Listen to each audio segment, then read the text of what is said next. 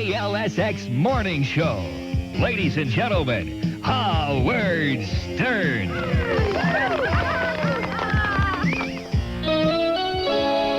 We're doing the Sam Kinison tribute show. I promised you clips of Sam Kinison, and what I'll do is, why don't I start with the Sam Kinison song? Okay. And then when I come back, Robin, I'll have Gary do the rundown of all the clips we pulled, and then Gary can say the word clips. About a million clips. times. Clips. No, say it normal. Clips. Clips. Like that's any better. Yeah, clips. And Gary will run down all the clips that he pulled, and we'll get the thing started. Because it is fun listening to these tapes. Although John it is eerie. told me that when he was listening back to some of them and reviewing them, he almost cried. Yeah, well. Cried while he laughed because they were so funny. Yeah, they're good. It's good stuff we have for you this morning. They are funny. It's a special show, but I understand nobody's driving into work this morning because it's Good Friday. Because it's Good Friday. But you know something? I was on the road this morning. It was packed. Really? Yeah. It's Good Friday and Passover. You know what? The banks are open. Right. Everything's open. Everything's The only working. thing closed is the stock exchange. Exactly. I know I'm working. We're working way too long. Yeah, we're working way into Saturday.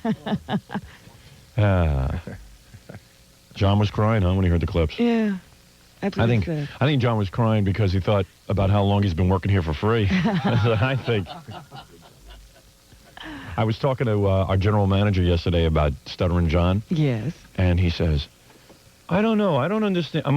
First of all, I now call Tom. I don't go into his office because I go into office, it takes too long. So I just called him on the phone and said, you know, we're sending John to London. Right. So, like, none of it was working out. I basically called up. I said, Tom, I'm up to my ass in work. Do you think you could work out some details on this? So he was, well, okay, but, you know, I'm on vacation tomorrow, taking a day off. Well, it's Good Friday. Tom doesn't work Good Friday. And then that upset you. That's the same reaction we had. Our head went about 3 feet in the air. Robin's head just lifted off her shoulder. I was like E.T. just now. You know, my head just shot up. My first reaction was, Tom, why do you need a day off? You are off every day. You can never question anybody's religious values. That's the problem with religious holidays. I know. Believe me, Tom is not that religious. I've seen Jimmy Fink go in and ask for a raise, and it's not a pretty sight. Tom is the devil when it comes to contract negotiations. Yeah, I guess he just sits here and prays that Jesus will overlook past behaviors. But he says to me, you know, with Stuttering John, I don't know. It's the world's longest intern. It's the world's longest internship. When is he going to, you know... Like, he's almost mad that John's Still here. Yeah. And I'm like, Tom, he's a great part of the show. Why would you be annoyed? But he's, like, annoyed. He's annoyed that John's been here so long. And I was like, you know, hey, thank the guy for being here so long. He's funny. I don't know. He's so weird. You couldn't go out and write a script for a John. No, but Tom doesn't see it that way. Well, Tom will be in church today in case anybody wants to talk to him about it. Tom is going to feel close to Jesus today because Jesus had holes in his hands and Tom has holes in his head. So they get along very well. Oh, Jesus, you have holes in your hands and I have a giant hole in my head, like a sperm whale. All right, listen, let's not get off track. It's a day to tribute Sam. Right. All right, you ready for the song? I think you're really going to like it. Okay. Worked pretty hard on it. Is it sad? Yeah. I think so. Oh, it wasn't sad after Baba Booey got done with it. In fact, you hated Sam after he got done with it. But now it's sufficiently sad. All right. All right. You agree, Bob? Yes. Yes. All right, here we go. The Sounds of Kinison. You have not heard this yet? No. All right.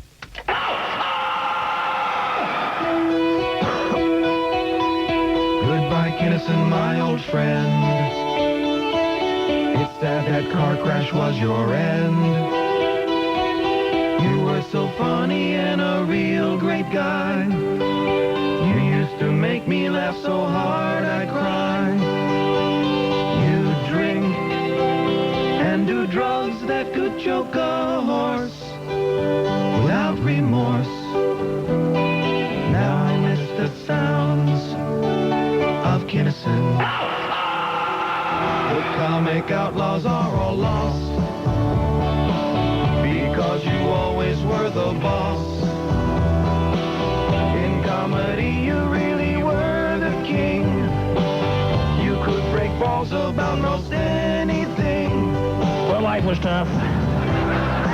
Billy least I was able to live it out, and I was able to face death and not be afraid. And well, now I'm ready to go to heaven and be with Jesus. And hey. Now we miss the sounds of Kinison. Oh, Jesus, you know. Who cares? You used profanity. You goofed on the world's insanity. You know you really led a real wild life. You were a wise ass but a real wild guy. Do we like to wear rubbers, guys? Champagne and Coke both made you nuts, but you had guts.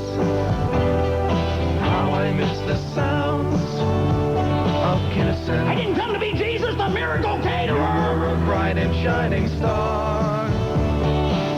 You loved to play your rock guitar.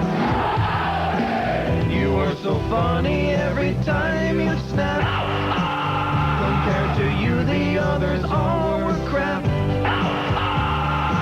I'm a nasty Bob, I'm a nasty Bob. Oh, because of you, I'll never joke again. We'll see you later, Jesus. And now, we'll miss the sounds of Kinison.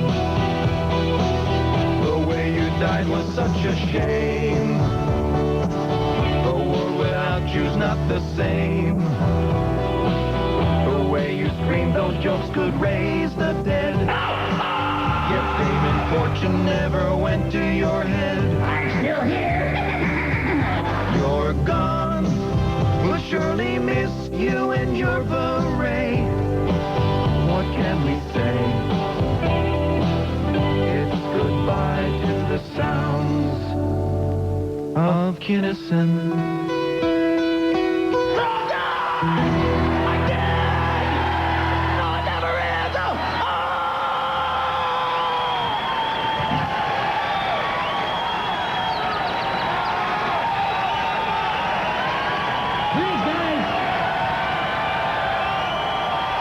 What do you think of that?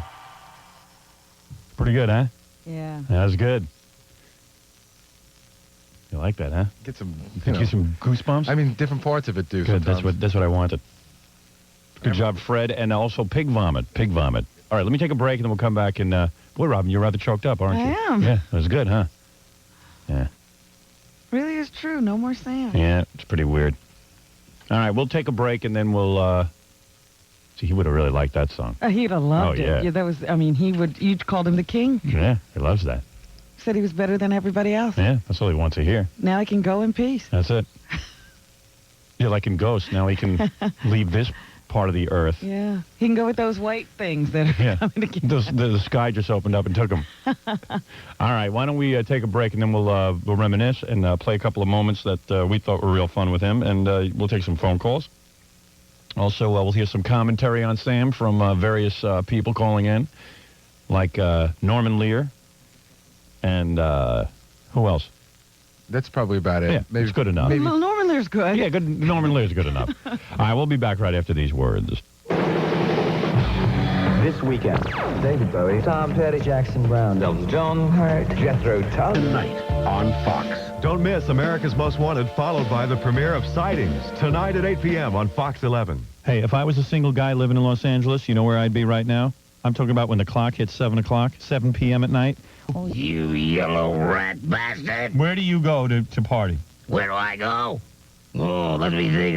The Tropicana nightclub. Right. Open 7 days a week. The Tropicana is not just a nightclub, but the home of the most beautiful women in the world. Oh, broads.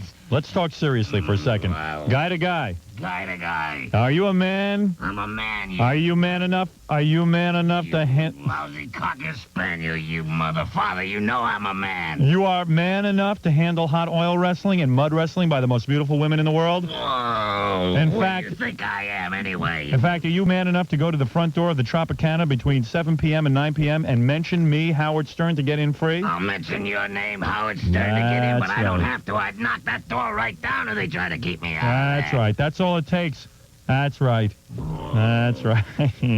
We're talking blondes, brunettes, and redheads. Upstairs and down. And if you need a great spot for a bachelor party, men, this is it. What are you waiting for? What are you waiting for? Get in line now. Get in line now, you god darn it. Tropicana nightclub. 1250 Northwestern Boulevard in Hollywood. Tell him Howard sent you. Wow! Howard offer good Sunday through Friday. Criminals like quiet. Criminals like privacy. So walking alone to your car late at night is a fairly dangerous thing to do. Hey, lady, where you going so fast? But since you do have to take this risk once in a while, we urge you to consider the Whistler car alarm with remote activator. It works just like an ordinary car alarm, but with one critical feature. Come on, lady, wait up. A small handheld panic button lets you set off the alarm up to 100 feet away, creating the kind of public attention that can cause a mugger to rethink his plans. A Whistler car alarm costs around $100 and is so easy to install you can do it yourself. Shouldn't you have one? Look at it this way. Street crime, that's a fact. But not taking precautions, that's a crime. Available at Pep Boys, America's Automotive Supercenter, with over 19,000 items at everyday low prices. Get a cash rebate direct from Whistler when you buy a Whistler auto alarm at Pep Boys now. Where do you go in Southern California for the largest portable electronic selection? Well, everybody knows that you go to Affordable Portables. That's right, Affordable Portables. Now listen to these affordable portable deals. A Sony cordless phone, 10 memory, 7-day rechargeable battery, only $69. A Sony Walkman stereo, AM/FM cassette, how much would you pay?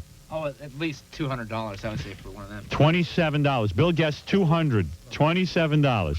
Boy, don't you feel like an idiot. There are 6 convenient, affordable, portable locations throughout Southern California in Pasadena, Woodland Hills, Sherman Oaks, Westwood, Torrance, and Costa Mesa. Sale starts today through the weekend. Affordable Portables open 7 days a week. All major credit cards accepted. Shop the largest selection of portable electronics featuring all major brands. Affordable Portables is where you go for electronics to go. Also, check out these great deals. Sony Portable Discman, rechargeable for portable or home use. Great value, $99. Sony Boombox with AM/FM, portable stereo cassette recorder and CD player, AC or battery powered, $126. And handheld cellular phone starting at $264. Affordable Portables is open Easter Sunday. See the ad in Friday's LA Times. It's the KLSX Morning Show. Ladies and gentlemen, Howard Stern. Did you like that song? Yes, thank you.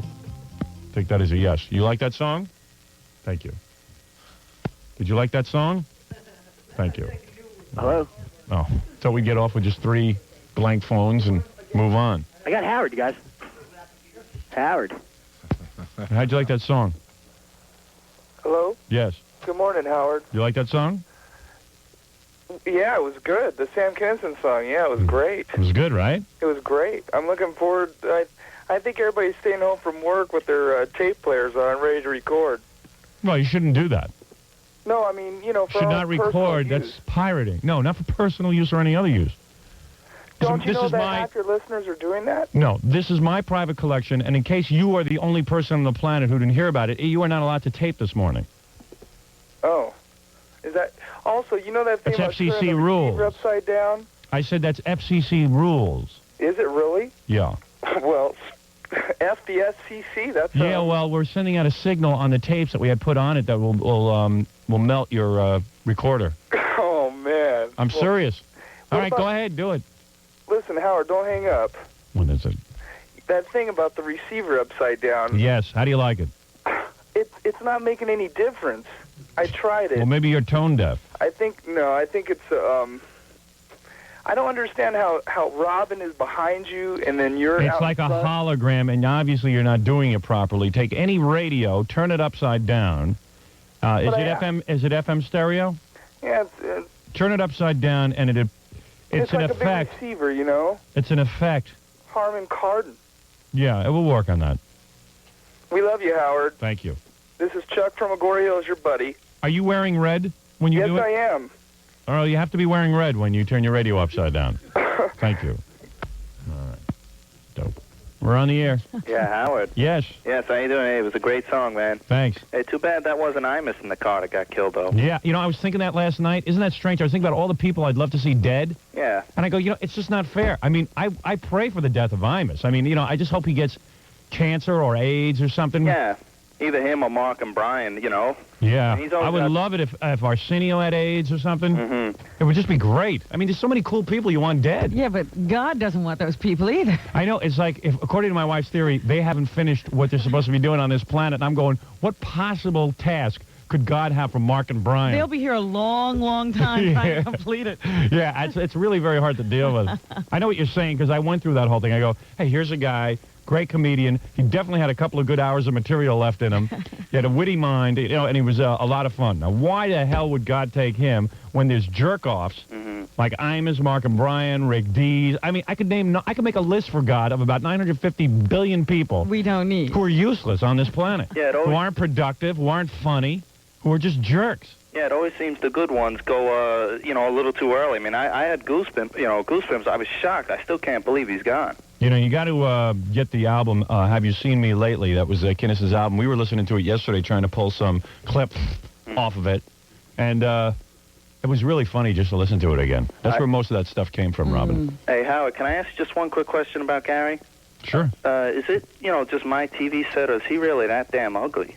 He is a dog. It's just your set, man. Just your set. Oh, man. I know we're on the radio. I was going to use another word to describe him, but I don't know. I've heard women say they think Gary's cute, so what can I Lots say? of women like Gary's looks. Yeah. I mean, And I know gay guys love him. I mean, they go wild for him. Well, I mean, I tell you something.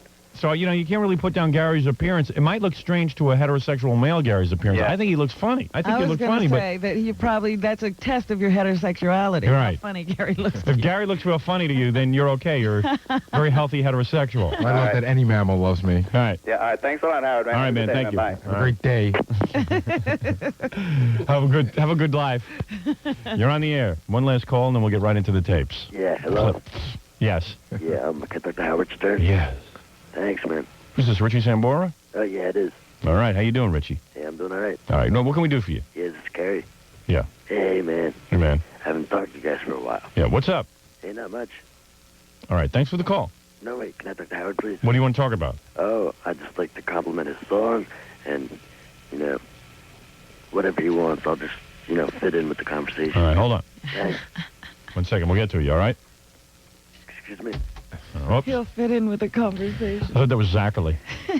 Fit in with the conversation. Yeah, he'll just sort of roll along with it. He'll fit in with it. Can't believe I got disconnected from that guy. All right, what clips do we have? Okay, here are the clips. All right, go ahead. Okay, we have, well, of course, the morning that Pat McCormick, Jack Riley, and Chuck McCann were here, right, which turned into them all ganging up on Judy with Judy Tenuta, which turned into Judy leaving and crying. Right, that was good. That was a great moment. Jessica tells a story about how Sam made in the bed. Oh, I got to hear that. All right, why don't we get that on? How long is that? That's about 9 minutes. Uh-huh.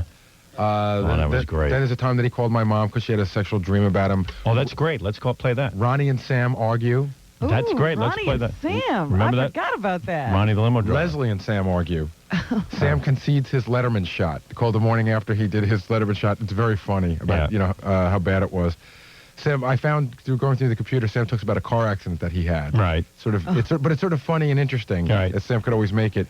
I had to divide this into 2 clips. The fabulous Luna. Mm-hmm. That was a crazy morning that we had, and I sort of highlighted just how insane it was in here, and then a lot of Luna talking. Sam brought us one of our funniest guests. Right. Pat Cooper commented on Sam after his Joan Rivers. Right. That's what Pat ripped into Sam. Yeah. I wonder what he has to say now. Oh, probably the same thing. Pat's very consistent. You got to admit. I would like to know that. Yeah. We could know because Pat said we could call him if we want. Is that right? Yeah. I'd like to hear. Sam and Joan Rivers make up after that. Yeah. There's the big fight that you two guys had. Right, me and then, Sam. which is followed by, I just took a short clip, an example of the man-dude rap. Right. How that turned into the man-dude rap. Right. Really a funny piece of tape. Sam really lit, desperately trying to pick up Carol Alt. Yeah, that was great. Yes, yeah. yes. And he was drunk out of his mind. Oh, yeah. But, just saying anything she wants to hear. He was trying to be his most charming. I love Sam when he was like that. Yeah, and he never was charming because he always stunk from champagne, and he's trying to be charming, but meanwhile he's like... And he's slobbering. Right. Sam tells how he told Malika about Sabrina. It's a great clip. That's great. Explains that. That he phoned in on, right? Yeah. No, this is actually when they were in here together because she was sitting right there. It was sort of interesting. Malika explains how she brought a woman home for Sam. Ah, that was great. Sam's last appearance. Oh. Sam in bed with 2 women. That was a great appearance. This is good. Can we play them all at once? Is that possible? Then we can hear. Sam's last appearance was him in bed with two women? It was a phone call. Yeah. It was a phone call.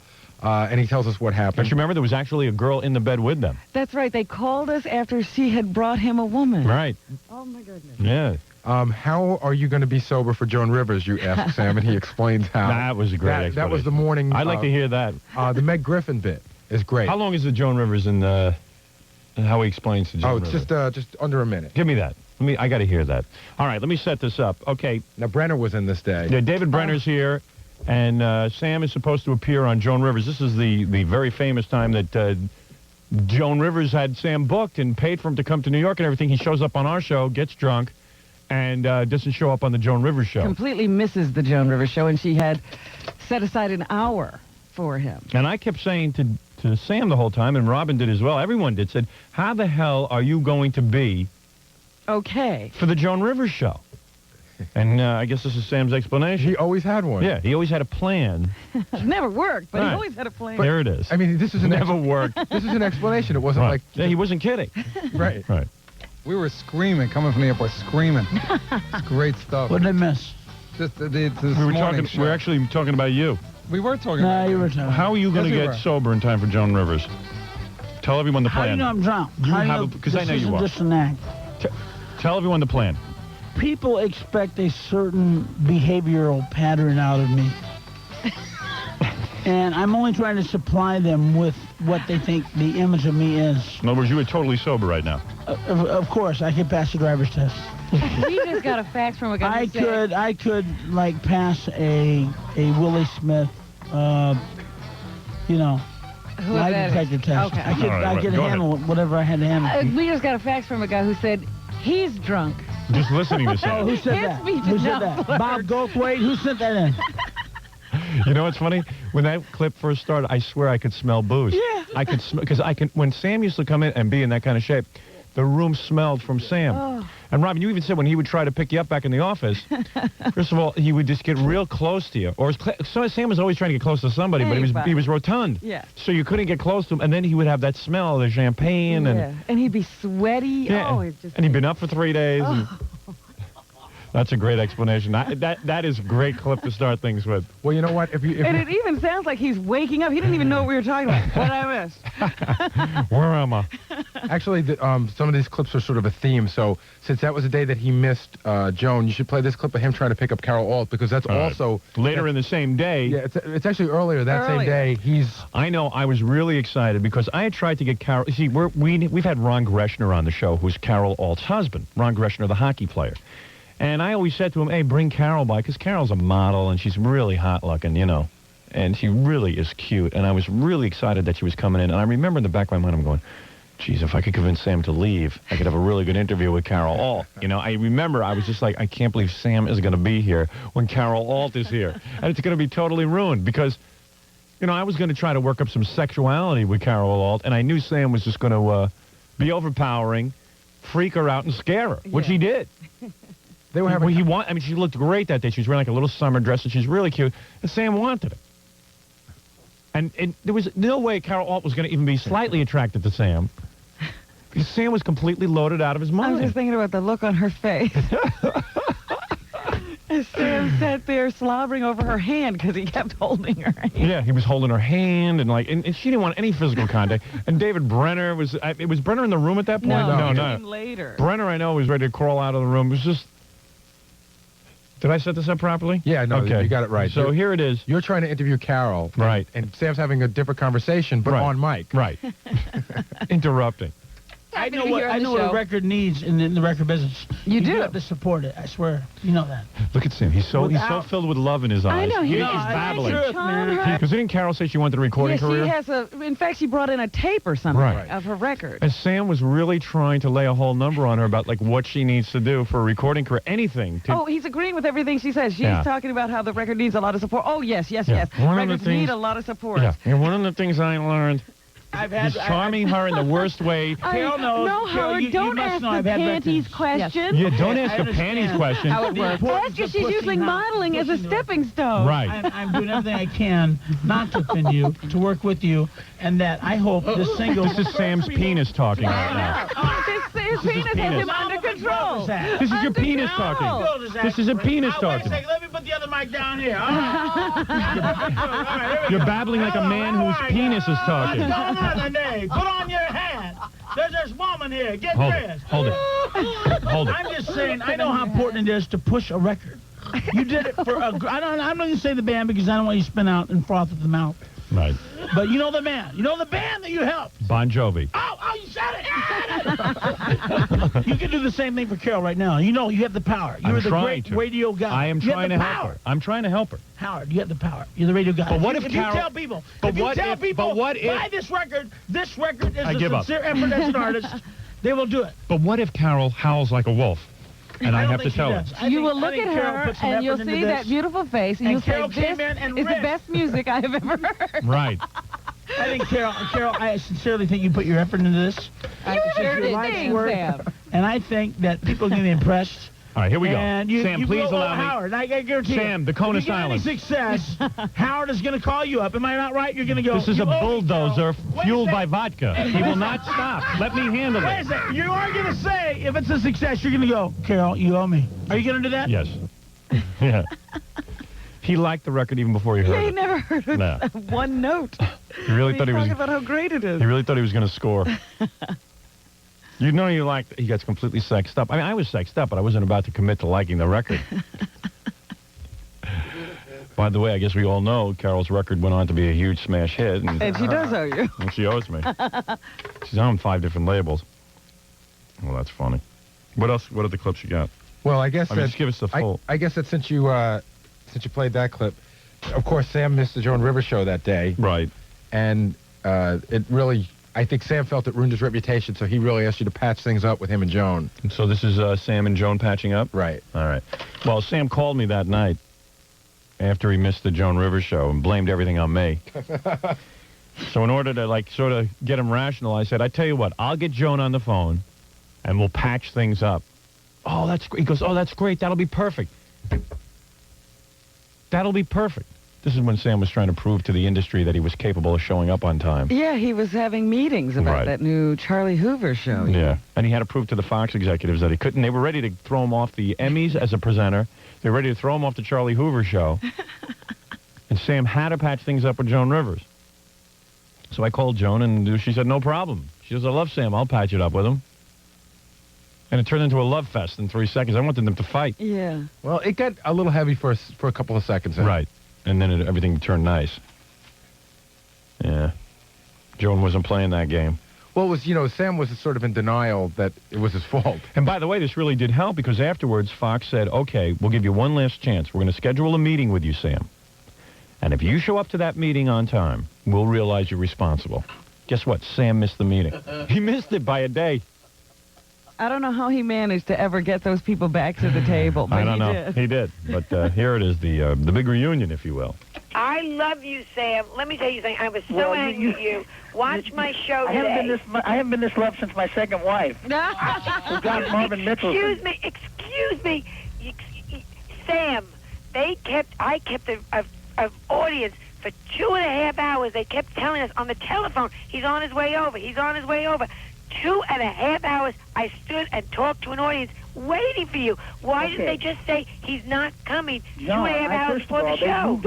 You guys moved up the call time, and I was not informed of this. We didn't move up the call time. We always stayed with that time. It was not 12:45. I was told it was 2:45. I thought I had several hours to recover from Howard's show. Well, at 2:45, we were still waiting for you. Well, yeah, but I mean that was not enough. That was not enough time. I overextended myself and tried to... Wait a second, I got to interrupt. This was Sam. This was great. This is very classic. So he's explaining, hey, you guys had the wrong time. 12:45 was not the time I was told. I was told 2:45. So Joan goes, well, then we waited till 2:45. Why didn't you come then? Because, well, no. One of the only times on any of these tapes you'll ever hear Sam without an answer. Yeah, Sam, but he had an answer. He's I mean, he did say scrambling. something. Yeah. You hear the mind working, and it's just coming up blank. Too much. Let me just say, I'm not mad at you. I apologize for the inconvenience. You don't have to apologize. Because I love you. I've always loved you. I've defended you to people. I've said I think you're the only true comedian. You defended me. See, he ran out of answers. He finally dawned on him that it was his fault. And now he's like, showering the praise. The only true comedian. What a great move. Like she needs his defense. Yeah. I've been defending you. Defending you. Woman's got $57 million. He started kissing ass. He realized he was backed into a corner. The woman got him. Oh, that's funny. Well, 12:45 was not the time I was told. Yeah, I was told 2:45. Well, we waited till 2:45. I defend you to everyone, and I love you, and Second, the other woman in stand-up comedy. I've always said that. What are you angry at me? You're angry at me. I'm not angry at you. I'm angry at the press that I'm getting. I'm angry about the phone calls from everybody in the industry that I got yesterday. How they're going to they're yanking me from the Emmys. They're yanking me from everything. Why should they yank you from? That's because of not the my press that I got. The current affair piece that was put together. He's blaming Joan for that. That was Sam. Sam was busy the night before blaming me. I know. I'm not angry at you. I'm angry at the press I'm getting. Oh, but that was so great. It was so great that he didn't show up on our show. It was great. It was great fun. Now you can see why Sam did so well in divorce court, you know. By your people, obviously. Not by my people. Well, where did they get the footage from your show? Who the hell? Sam, let me tell you something. I don't work for Current Affairs. Where did they get the footage from your show? What are you talking about? Watch Where did my Current show. Affairs get the footage from your show? Sam, It didn't have anything to do with that. Sam, what you don't... Now, wait a second, Sam. Hold it. Don't blame me. Your people told me you were coming. Your people told me you were on the way. Let me finish. On the way. As an alcoholic that's out of control. Howard, can I please talk here? Yes. No, can I say something, though? Can we talk? Can I just tell you guys one...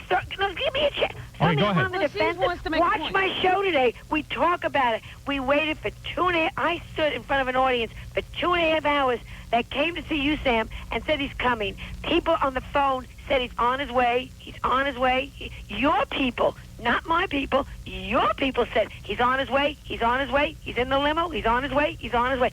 It doesn't take 2.5 hours to get from the plaza, I figured that out, to 57th Street in New York. What am I supposed to do with 300 people that are sitting there waiting for you? We had a show to do. We had a crew there. So we sat down and we interviewed my staff.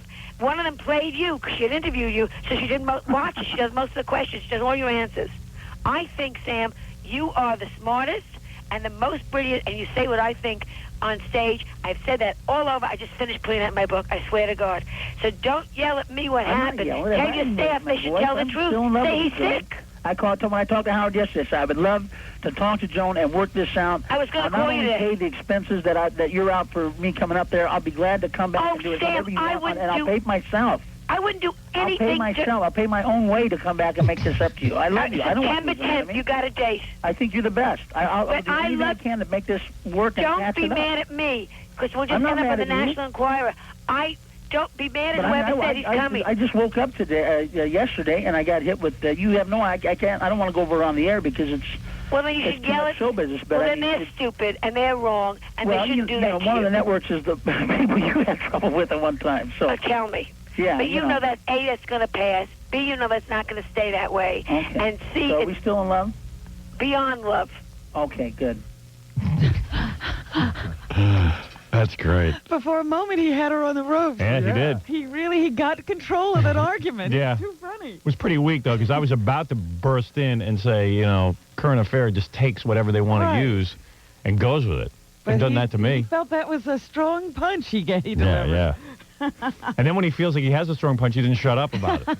And then I like when Joan's like recounting the course of events for 24 hours inside of 3 seconds, and her words are like... I don't know. That was great. When we come back, we can find out how Pat Cooper felt about the whole situation. Yeah, now Pat Cooper started getting upset, and he called in and started screaming about Sam. He was actually in line. He didn't like the fact that they made up. Yeah. He didn't like what you just heard because he felt that Joan was having a guy on who had problems, and you shouldn't reward people with problems. Well, if a guy blows an opportunity, you don't just give him another opportunity, basically. Basically, Pat was saying, hey, I'd like to be on the show. Why is anyone asking me to be on? I'll show up. All right, we'll be back right after these words with more of our Sam Kinison tribute. And you know what? I'll start off the Sam Kinison tribute after these commercials. Well, I'll play the song again because people really liked it. We'll be right back. You know how things happen in 3. Once again, Damien came up short in a 20-song music marathon. Hi, KLSX. Hello, Damien. You only played 17. Who's this? Joey Murphy. All right, Joey, let's run down that list together. You kept the list, right? Okay, yeah. Okay, and we started with Pink Floyd and Money. Right. Dire Money for Straits. nothing. Money for nothing. Uh-huh. The next one is Taxman. Yeah, you never give me your money and Taxman. You never give me your money. Yeah. So that's, how many? That's 17. Joey. Yeah. You just won yourself $20,000, Oh, pal. for real? For real. Oh. You got 20 grand. Oh, I don't believe it. Hey, who do you love, me or the IRS today? Oh, you. Well, consider it my tax return to you, Joey, okay? Right, thank you. At this rate, it could easily happen again. Remember, you get the most music, or we have to put our money where our mouth is. Either way, you win. On 97.1 KLSX, the classic rock station. Well, good morning. It is 6:56. It is 61 degrees at LAX. Bo Riles here. Howard will be right back. This is 97.1 KLSX Los Angeles. Howard Stern all morning. Classic rock all day. And up in KLSX Air 2, Rudy Grande. Hey, Bo, looking at drives in the valley right now. The San Diego Freeway southbound traffic a little bit heavy from Burbank Boulevard as you get up towards Mulholland. Things are loosened up, though, beyond Getty Center Drive for a smooth ride into West L.A. Not so good on the San Bernardino Freeway westbound at Temple City. Trash truck stuck in the right lane. You're stuck in the backup coming off the 605 freeway. And clear to problems Santa Ana Freeway northbound just beyond the Long Beach Freeway. That's on the right shoulder. You're on the brakes starting in Atlantic. You know, Stuart Feldman's Custom Tailors in Beverly Hills and Tarzana. 3 men's or ladies' custom-made suits, now only $699. In KLSX Air 2, I'm Rudy Grande. You are in for the shock of your life. At Auto Express Montgomery Ward, our heavy-duty gas-charged shocks are on sale for only $7.99 each after $2 mail-in rebate. Only $7.99 for superb performance. Only $7.99 for smoother ride. Shocking. Do I need to revive you? I hope not. Tell them why. Sale ends Saturday. Rebate offer ends June 27th. We'll install them right on time or the labor is free. Even more shocking, get a $20 mail-in rebate on Monroe gas shocks when you buy any 4 Monroe Gas Magnum, Magnum LT, Magnum Plus for minivans and light trucks, or Gasmatic shocks for cars. It takes your breath away. So will this. Monroe rebate ends May 30th. Limited warranty details in store. That's heavy-duty gas shocks for only $7.99. Monroe shocks with $20 rebate.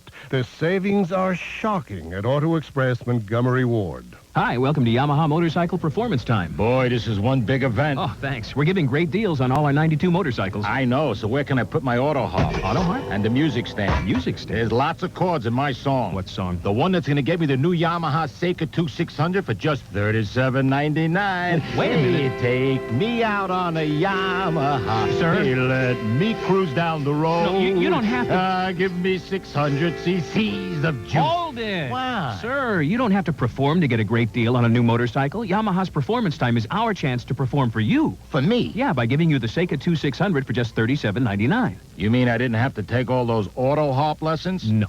Good thing, because I only learned one song. You want to hear it again? Hurry to Yamaha Performance Time now through April 30th at Beach Yamaha, Orange County Cycles, and Burbank Yamaha. There's big savings on every 92 motorcycle, like the hot new Seika 2 with 600 cc's of power for just $37.99. See your Yamaha dealer today for details. Los Angeles, I'm about to let you in on a big secret. I am telling you, there is a product on the market that you are going to love. Did you ever make labels? You ever see the label maker, Dyna something, or I don't know what the hell they call it. You know the red wheel? And like the black tape comes out with the white labels and they're all cracked and it really sucks? What if I told you can make labels in your house? People are going to think you went to a professional print shop to get these labels made. They're going to think you lost your mind and went out and made professional individual labels. There's a product on the market called the Brother P Touch. You're going to thank me when you buy this. It's about the size of a half a cigar box. It has a keyboard on it and a print button. You type in the label, whatever you want the label to say. The labels come out, they're adhesive, they're different colors, whatever you want. They look like professional labels. And the great part of it is you can make them right there on the spot in your home, and they're easy to make. It's called the Brother P Touch. You can even store labels in there. And it's great. What can I say? It's easy. There it is. Beautiful label. They come in different sizes, different colors. Get yourself a Brother P-Touch. It's made by the Brother Company. Same people make all that great office machinery and computers and all that other stuff. Brother P-Touch. Available at Office Club, TAMS, Fedco, and the Sharper Image. Well, I'm here with PC Modem, the computer genius from CompUSA. Hi, Bob. PC, why are we wearing these CompUSA baseball uniforms and beach thongs? Well, the cleats didn't arrive. Oh. And the season's starting, and I thought I'd tell you about an all-star computer. Who had that idea? Now, who's on first? As far as the idea goes, I don't know. Isn't he on third? Yes, he is. But first, I'd like to recommend the Apple Macintosh Classic 2240. Okay. It gives you up to twice the performance of the Macintosh Classic, and it's System 7 capable. What? What's on second? And the Apple Macintosh Classic 2240 also has a 40-megabyte hard drive and 2 megabytes of RAM. Why? I don't know. Isn't he on third? Yes, he is. And whether you're buying the Mac for yourself or for your company, you won't believe the selection at CompUSA. All in addition to over 5,000 other computer products at super low prices every day. CompUSA is the computer superstore and your authorized Apple dealer. Right. And I feel that we've drifted now from our Who's on First theme. Our Who's on First theme? What about Abbott and Costello? Well, they never mentioned CompUSA. All right. The Ritz brothers did. They did a better job, yeah. The Mac Classic 2240 is just $1199.99, and with your Apple credit card, you get 90 days no payment and no interest. Fountain Valley, Torrance, City of Industry, and Culver City. CompUSA is your authorized Apple dealer. It's the KLSX Morning Show. Ladies and gentlemen, Howard Stern.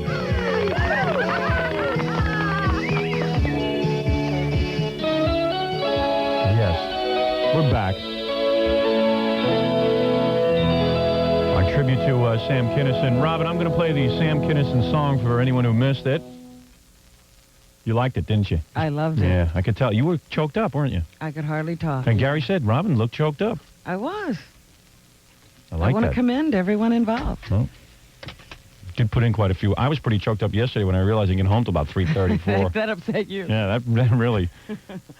I wasn't sure about that look on your face because I said, well, maybe she's got gas. I don't know. Oh. Either you had gas or you were really choked up. Because I've seen that look when you have gas. Remember, I experienced it. Whoa. You know, it did happen once. You didn't see any look on We all my saw face. it. We've all seen it. Very uncomfortable look. All right, here it is. The sounds of Kinison. Then we'll get back to the. We'll jump back into this sort of story we're telling about Sam through the old tapes.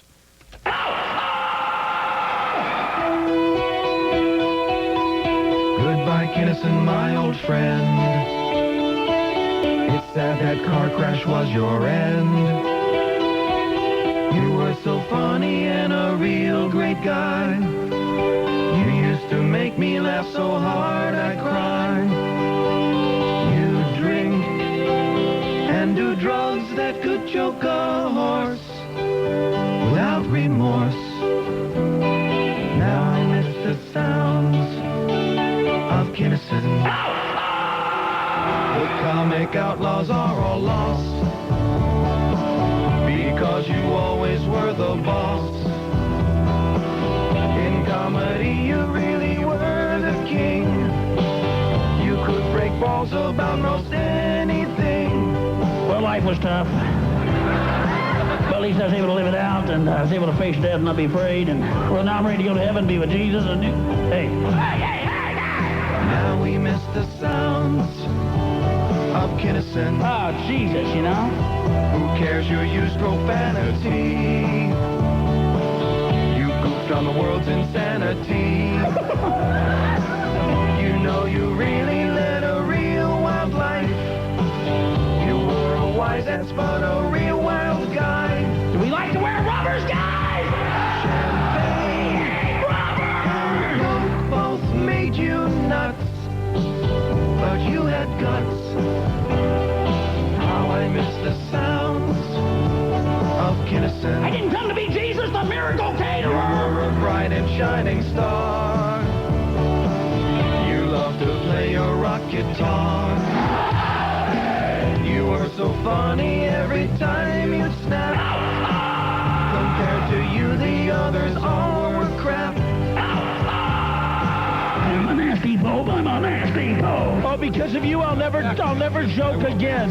We'll see you later, Jesus. And now, we'll miss the sounds of Kinison. The way you died was such a shame. The world without you's not the same. The way you screamed, those jokes could raise the dead. Yet fame and fortune never went to your head. I'm still here. You're gone. We'll surely miss you and your beret. What can we say? It's goodbye to the sounds of Kinison.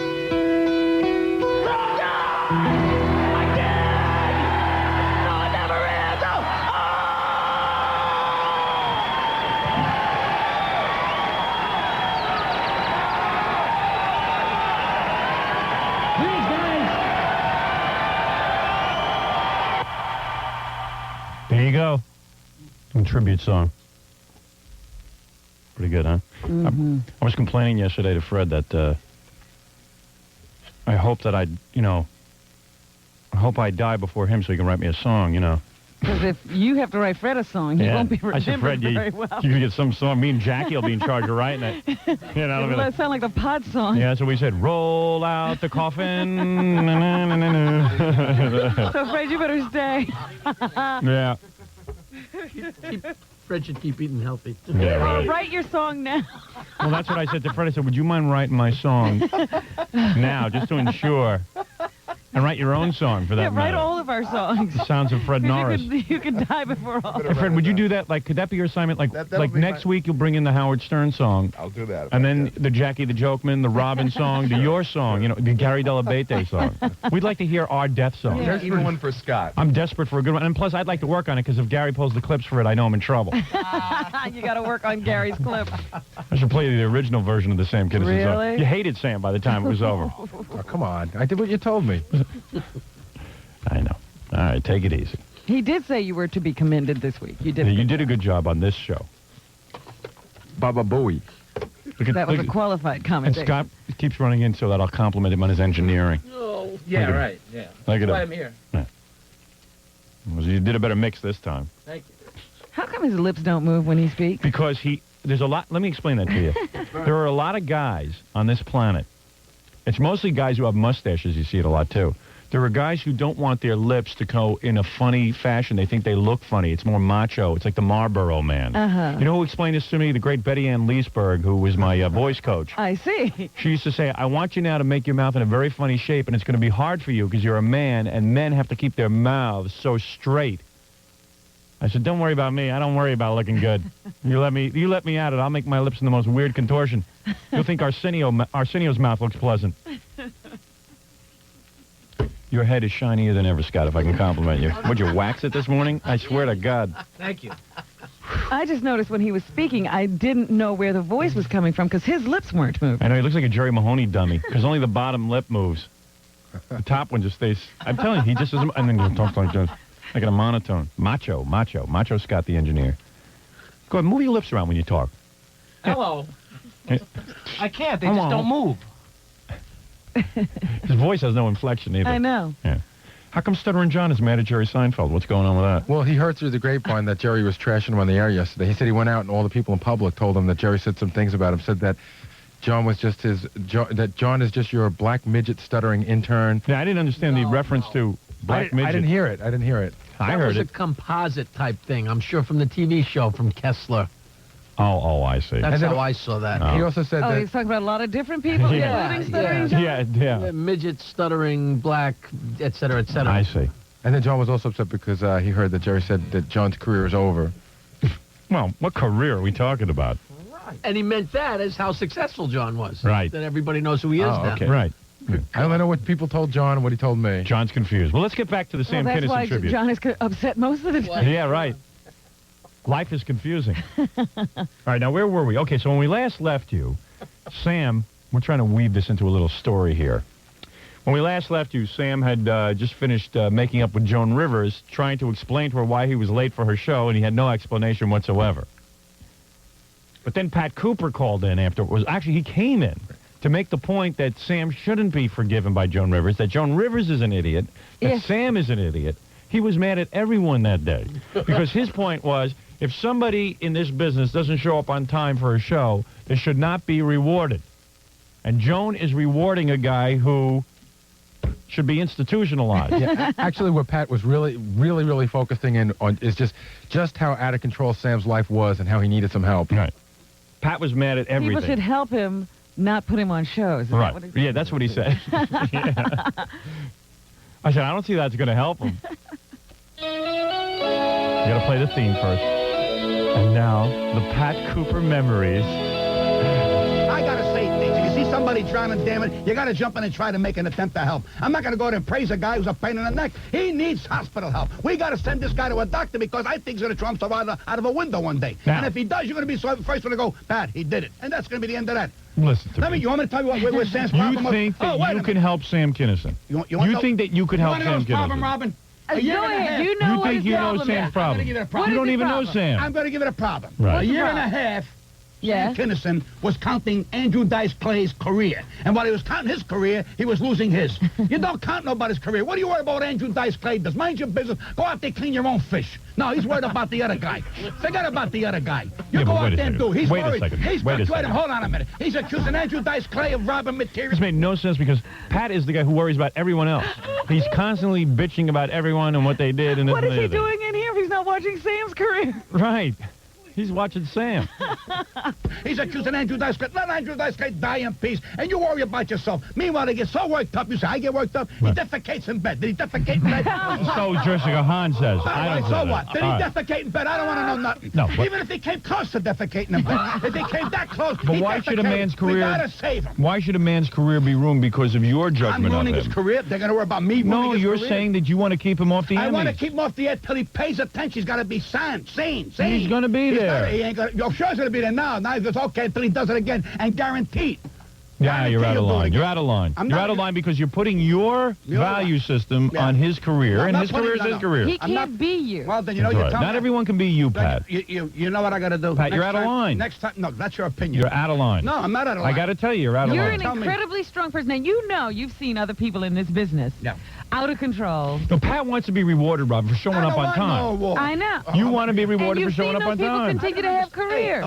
When a man makes a mistake, see, and complains. Right. What do you complain? You made the mistake. You complaining? I'm complaining you made the mistake. Why are you worried about Sam Kinison? I'm not worried about Sam Kinison. You got another cartoon out of I'm worried that you want to make a book out of him? Here's a guy who's going to go off a cliff. I'm telling you right now. Okay. He's a talented man. He's an adult. Nobody's saying... He's an adult. No, he's not an adult. An adult don't act that way. What are you talking about? Ah, come on. Adults don't talk... An adult don't sit in the toilet bowl, showing his eyes out, and telling his girlfriend... Not all adults act the same way. Not all adults act the same way. That's what he's doing. And when Joan's saying... He's in the bedroom doing what? And the girlfriend's going, I don't want to say. Of course you don't want to say. The man to put himself through that, this is normal. This is not normal. This is abnormal. And I made my statement saying somebody's got to tell this guy, who in the hell and are you? And you should tell him that. You mind? There he was. And my point is that that's what made Sam great. That he lived out this soap opera of, in front of everyone, and everyone was commenting on it. He had everyone talking about him. Right? He sure did. He was a spectacle. That's right. I'm just thinking about some of Pat's arguments, whether any of it made sense. I know. Well, I know what he was saying. He was saying, like, hey, it's terrible. It's like after Belushi died, it was really weird how many people were blaming each other for Belushi's death. And I said, don't blame each other. Belushi did exactly what he wanted to do in life. Right. Some people were blaming the agent. Yeah. How could you blaming his wife? They were blaming Bernie Brillstein. I said, how could you blame Bernie Brillstein? Oh, Bernie made sure Belushi got his own money. I mean, Belushi was entitled to his own money and to spend it any way he wanted to. Yeah, they had him down to, like, no allowance, so then Bernie started giving him more of his own money. Right. And he spent it on drugs. Yeah, Bernie but I mean, knew. but so what? Right. I mean, you know, what is Bernie Brillstein supposed to legislate what John Belushi, a 38-year-old man, is doing? How can you do that? Got to come to your own conclusions. But Pat, I know what Pat was saying. He's saying, hey, if a guy's that out of control, I don't know what Pat was saying. I don't either. I don't know. I was just saying, none of it made any sense at all to me. He wasn't an adult. No. Yes, now where are we going? Okay, well, here's a great opportunity for one of the extended bits, and there are 3 great ones to choose from. Do you want to hear the one about Jessica telling when Sam had the accident in bed? Yeah. The tape where you and Sam argue after the Bon Jovi disaster? Yeah. Or a classic that I don't think L.A. has ever heard, The Grammys? No, Kinison and Bob Goldthwait. That is a great one. That's right. That's a Well, that's long the time best ago. one. Yeah. Yeah.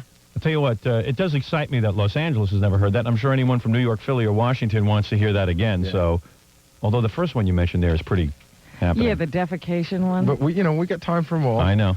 All right, Maybe let we me gotta save that for a prime spot. let me take a break. When we come back, we'll either hear. Is it Sam and Jessica arguing about it? No. No, it's No, no. Jessica. I have that one too. Right. We can get And then to they that. argue. All right. Well, you know what we'll do? We'll do the Kinison Goldthwait thing when we get back, right after these words. This weekend, David Bowie, Tom Petty, Jackson Brown, Elton John, Hart, Jethro Tull, Moody Blues, Rod Stewart, The Doors, Steve Miller, ZZ Top, Led Zeppelin, Peter Gabriel, Yes, Foreigner, Beatles, George Thorogood, Genesis, The Rolling Stones, and so on, and so on, and so on, and so on, and so on. It's a classic rock block weekend on 97.1 KLSX. Good morning. It's 7:16 and 59 degrees in Long Beach. Howard will be right back. I'm Bo Riles. This is 97.1 KLSX Los Angeles. Howard Stern all morning. Classic rock all day, and up in KLSX Air, too, it's Rudy Grande. Hey, Bo, looks like a lot of folks have taken a long weekend. I did find a couple of problems, though. The Ventura Freeway eastbound, right at the Hollywood Freeway, a stalled car limps over to the right shoulder. Traffic a little bit tough as you make your way off Laurel Canyon, but once on that Hollywood Freeway southbound, what a great ride in through Hollywood as you make your way to the 4-level. Also, troubles on the Golden State Freeway southbound near Broadway. That has cleared. That was a stall. Traffic looking okay. And I understand they've cleared the San Bernardino Freeway westbound at Temple City, where a trash truck that was stuck in the right lane has been carted away. Traffic still on the mend back to the 605. Country music is pretty big, and it's getting bigger in Orange County. Sunday's Orange County Register looks at the growth in country music, the country capital of Southern California. It's in this Sunday's Register. In KLSX Air 2, I'm Rudy Grande. Fran Pusateri, a close relative of Tracy Ullman. Can you believe it? He tells me my eggplant is mushy. My eggplant is mushy? I didn't give birth to a son. I gave birth to a food critic. Mr. Big Shot comes for dinner, criticizes the menu, and tells me he's got to run. Run where? I asked my son, the Big Shot. He tells me he's got an important business meeting in London, and he's catching a flight on Virgin Atlantic Airways. You know the airline I mean. The ones with the fancy schmancy sleeper seats. Anyway, he tells me Virgin Special chauffeured limo they send that takes you to and from the airports is waiting outside for him. Let me tell you, I can live with I gotta run. I can live with catching a flight. I can even live with the mushy eggplant. But what I can't live with is that Mr. Big Shot is driving around in limos while his mother is driving around in a 72 hatchback. Virgin Atlantic Airways upper class to London with complimentary door-to-door limos. Take us for all we've got. Fly Virgin's upper class and enjoy complimentary limo service to LAX from LA, Ventura, Orange, San Diego, or Santa Barbara counties, as well as complimentary limo service when you arrive in London. I know where there's a great deal on the best ice cream in town, but I'm stuck behind this microphone, so I can't go. But you can, if I tell you where it is. Okay, here's a hint. The people making this deal are not only happy with it, they're basking in it. And the deal is so good, it's like robbing. So, what kind of deal are people basking and robbing in? 2 quarts of the best pre-packed ice cream for only $5. Flavors like pralines and cream, Jamocha almond fudge, chocolate chip, and your favorite light and sugar-free flavors. Well, I guess you guessed it by now. Baskin-Robbins is having a deal on pre-packed ice cream. 2 quarts for $5. 2 quarts of Baskin-Robbins ice cream for only $5, and I'm stuck behind this microphone. Hey, where you going? Was it something I said? All I said was Baskin-Robbins is having a deal on ice cream. Ooh, it was something I said. Okay, will you do me a favor? Save some for me. And while you're there, pick up a delicious Baskin-Robbins ice cream cake. Hey, you still sitting there? This deal isn't going to last forever. Move it. At participating stores. Your grandmother always goes to Home Club for her geranium food, but then she hears the news. Our top story tonight. Home Club is changing their name to Home Base. So she decides to check things out. Home Base still has everything she needs, and they still have great low prices. Now Grandma spends a lot of time at Home Base, where she gets the inspiration to do all kinds of things. And we're not talking geraniums. Home Club is now Home Base. It's that simple. Okay, there's 2 ways to play in the Home Base Scratch and Win sweepstakes. You could receive up to 50% off your next purchase, or enter to win one of 1,300 prizes, like diamond kitchen cabinets, or a Novi bubble tub, or even a $10,000 Home Base American Express shopping spree. No purchase necessary. U.S. residents 18 or over only. Ends May 10th, 1992. Void or prohibited. Complete rules available at participating Home Base stores. So head on down to your local Home Base. It's that simple. It's been called strange. A car full of improbable angles, vaguely hunchbacked with a sweeping ski slope rear. The Saab 900 is strange. But then that sweeping rear lets it inhale luggage like a station wagon. Its sloping aerodynamic nose gives better visibility, made possible by an engine that's tilted 45 degrees and placed over the drive wheels for better traction. And its turtle-like body shell protects passengers so well that it's been repeatedly ranked among the safest cars in its class. The Saab 900. Sometimes being different is the price of being better. One more reason why we don't make compromises. We make Saabs. You can now buy select Saabs for under 1% APR through April 30th. Term of contract limited. See your Saab dealer for details, where attractive leasing is also available. It's the KLSX Morning Show. Ladies and gentlemen, Howard Stern. All right, where were we now? We're going to play the... Bobcat let me see how people are liking the tribute. Are you enjoying the tribute to Sam? Thank you. Are you enjoying the tribute to Sam? Are you enjoying the tribute to Sam? This isn't Sam. Oh, I thought this was Sam. I thought I was channeling you, you moron. Howard. I asked if you liked the tribute to Sam. No, I missed that. I'm sorry. Sometimes when you start talking, we're not... Hi, you're on the air. How you doing? Fred Norris at his best with that song. Yeah. Oh, man, that's really... You know what, why don't I play the song and then do the Kinison Goldthwait thing? Yeah. Yeah, it sounds good. I mean, I heard all this Kinison stuff in the past, but, I mean, you know, we welcome more of it, you know? Yeah, but isn't it nice to hear it one last time, you know, and, like, sort of reminisce about the guy now that he's dead? Yeah, I mean... That's the way I thought about it. Even if you heard some... Like, I've heard all this stuff Unfortunately, there's not going to be any new stuff. Right, so we're stuck with the old stuff. I mean, in the end, it's better that you didn't go to L.A. and, you're giving him this tribute. Right, exactly. I really exactly my point. Decision there. All right, get to it, bud. All right. All right. Thank you. Later. Guys, give me my orders, and I'm going to get to work. Get to it, Buck. I thought he said butt. Get to it, butthead. Get to it, butthead. All right. Should I play the song, Robin? Yeah. All right. And then maybe right out of the song... forget it. I'll never be able to pull that off. What? You can go right out of the song. No. Go right into Kinison and Goldthwait. Just go right to the ET thing and right to... Yeah, but forget it. I'm not going to work that hard. What do you think this is? Yeah. Slick show? What, I'm going to produce this?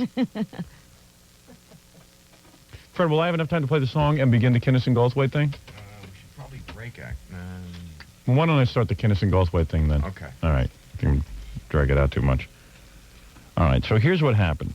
This is before sort of Andrew Dice Clay was on the scene, and Sam always kind of, I guess he kind of, in his mind, hooked up one comedian that was somehow at war with him. Making him crazy, yeah. Yeah, I mean, he didn't like a lot of the comedians because when he was coming up and then all of a sudden, like I know Robin Williams is in the paper today, and they got pictures of him giving the eulogy of Sam, but I know Sam was really irked by Robin Williams for not letting him on Comic Relief. Yeah, not that Sam didn't think he was funny. Right. Sam thought Robin Williams was real funny. It's just that he didn't think he was treated real well by Robin Williams. That's why I was kind of surprised to see Robin Williams' picture all over at the Sam tribute. In fact, the famous line that Sam has, you and Whoopi and Billy and Robin is in this bit. Yeah. About how they all, shut him out of Comic Relief. Yeah. Which was really kind of irrational, but it was in Sam's mind. I don't know how. Well, and maybe these people were never at war with Sam.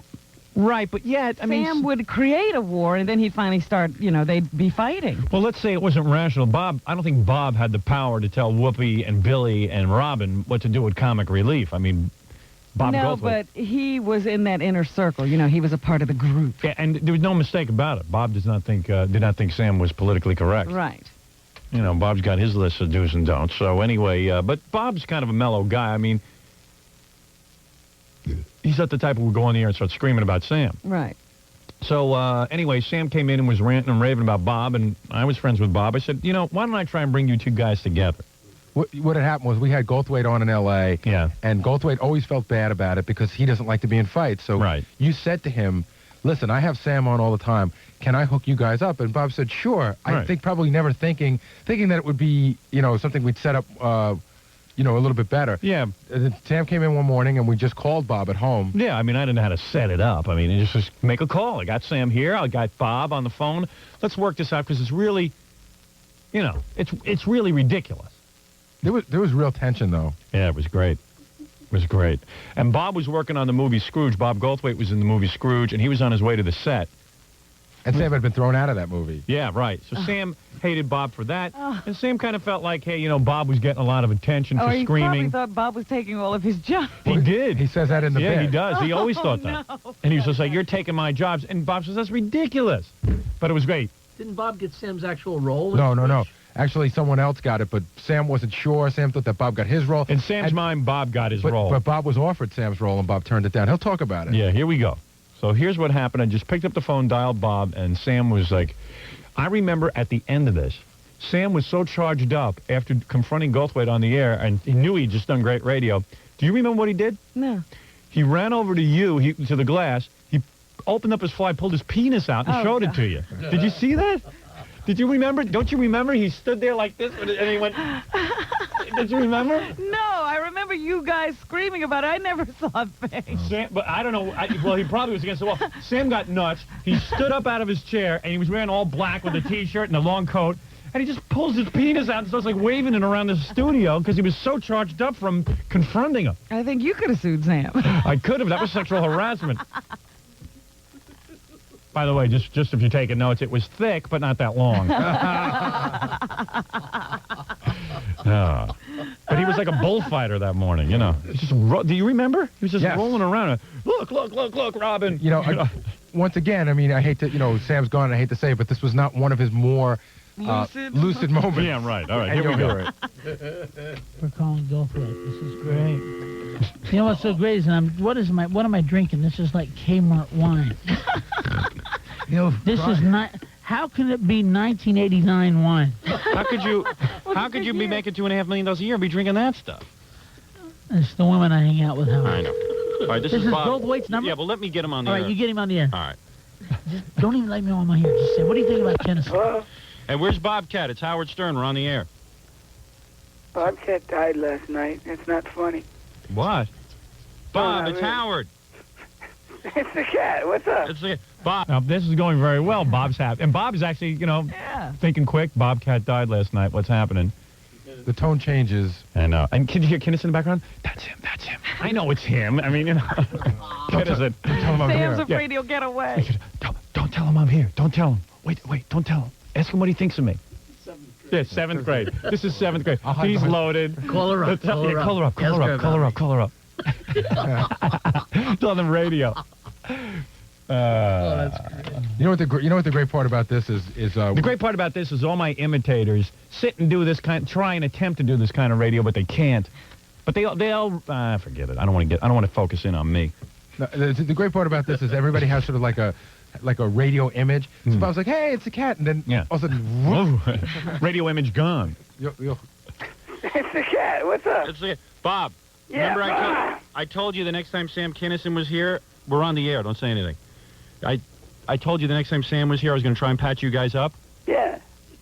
I got him here. Okay. Patch up. Now, wait a second. Now, Sam, let me talk to you about this, okay? I personally, can I say what I think? Can you just say hello to the guy? Hi, Bob. Now, at this point, I got to tell you something. Now that Sam was like a bull, he started, you hear him like snorting in there? Yes. He was just like, he could barely contain himself. He just wanted to let out all the rage on Bob. Yeah, I love how you think you're going to be Henry Kissinger. Yeah, I know. Let me just say something. Bob, you like... This was my contention to Sam all along, that Bob really had a very different act. Yeah, they were different. I didn't think... But Sam said no, he was ripping him off, Well, I could tell right away that Bob did the wrong thing by doing that Yeah. into oh, the yeah. phone. Because that sounds too much like, oh. Yeah. Well, like... Ow! Yeah. So, because they were both known as screaming comics. Yeah. By the way, at the end, Sam did say several times on the radio and in interviews that he liked Bob now. Really? Yeah, well, once he threw his anger off the dice, he liked Bob. I wasn't aware of that. Yeah. Well, yeah, he told me that several times. Because I don't think Bob has changed toward him. No. Hi, Sam. Okay. Well, that's a start. All right. I personally think... Uh-oh, Sam's getting all worked up. Now, wait a second. I personally think, Bobcat... You better get this out quick, Howard. All right. Let me just talk, all right? Police Academy 6. And by the way, Bobcat, keep in mind that if you guys come to blows, I got to go in Sam's camp. He's putting me in a movie. No, we won't come to blows. All right, Not those kind of guys. We talked at the Comedy Awards. I'm going to put you guys on together in a second. Bobcat. What do you think you are, Frank Sinatra with Martin and Lewis? Exactly. This is beautiful. Come on. All right. Sam's eyes just rolled into the back of his head. I don't know what Bobcat's doing His over head there. is spinning. Bobcat. I'm impressed Bob hasn't hung up. All right, Bob. And I'm serious. Okay. The fact that he hasn't hung up it means yeah, that's a plus, and that's Okay. why I'm willing to leave. I'm dying to hear how you're going to do this. Okay. Bobcat.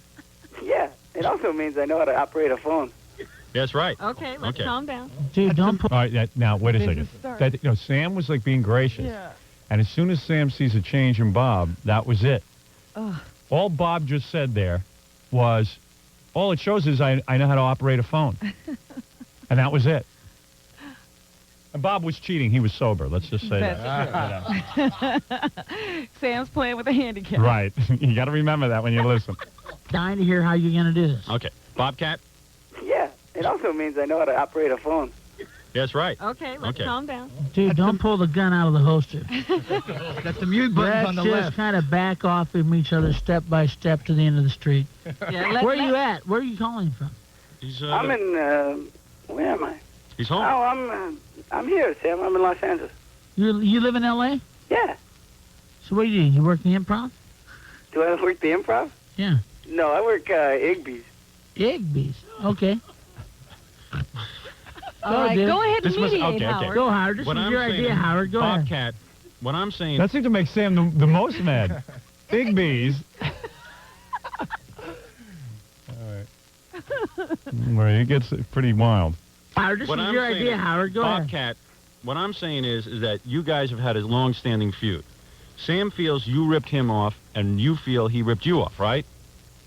No, I don't... All right. Now, what I'm saying is I've Yeah, seen nice both you opener. guys... Nice opener. I've seen both you guys... Nice opener. I've seen both you guys work, and I happen to think that You you're... dick. And I mean that like Dick Van Dyke. Oh.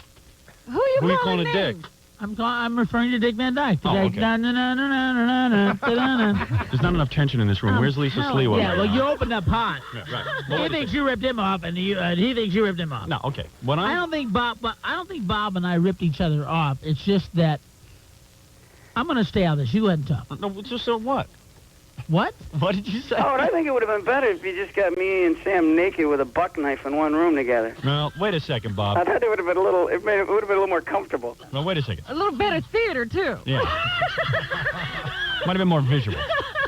Anyway, Bob. I missed the whole thing because I'm really drunk on this 1989 Gallo wine. Yeah, he's pretty loaded.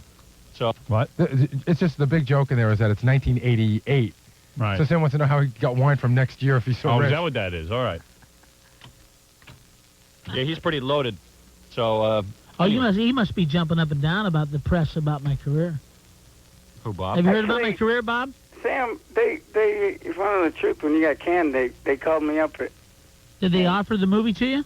Yeah, and I said no. I said, throw me a bone, will you? I mean, they really did offer. Wait a second. Who called you, Bob? I don't know. My agent was called like when it happened. Who are you with? What agent? ICM. All right. Well, they're good agents. Yeah. Yeah, they tried Judge Reinhold. They tried Dudley Moore. This is when Sam walked off his movie, right? Sam had walked off the set of A-Tuck, the movie. Yeah. And I guess Bob was saying, hey, they called me to replace you, but I said no. Yeah. Right.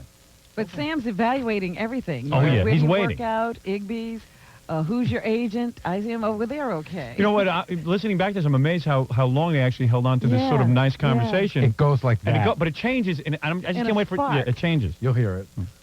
Dudley Moore. Yeah, no, they called me up, and I said, and I actually had people who were glad, and I said, I felt bad.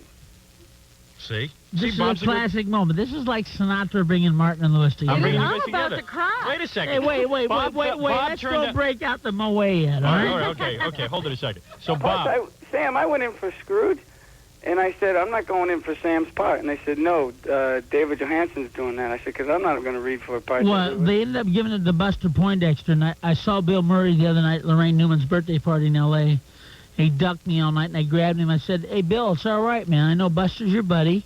Right. And you wanted him to be the ghost of Christmas Past. You mean you were supposed to get that? Oh, yeah, man. I'm telling you, I lost $500,000 worth of film work last fall, man. I got knocked out of Caddyshack 2 because I didn't want to be, working with Jackie Mason as Rodney. Right. And then Bill Murray said, I don't want to work with Sam. I'd rather work with Buster, who's an old friend of his, which is cool. Buster? Yeah, but that's cool, Howard. That's his buddy. That's his old friend. Come on. That's like me saying, I'd rather work with you than Robin. All right? Yeah, so but you got to the give it point to Bill Murray. Well, yeah, if you said that, then it would be okay. But No, the I thing mean, is, I'm shooting straight. Right. You know, I'm not Right. trying to be a dick. All right. Okay. A Dick Van Dyke here. Okay. So, okay. So what time is it where you are? Can we just straighten you two guys out? Sam, I think If you can do this, you will be a miracle worker. If you voiced your complaints to Bob, are you up for this? I'd love to straighten the thing out, but I don't. Actually, I really don't think there's a problem. I don't think Sam and my act is alike. Well, I've always said that. Well, there's a big difference because I know how But to I mean, say... I'm sure it's a pain in Sam's ass as much as it's mine every time you go to do an interview. Somebody starts talking about another guy who...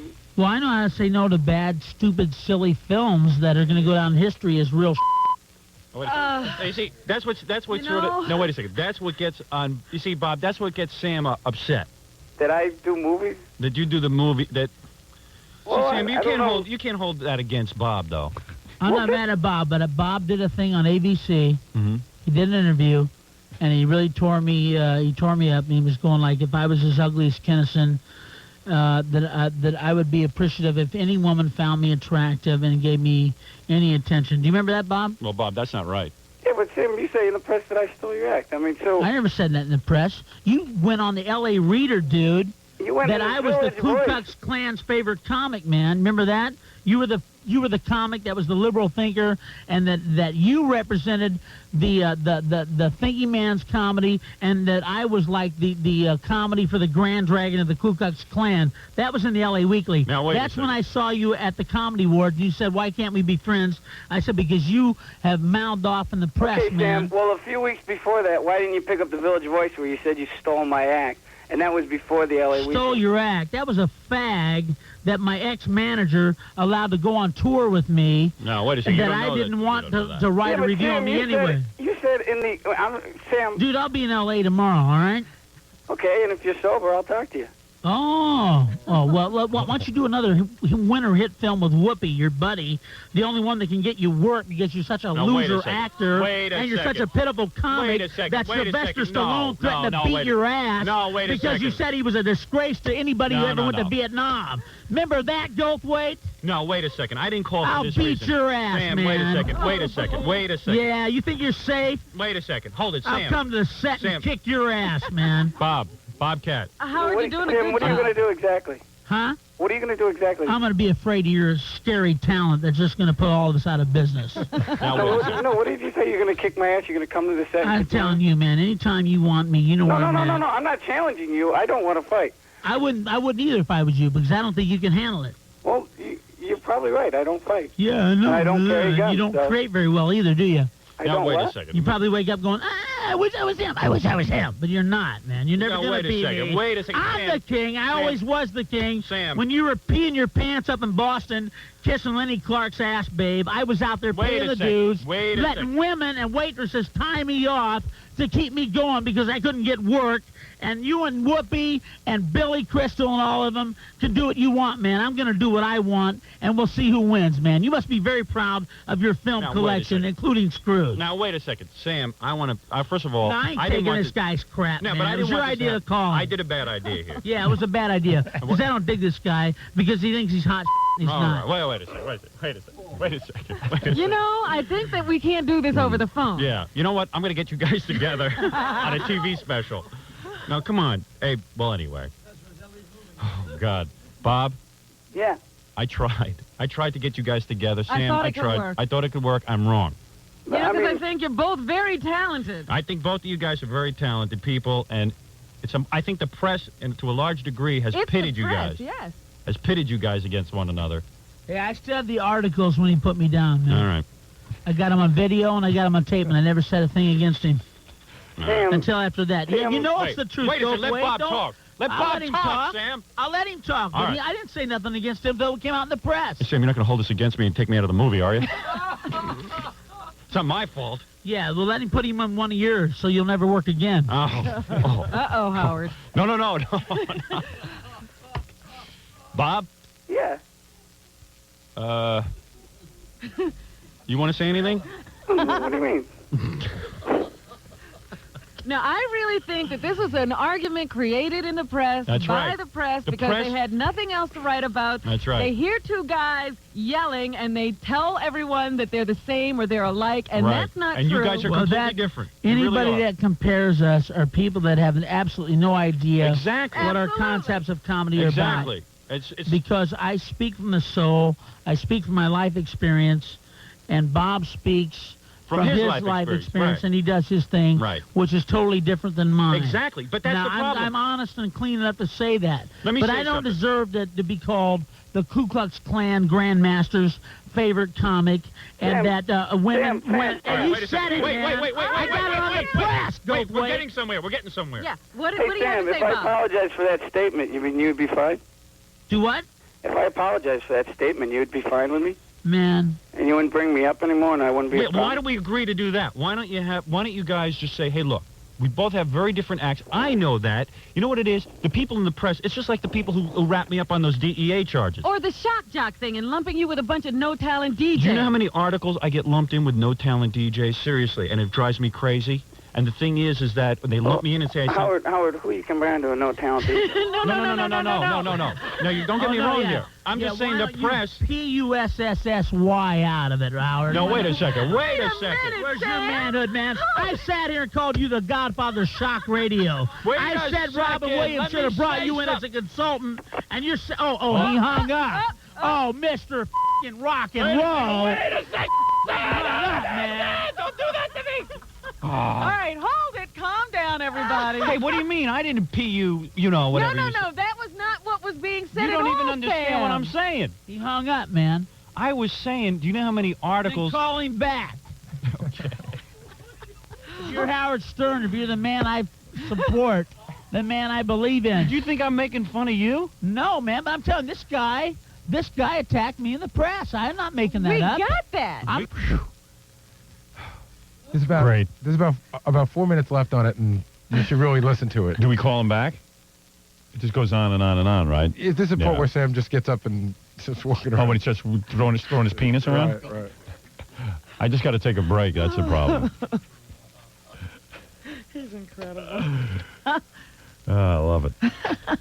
Hard to believe we'll never be hearing this again.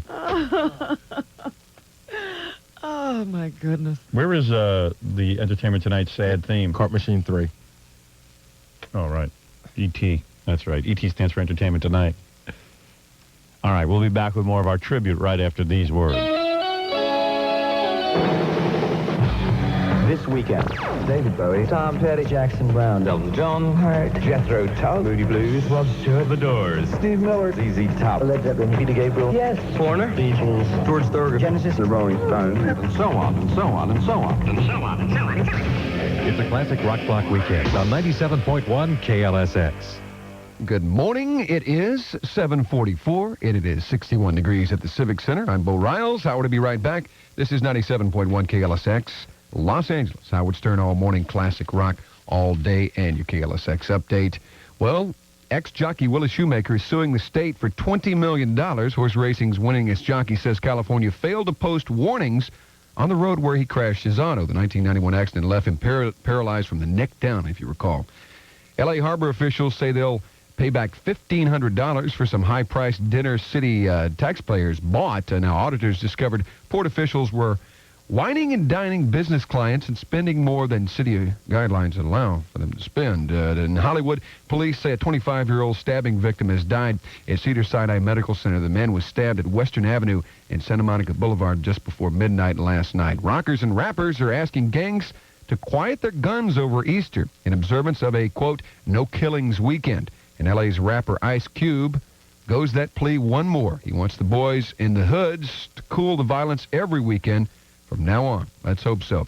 National Weather Service says warm today, a nice Good Friday. It is a Good Friday. Highs near 80, air quality quite good in the South Coast Basin. The Clippers are going to the playoffs for the first time in 16 years. They won last night, And last time they went, 1976, they were the Buffalo Braves. The Lakers, doesn't look like they're going to go. They lost last night. Dodgers lose 3-0 at Dodger Stadium. They were shut out, going 2 hits. Got 2 hits, rather. Mike Bilecki of the Braves allowed just 2 hits. They will play once again, the Braves, tonight at Dodger Stadium. The Angels playing tonight in Minnesota. I'm Bo Riles. Howard will be right back. First, we look at KLSX traffic in Air 2 with Rudy Grande. Rudy? Bo, some troubles now in downtown Los Angeles. It is on the Hollywood Freeway. Actually, that's the 101. 101 northbound. It's right near 4th Street where a car is stuck in the middle lane. Traffic heavy coming off the Santa Ana Freeway. Further, 101 Freeway northbound right at Alameda. Big rig and a car have now gotten into it. They're on the right shoulder sorting things out with CHP. You're in bad sorts through the downtown core. And if your drive takes you on the Santa Monica Freeway eastbound, transition to the Harbor Freeway northbound, we have a car stuck at the end of the Trans Road. Traffic about half a mile thick, and on that northbound Harbor Freeway, traffic's going to be very heavy coming up from the Coliseum.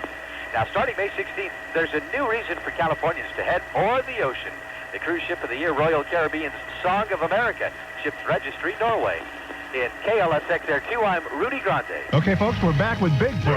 Now, Big, what made you finally come out of the woods, huh? Al, a Bigfoot's life is a lonely one. People always run the other way, you know. Yeah. So I bought a new Suzuki Dual Sport on-road, off-road motorcycle. Now, not only can I make major tracks on dirt trails, but a big impression on the street as well. But how do you foot the bill for that, huh? That's pretty funny. Thank you. Al, I got a DR250S for $99 down, $99 a month. Wow. Thanks to Suzuki's, we've got a flexible financing. Even a hairy beast can ride off into the sunset. MSRP 16.25% APR, 42 monthly payments, excluding tax, title, license, and other fees. Restrictions may apply. Tread lightly on public and private land, and please ride safely. Always wear a helmet and protective riding apparel. Offer good and approved credit at participating Suzuki motorcycle dealers till May 31st, 92. You can get a Suzuki DR250 from Anaheim Suzuki on Anaheim Boulevard and Ball Road. Orange County Suzuki on Newport Boulevard in Costa Mesa. Or Town and Country Suzuki on Commonwealth in Fullerton. Ask yourself this question: how many times when you go out for lunch or dinner do you actually eat something good for you? If you're like the average American, you too are the victim of the fast food onslaught that's slowly killing us with fat, cholesterol, and vast amounts of sodium. What can you do about it? Well, fortunately for our listeners, there's hope. There's Kookaroo. Kookaroo chicken. Louder. That's right, Kookaroo chicken. Why? Because Kookaroo removes the skin, which contains most of the unhealthy fat and cholesterol. I never eat chicken with skin on it, do I? That's right. You know what's left? Only the most delicious chicken in Los Angeles. It's chicken. That's right, Kookaroo. Kookaroo. Kookaroo. That was Yoko Ono's nickname for John Lennon, Kookaroo. Kookaroo chicken is the original skinless, flame-broiled chicken. Try some today with one of delicious salads or side dishes. Their entire menu is approved by the National Heart Association, so eat whatever you want at Kookaroo Chicken, with locations all over Southern California and New York. Call information for the Kookaroo Chicken nearest you. It's... All right, very good. Children now eat free at Kookaroo. See store for details. From Universal Pictures, Where'd you come from, Rook? The Babe. In a simpler time, they played for the love of the game. We play inside ball. Hit them where they ain't. Well, they ain't over the fences, so that's where I hit them. He loved it the most Here's to you, fellas. Let's have a hell of a season. and played it the best. I don't even like baseball, but I love to watch you suck. There were rules. Well, Prohibition has come to New York to close Babe Ruth. He broke them. Was that big ape out on a rampage last night? He ain't human, he's an animal. He's a god. There were records. You're making more money than the president. Why not, sis? I had a better year than him. He smashed them. Bambino has just hit the first infield home run in the history of professional baseball. There was only one. Are you Santa Claus? John Goodman. Well, no, kiddo. I'm Babe Ruth. The Babe. Rated PG. Parental guidance suggested. Now playing at theaters everywhere. The time is here. Dos Equis beer. What an experience. The kind of taste that's purely based on experience. Go world class. Have a glass for the experience. It's your year for Dos Equis beer. And the experience. Dos Equis. Dos Equis birthday.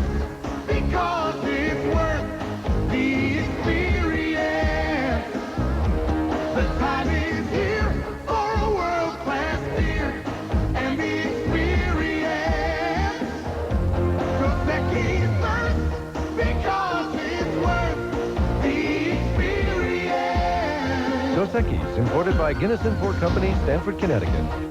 Once again, Chevy full-size trucks are out in front in Southern California. Outselling Ford, outselling Dodge. Why does Chevy outsell them? Because the 92 Chevy full-size trucks outdo them.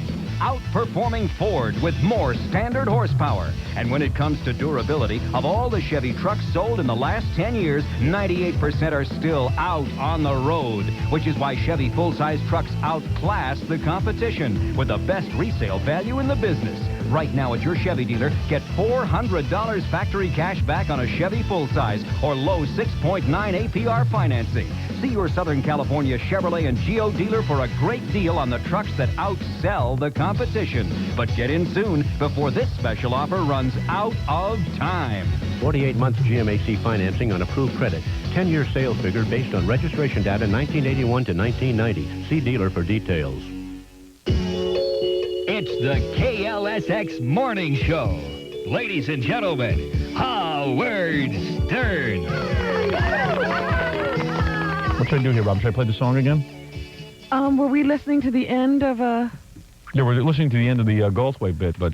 All right, I'll play that, and then I'll play the song. I think you should play this sad theme into the other part of the... All right, the sad theme. Yeah. All right. We're back with our tribute to the memory of Sam Kinison. Good work. Hey, I'm like Mary Hart. Did you see John Tesh on Entertainment last night? He was back from his honeymoon with Connie Selica. You know, I didn't even notice he was there. That was him? Yeah, that was him. How did he get her? That's got to be the miracle story of the year. Man, 'cause she's really nice. Oh. Right place at the right time? I'm sure I would never yell at her, because I was reading that People magazine article, and they said when they have fights, they have hammock time. Right. Where they go to the hammock, and John and her lay down on the hammock, and they really enjoy that. Now, how long does this marriage thing gonna last? Yeah, really. They're already fighting. I mean, a woman as good looking as Connie Selica. They would have to lay in a hammock. She could just... I mean, I can't imagine what I'd fight about with Connie Selica. You son of a bitch, you didn't put your underwear in the hamper. No problem. I'll do it right now. Just take your clothes off and get naked. Say no more, honey. Yeah, I'm ready to bang you for the 9th time today. Well, she hadn't had sex for 5 years. That's what I figured was. Yeah, maybe she was pent up. And he was just there at the right moment. You don't think she vibrated herself or masturbated? She's a born-again Christian, and I would believe that would be opposed to her beliefs. I'll bet you $1,000 right now that Connie Selica masturbated for the year that she didn't have sex with John Tesh. I'll bet you $1,000. I'm saying 5 years before the year with John Tesh, she was not having sex. She's been divorced for that long, and she hasn't had sex in that entire time. And I'm telling you, she masturbated. All that time. All that time. 3 times a day. Can you imagine, like, being that good looking? And, you know, that's a bad... I don't know that I'd marry a woman who told me she didn't have sex for 6 years. I mean, it's sort of like a woman that good... I mean, that's like just... It's too impressive an attitude. Yeah, it really is. Because he came back and she said, "How was the honeymoon, John?" You know, Mary Hart. Uh-huh. And he said, "Oh, man, you know, it was great. You know, in Hawaii, and we were watching you at 6:30 every night in Hawaii." And I was just like, man, a woman that could hold out for 6 years, think about that. How wild is she going to be when she finally lets loose? Yeah, I mean, is she going to really be that into it? Unless she's been masturbating like a hyena, you know. I don't think she was doing that. I think she had to be. I would love to interview her. And just find that out and make bets. And, you know, she has to be honest and give us her honest answer. Right. Be wild. All right, let's get back to our tribute. We're not supposed to be, you know, digressing here, Robin. That's true. Trying to stick to the tribute. Let's see how the people are liking the tribute. Well, I'll ask them that after we get to the tape. So there's just a couple of more minutes left on this. Kinison went wild after that Goldthwait call. Troublemaker. I'm with you. I've got it in the paper. I've got it on video where he attacked me. I never did a thing to him. What I'm trying to say, let me just make my point. My point was that Goldthwait reads something and then you read something. He's a jerk. He's a terrible actor. He's a creep. And he's took 2 or 3 things that I've turned down because they go to him. Just like what you heard him say. As soon as they fired me off a Took, they offered it to him because he's the poor man, Wait Sam a second. Kinison. Let me say something about Sam Kinison. Sam Kinison. Because he was making no sense. Yeah, you're trying to calm him down. Yeah, I'm trying to get him feeling good about it. Because it made no sense. I mean, what's wrong with, if a movie studio offers Bob Sam's part, I mean, what's wrong with that? Yeah. Like Bob petitioned for it. Yeah. All right, I think we got the idea on this one. We'll keep moving along. What do you got now? Well, I think we ought to go to the day. Now, another classic day was when Sam came in with all those guys, Jack Riley, Pat McCormick, and Chuck McCann. Yeah. And we could start it off with a short clip. How about the Jessica Hahn, Sam moving his bowels all over? That's we can get to that. That's a favorite. Everyone's calling for that one. We can get to that. I think we should. Get to that. You know what I'll do? I'll play the song, the Sam Kinison tribute song, and then we'll get to another tape. That's the way I'll do it.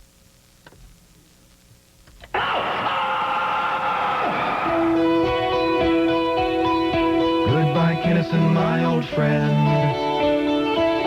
It's sad that car crash was your end.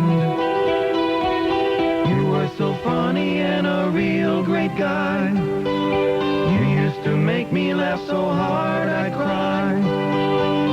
You drink and do drugs that could choke a horse without remorse.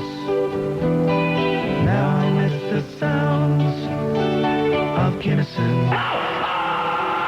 The comic outlaws are all lost because you always were the boss. In comedy you really were the king. You could break balls about most anything. Well, life was tough. But at least I was able to live it out, and I was able to face death and not be afraid. And well, now I'm ready to go to heaven, be with Jesus. And hey.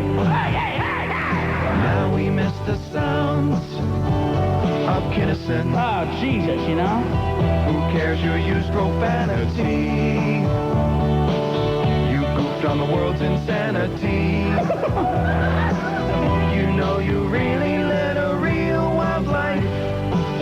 You were a wise ass, but a real wild guy. Do we like to wear rubbers, guys? Champagne. Rubber. Both made you nuts, but you had guts. How I miss the sounds of Kinison. I didn't come to be Jesus, the miracle caterer. You were a bright and shining star. You loved to play your rock guitar. You were so funny every time you'd snap. Compared to you, the others all were crap. I'm a nasty Bob, I'm a nasty Bob. Oh, because of you, I'll never joke again. We'll see you later, Jesus. And now, we'll miss the sounds of Kinison. The way you died was such a shame. The world without you's not the same. The way you screamed, those jokes could raise the dead. Your fame and fortune never went to your head. I'm still here. You're gone. We'll surely miss you and your beret. What can we say?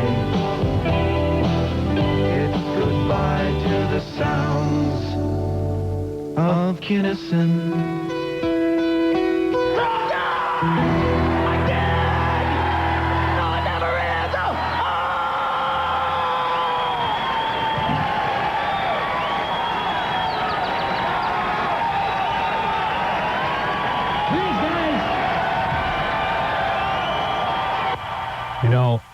I was just listening to the end of the Goldthwait thing. It's just funny when Sam whips out his penis. Because he gets crazy from his conversation with Goldthwait. Just listen to this. Let me say something about Sam Kinison.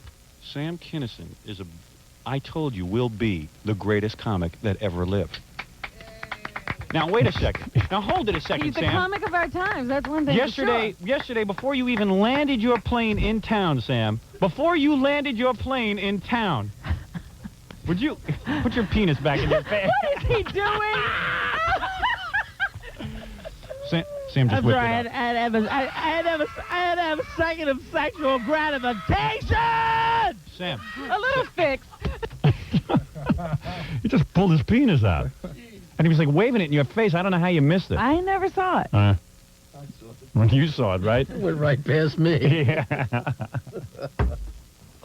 It's like, look at this. Well, he was so excited that he just done great radio. It didn't matter what was going on. That was funny.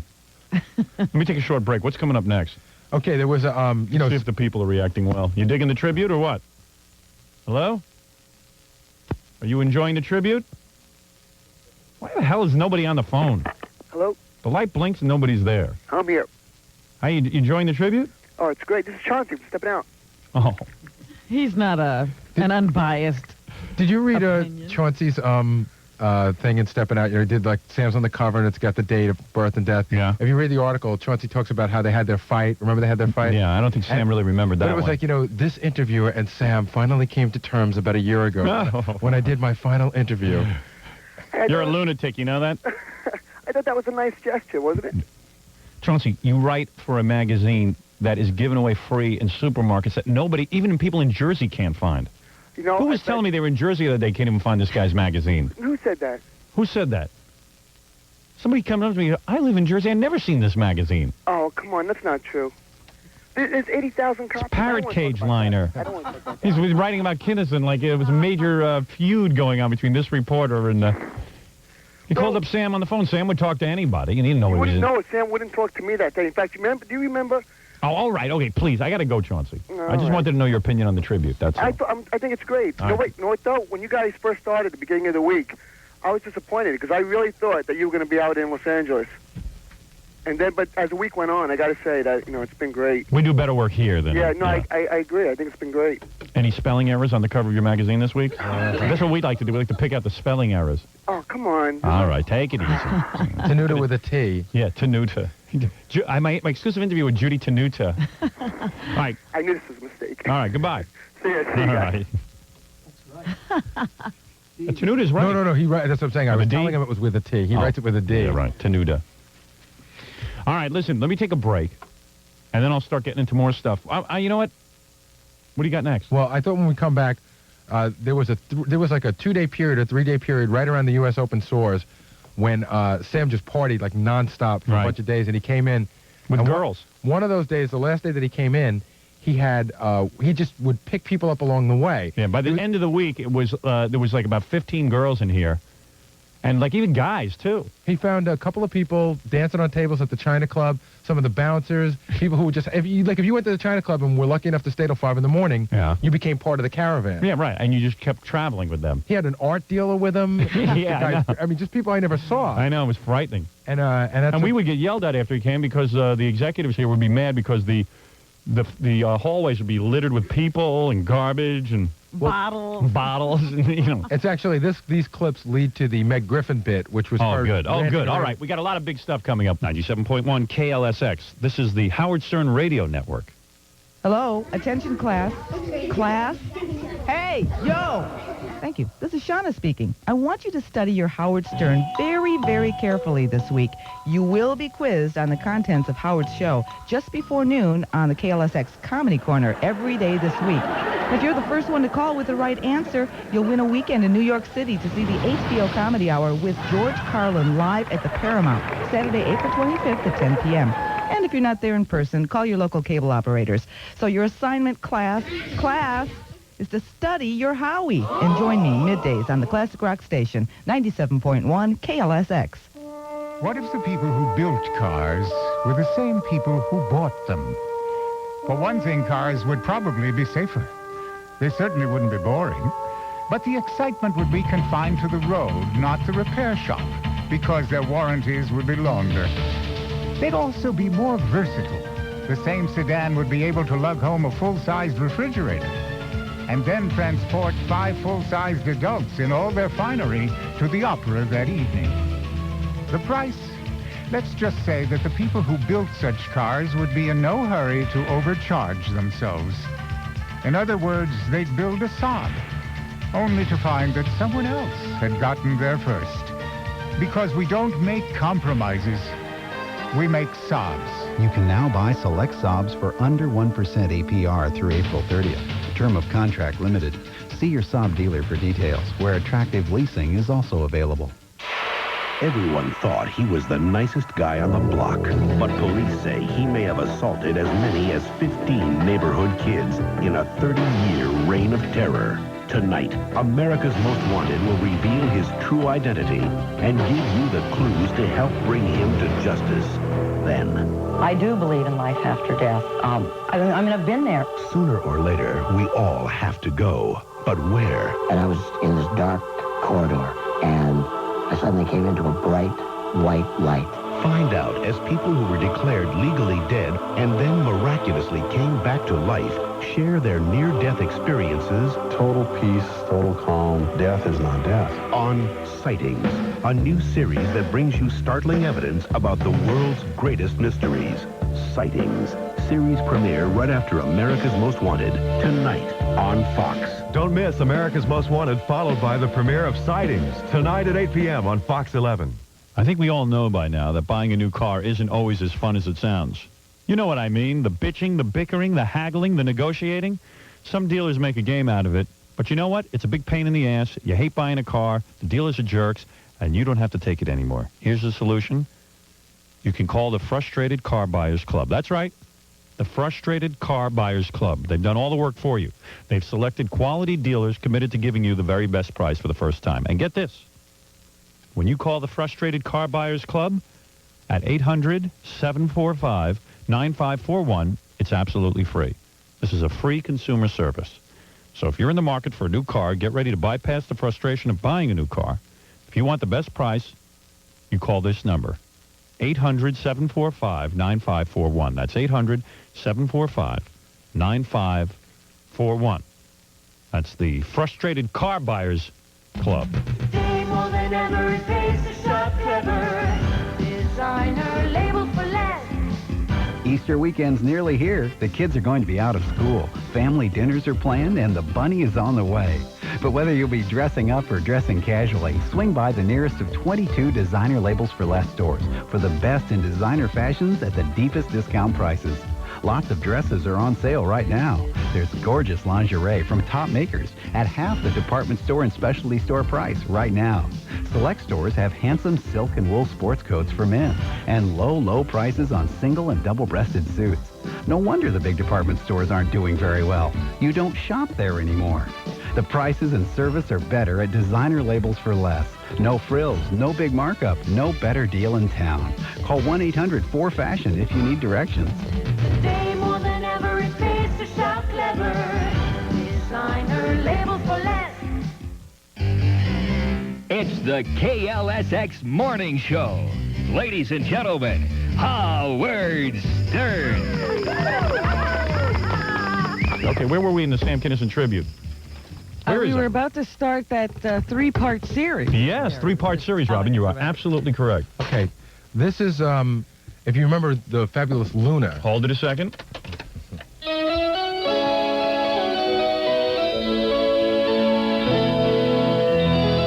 If it was Entertainment Tonight, we'd have a picture of Sam with the years that he was, alive and then dead. Yes.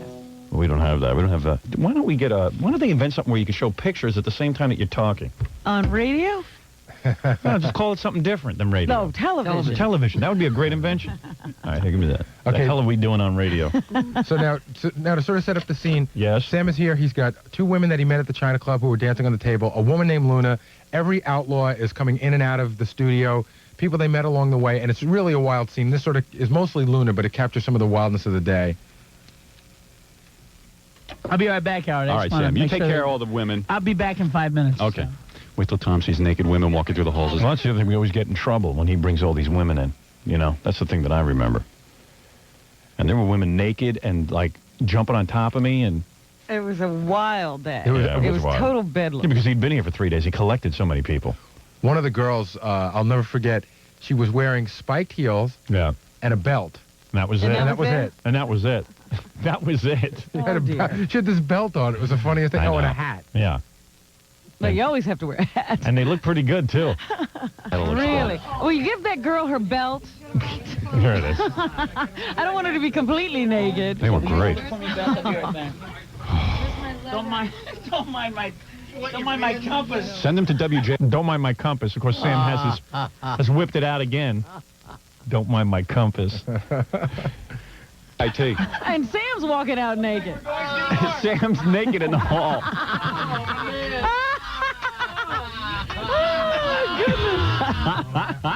Well, now I can put my pants back on. Oh, my goodness. I didn't know you were naked, Howard. Now, the girl in the background there, I didn't know you were naked, Howard, is another one of these women that he picked up. That's Luna. That's Luna, but she's from East Africa, and she's like a very attractive black woman, but she was not a stripper or anything, but Sam was trying to get her to go to bed with him. So whenever she started talking about East Africa and South Africa's problems, and she needed to use the medium, Sam didn't care. He was going to agree with her on anything, as long as he could try to sort of get in her pants. Yes, Luna, he is naked. I have my underpants on. Oh, I'm so happy. Except you they're like, are they stuffed them up my butt. Oh, yes. Now, where are you from? You from South Africa? I'm from East Africa, northeast from Somalia. Oh, there. The exact same place I as have Imam. no That's problem why in she my looks like her. country. I'm very freedom. I have everything I need there, but I will feel the same things, like, say... Now, East Africa, that's near what, Hempstead? Oh, God. I went too far. What? What? I don't have headphones because I gave them to our delegate from East Africa. Yeah. But... Delegate. I think Sam's Oh, thank in you, trouble. Mitch. That's what he's trying to tell. And Beth, my friend. Yeah, wait, go ahead, yeah. Oh, well, anyway, no, Malik and Sabrina are under the impression that I'm here carrying on. And Oh, please. I know, no, they did. They're very upset. They were here. They saw what was going on. Yeah. And he's on the radio with all these girls, and they're always calling him in the other room upset. Yes. But it was always the same scenario over and over again. Actually, this time was particularly funny. They showed up with Sam, but they've been up for so many days. Right. They were so tired, and they left at like 8 o'clock to go home and to go back to the hotel and get some sleep. Right.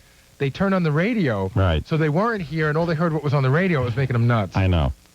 And every minute he's leaving the room to negotiate with them and then try to get back in here and get some jokes in on the air and just see what's going on. It was a nut house. Couldn't do a radio show. I thought it was in the spirit of good fun. I love them because they're from Morocco and they're really nice to me. And they're from who? Yeah, they think that they're from Morocco and Morocco. I mean, I would say to them to have a good time tonight. Now here's this perfect stranger who Sam has just met, and she is now saying how much she likes Malika and Sabrina, Sam's girlfriends. And it's driving them crazy back in the hotel because who is this girl to say that she likes them? And everyone is just, and then the phone calls start. They play the maracas is what it is. They got maracas in their head. Oh, we're rocking rascals tonight, my friend. What time are those shows? Those shows, I believe, are what, 8 and 11? 8 and 11. Yeah, those would be great. Sam, you must know they're from Morocco. They're from Morocco. Oh, man. Oh, man. Do you know them or? Oh, yeah, I know them. I know them. the road to Morocco. All right, listen. Evidently the girls were... Hey, man. It was about free in South Africa. Now, wait a second. Luna, I notice every time Sam kisses you, you pull back a little bit. Oh, thank you. No. To all our soldiers at sea that are listening. I will never play Sun City. I will never play Sun City. If they gave me $1 million, I might. Oh, stop it. Oh, come on, Robin. No, Luna's here. Don't say it in front of Luna. We go over, Robin. I Make love a quick Luna. I'm million. serious, No one Luna. knows. I would never do anything to contribute to the political situation. Now, Sam has her, I think, on his lap, and he's kissing her. Right, he's got her hand at least. Yeah, and he's proposing that he'll never play Sun City. Not that anyone's asking him, but he will never play Sun City, and he's trying desperately to get to know this girl. Africa is like... But Howard and I have different problems facing us. I know, it's I can't believe he's gotten into a political debate. I can't believe the girls. I can't believe the girls are actually under control and behaving themselves. Yeah, they're listening. I think my question, you asked me to say whatever I feel like. Yes, because you're in America now. Tell Sam it's a party. Yeah, I'm glad to be... There's a big party there. Mitch just wants to say crack. Get away, I'm having Mitch. a great time, but I would say, like, someone should talk about South Africa, whatever it is. And I know it was from Somalia, East Africa, and Why don't you take your clothes off? Taking clothes off is more than... It's like nothing for me when it's coming to South Africa. I will take off clothes. No, I understand that. You're one of those strippers who's yelling at, "You're in America, baby. Take your clothes off." Nobody cares about South Africa. And Sam's like trying to like sympathize with her. Diplomatically. Yeah. He wants her clothes off, too. Right. A different thing, that's In other words, you will take your clothes off when South Africa's freed. But That's close. Right. Maybe I will do for maybe privacy, but... No, Luna, what they're trying to say, you see, Howard's show is very satirical. It's a lot of fun. There's a lot of comedy, a lot of fun, that's all. I'm ready to lose my mind, Rob. We really do care about world causes, don't we, Howard? Howard and Yeah, Sam, a little hard to ask you that please now. answer me. You're not answering my question. What is that? But You really care about South Africa or Hey, not? do I look like a guy who doesn't care about South Africa? No, there was so. He got her to the hotel room. Yeah, but they eventually had to throw her out. Yeah, because she wouldn't take her clothes off. Sam was very annoyed. He says, hey, she wouldn't take her clothes off. She kept rattling on about South Africa. And what was Sam going to do about South Africa? Well, anyway, so the room got so disgusting in here that Meg, who used to follow us here on the radio, she got so crazed over it. She didn't want to come into the room because it smelled from sex and women and drinking and... Yeah, she would have to follow and just be hit with whatever was occurring. Well, it went past that. She was denouncing Sam's whole lifestyle because she felt that by being on the radio, he was condoning... Or promoting. I mean, she somehow had Sam tied into promoting AIDS. Yeah, you know, I know. That lifestyle promoted AIDS and you know, just really was all over the place. She was all over the place, so then we wrote this bit. This kind of capsulizes it. The Meg Griffin has fun routine. Because Meg was just out of her mind after this, so... Everyone in Radioland knows that the most fun a disc jockey can have is sitting in on the Howard Stern Show. It's every DJ's dream to come in and chat with superstar Howard Stern. That's why Meg Griffin is the envy of every air personality. Meg is here, Robin. Oh, well, look at that. Lucky Meg gets to exchange opinions with Howard every day. There's just some stuff that's right and there's some stuff that's wrong, and we all have our own opinions on it, and that whole deal is way wrong. You can always rely on cordial chit-chat when Meg pinpoints society's ills. You've never been upset about nothing, Robin, huh? Wait, you get upset because you see Sam's friends who you don't like their lifestyle? You mean you get upset? I get upset with the carrying on as if it's something that should be credited and laughed at and la-di-da'd when people are dying as a result of some of this behavior, yeah. You think... Okay, you want to get serious? Yeah, yes, I do. Meg is always in philosophical step with the program as she runs in each day to offer homespun wisdom. Because I think sometimes you do anything on these airwaves to get ratings, and that upsets me too. Well, hey, let me tell you something. No, there's nothing wrong with it. Nothing wrong with crack either, right? People like it, so let's push it. Nothing wrong with Yeah, crack? you see us doing that all the time? Do I do crack? Just because something's popular, it doesn't mean that it's good. Whoa, solid and flawless logic. That's why the Howard Stern Show is always quick to embrace a fellow DJ. So Kinison's an evil man? I don't like what he stands for. What does he stand for? What does he stand for? Nothing. That's not true. Why would you say he's an evil man? Abusing women. Abusing women? Being up for days on end out of his mind near a heart attack. Okay? You're against his lifestyle, but you're for...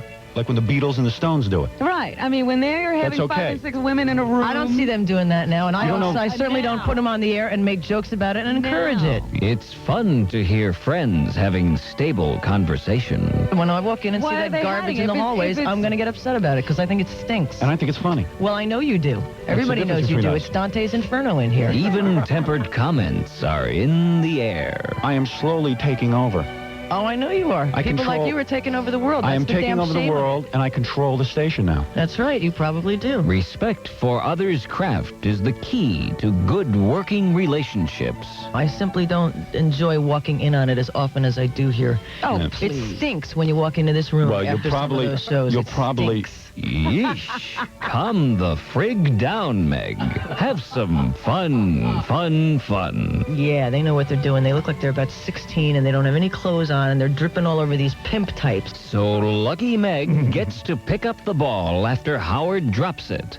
Yes, there's real philosophy going on here. Well, I am a mental case. I'll admit that. No. When she's not busy falling off her horse, Meg's having fun exchanges with America's hero on the Howard Stern Show. It stinks. It stinks. It stinks. It stinks. It stinks. It stinks. It stinks.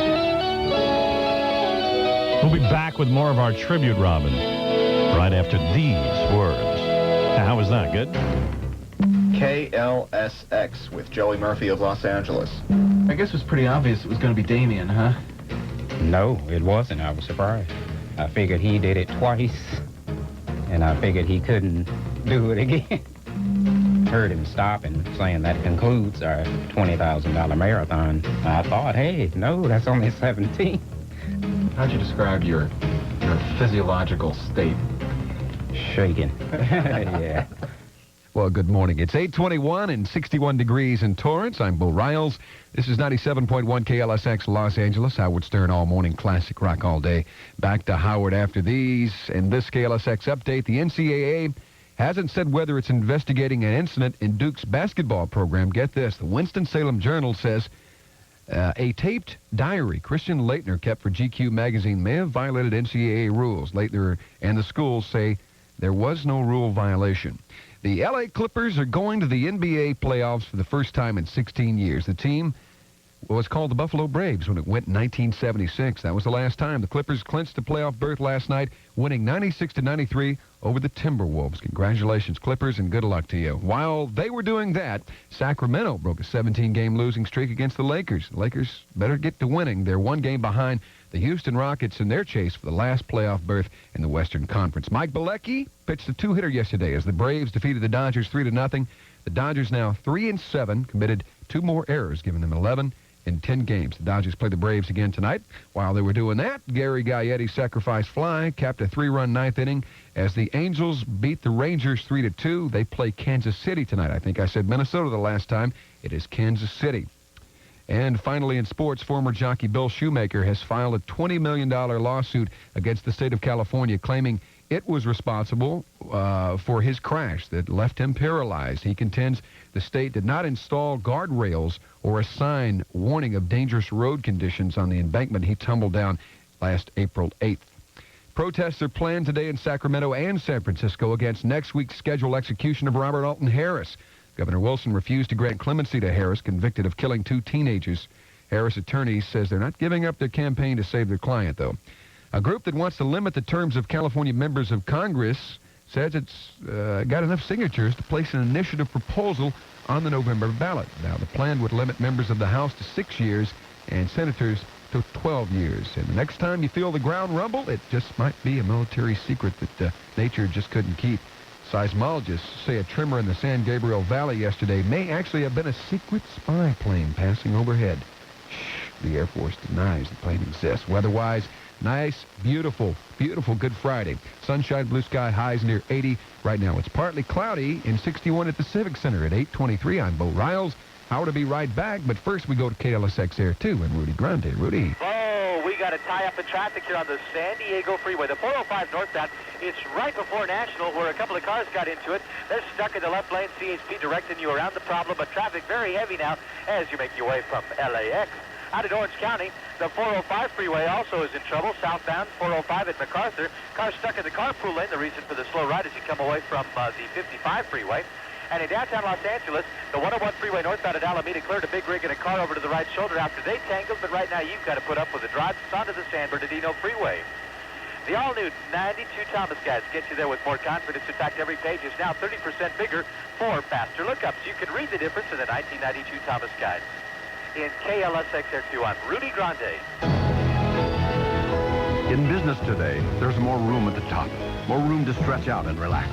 Because now on United, from LAX to New York's JFK, you'll find an entirely new first-class cabin, filled with appointments that truly are first class. With new reclining sleeper seats, award-winning cuisine, Russian Malasol caviar, Godiva chocolates, and more. In Connoisseur class, you'll discover 2x2x2 seating, CD audio with electronic headsets and new menus.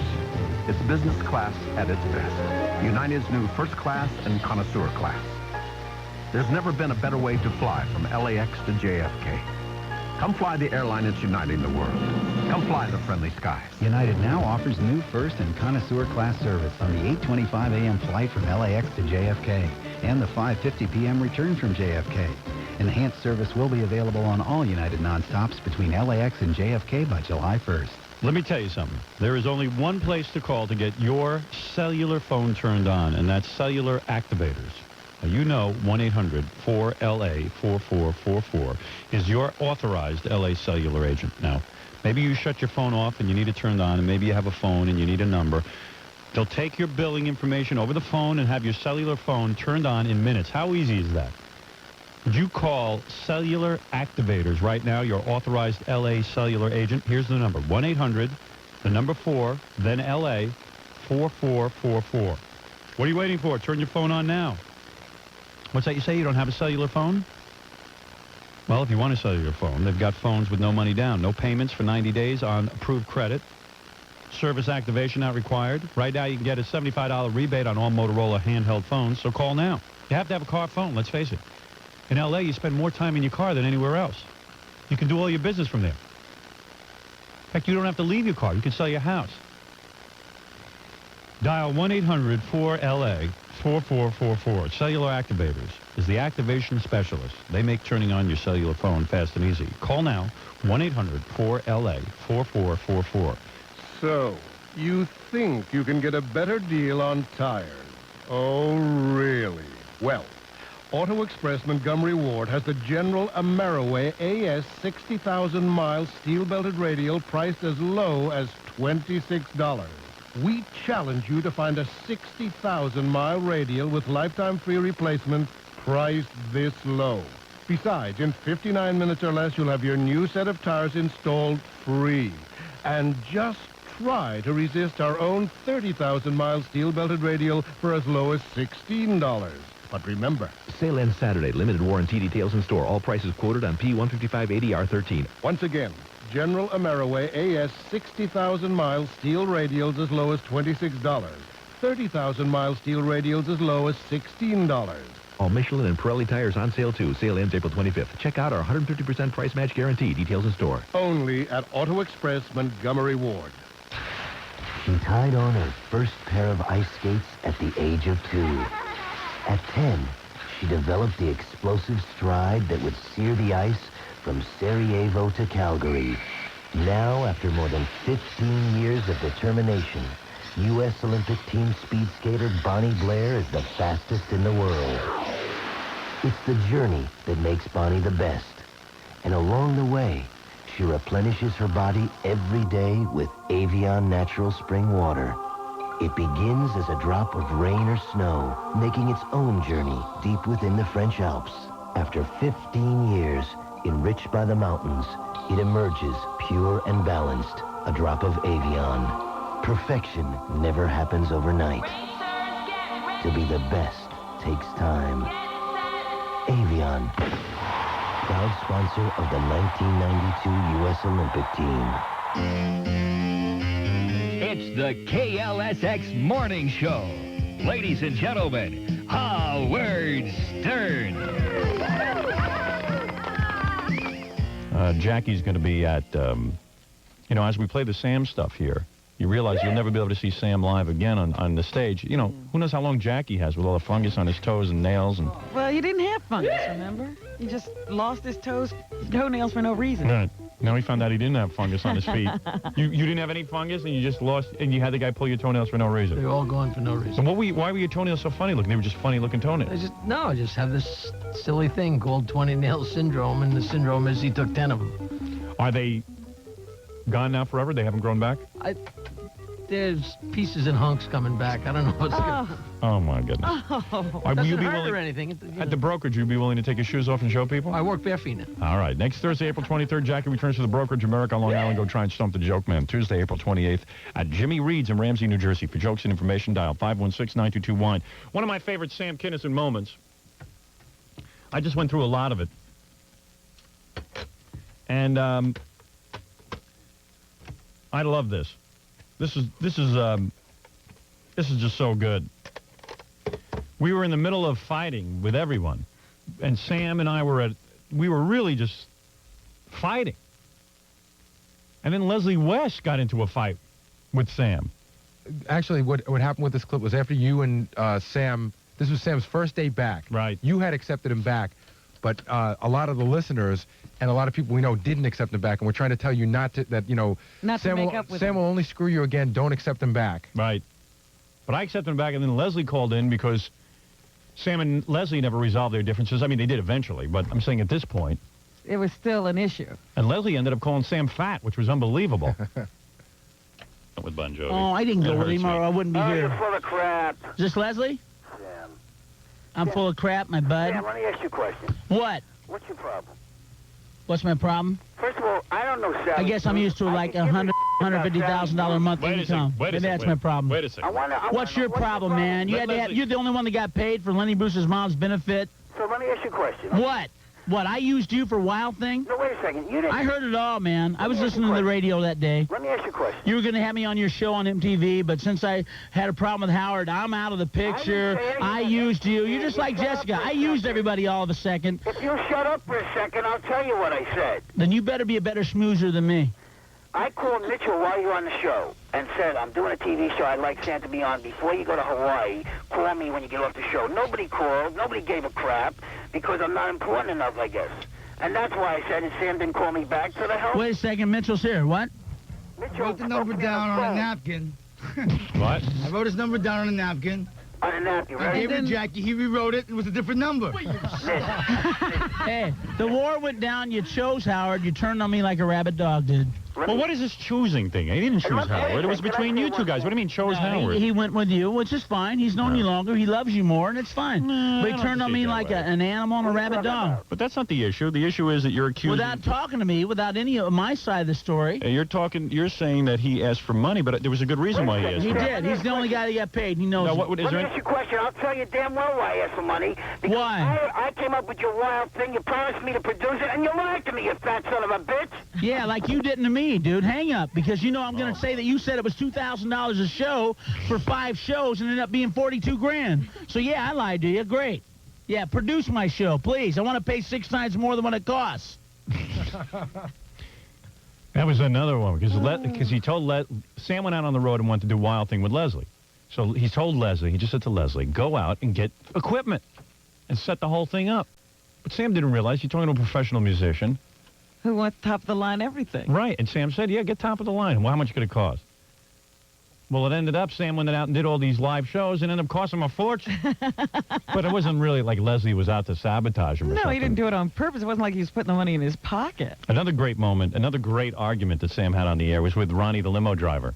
Remember that? Yeah, until Gary mentioned it, I had forgotten that happened. Now, you got to keep in mind, first Jessica had called early that morning, and she said, you used me in your Wild Thing video, you used me to sell posters. They had a big, long argument. Right. Then Ronnie called. I mean, this is all the same day. Right. Sam's really getting ganged up on. Yeah, he was really getting ganged up. And then Ronnie the limo driver calls in. I mean, Ronnie the limo driver, which bothered Sam more than anyone, because Ronnie the limo driver is like the everyman. You know, he's one of the fans on the street. Yeah, and if he's not buying it, then nobody is. Right. No one's buying Sam's crap. And Ronnie was brutal that day. And Ronnie's Ronnie's a friend of mine, and is obviously very protective of me. Yes. I had already forgiven Sam, but Ronnie wouldn't. Who's on the phone? Ronnie. Oh, Ronnie the limo driver. Oh, bring him on. Come on, Ronnie. Okay, here we go. Come and get me, Ronnie. We didn't get to the snippets, but... Ronnie? This is the guy who wanted to take me on, right? Let me say something, too, that Sam really respected Ronnie after this, because whenever he saw Ronnie, like at the U.S. Open Source and stuff, he's putting his arms around him, Sam, and hey, it's Ronnie the limo driver, everybody. You know, he actually kind of liked this. Get a hold of me, boy. He hates me. Ronnie told me not to have you back on the show. Now, Ronnie, why was that? Why? Yeah. Why? Because he's a user. I'm a user, You're right? a user. Yeah, I'm a user, You're Ronnie. definitely a Ronnie, user. is your name Ronnie? That's my name. So I'm going to get the R right. Get it right. I'm a user? You're a user. You used everybody that's been on his show. Everybody. Everybody that's been on his show. I stole everything from Howard. I didn't say you stole everything from Well, Howard. what are you saying, Ronnie? But Get your you facts right. Or maybe Dragnet you did. You use everybody that's been on his show, okay? I'm a user. You use Jessica. I used Leslie. Jessica. I love this. Right. As soon as you were Her mom dies. He's going, I like to do the thing where, she has sex with Mr. Ed, and I used her. Okay, you threw him away. You didn't need him anymore. What are you attacking me now for? Wait a second. I used Jessica? That's right. Ask her what her sales from the Wild Thing poster are, my friend. But why did you put her in your video? Because she was the obvious choice, and it was something she jumped up and down to do, and it was brilliant. It was a statement.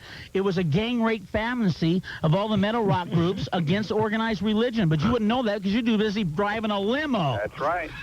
That's right. Don't mess with me, Ronnie. I'm busy driving a limo. Great. Well, that's not a bad job, but it is when you try to step out of the limo realm into artistic creator. You are.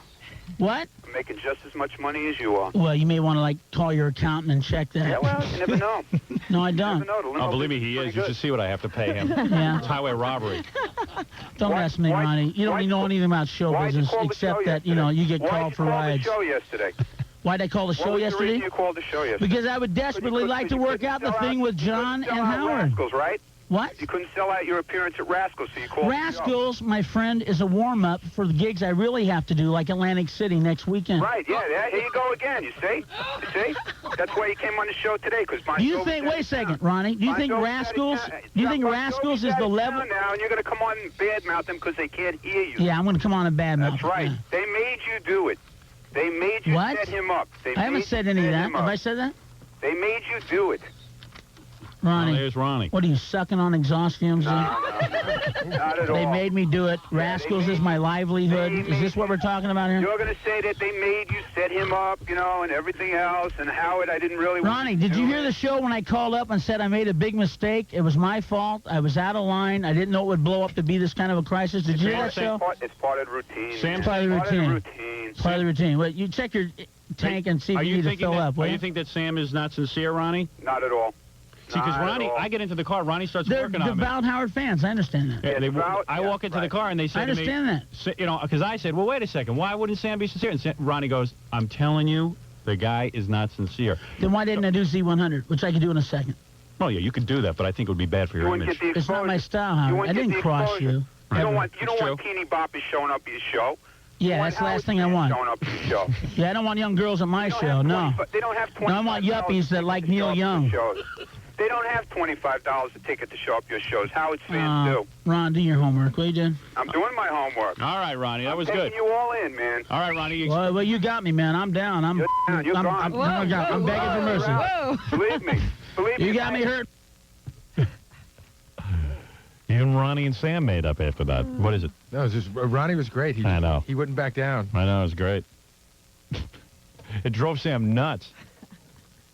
Because Sam doesn't want to, you know, he doesn't mind having a show business argument, but when the guy in the limo, you know. It's a real side skirmish show. Yeah. That's just one of those fun things. You know what I'm anxious to hear, Gary, is because I've never actually heard it.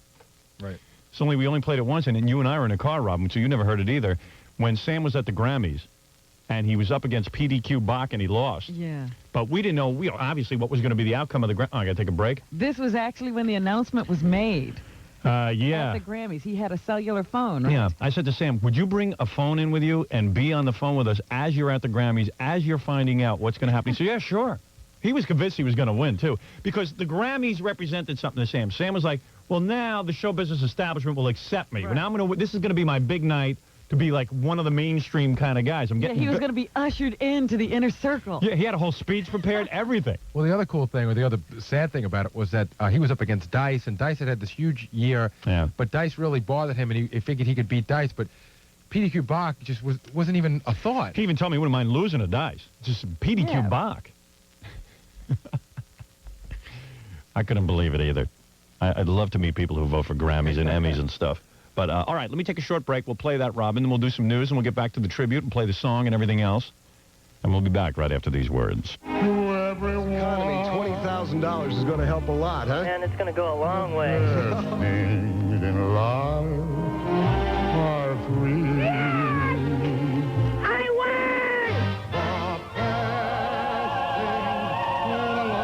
Oh, man, I'm shaking. The most music is guaranteed.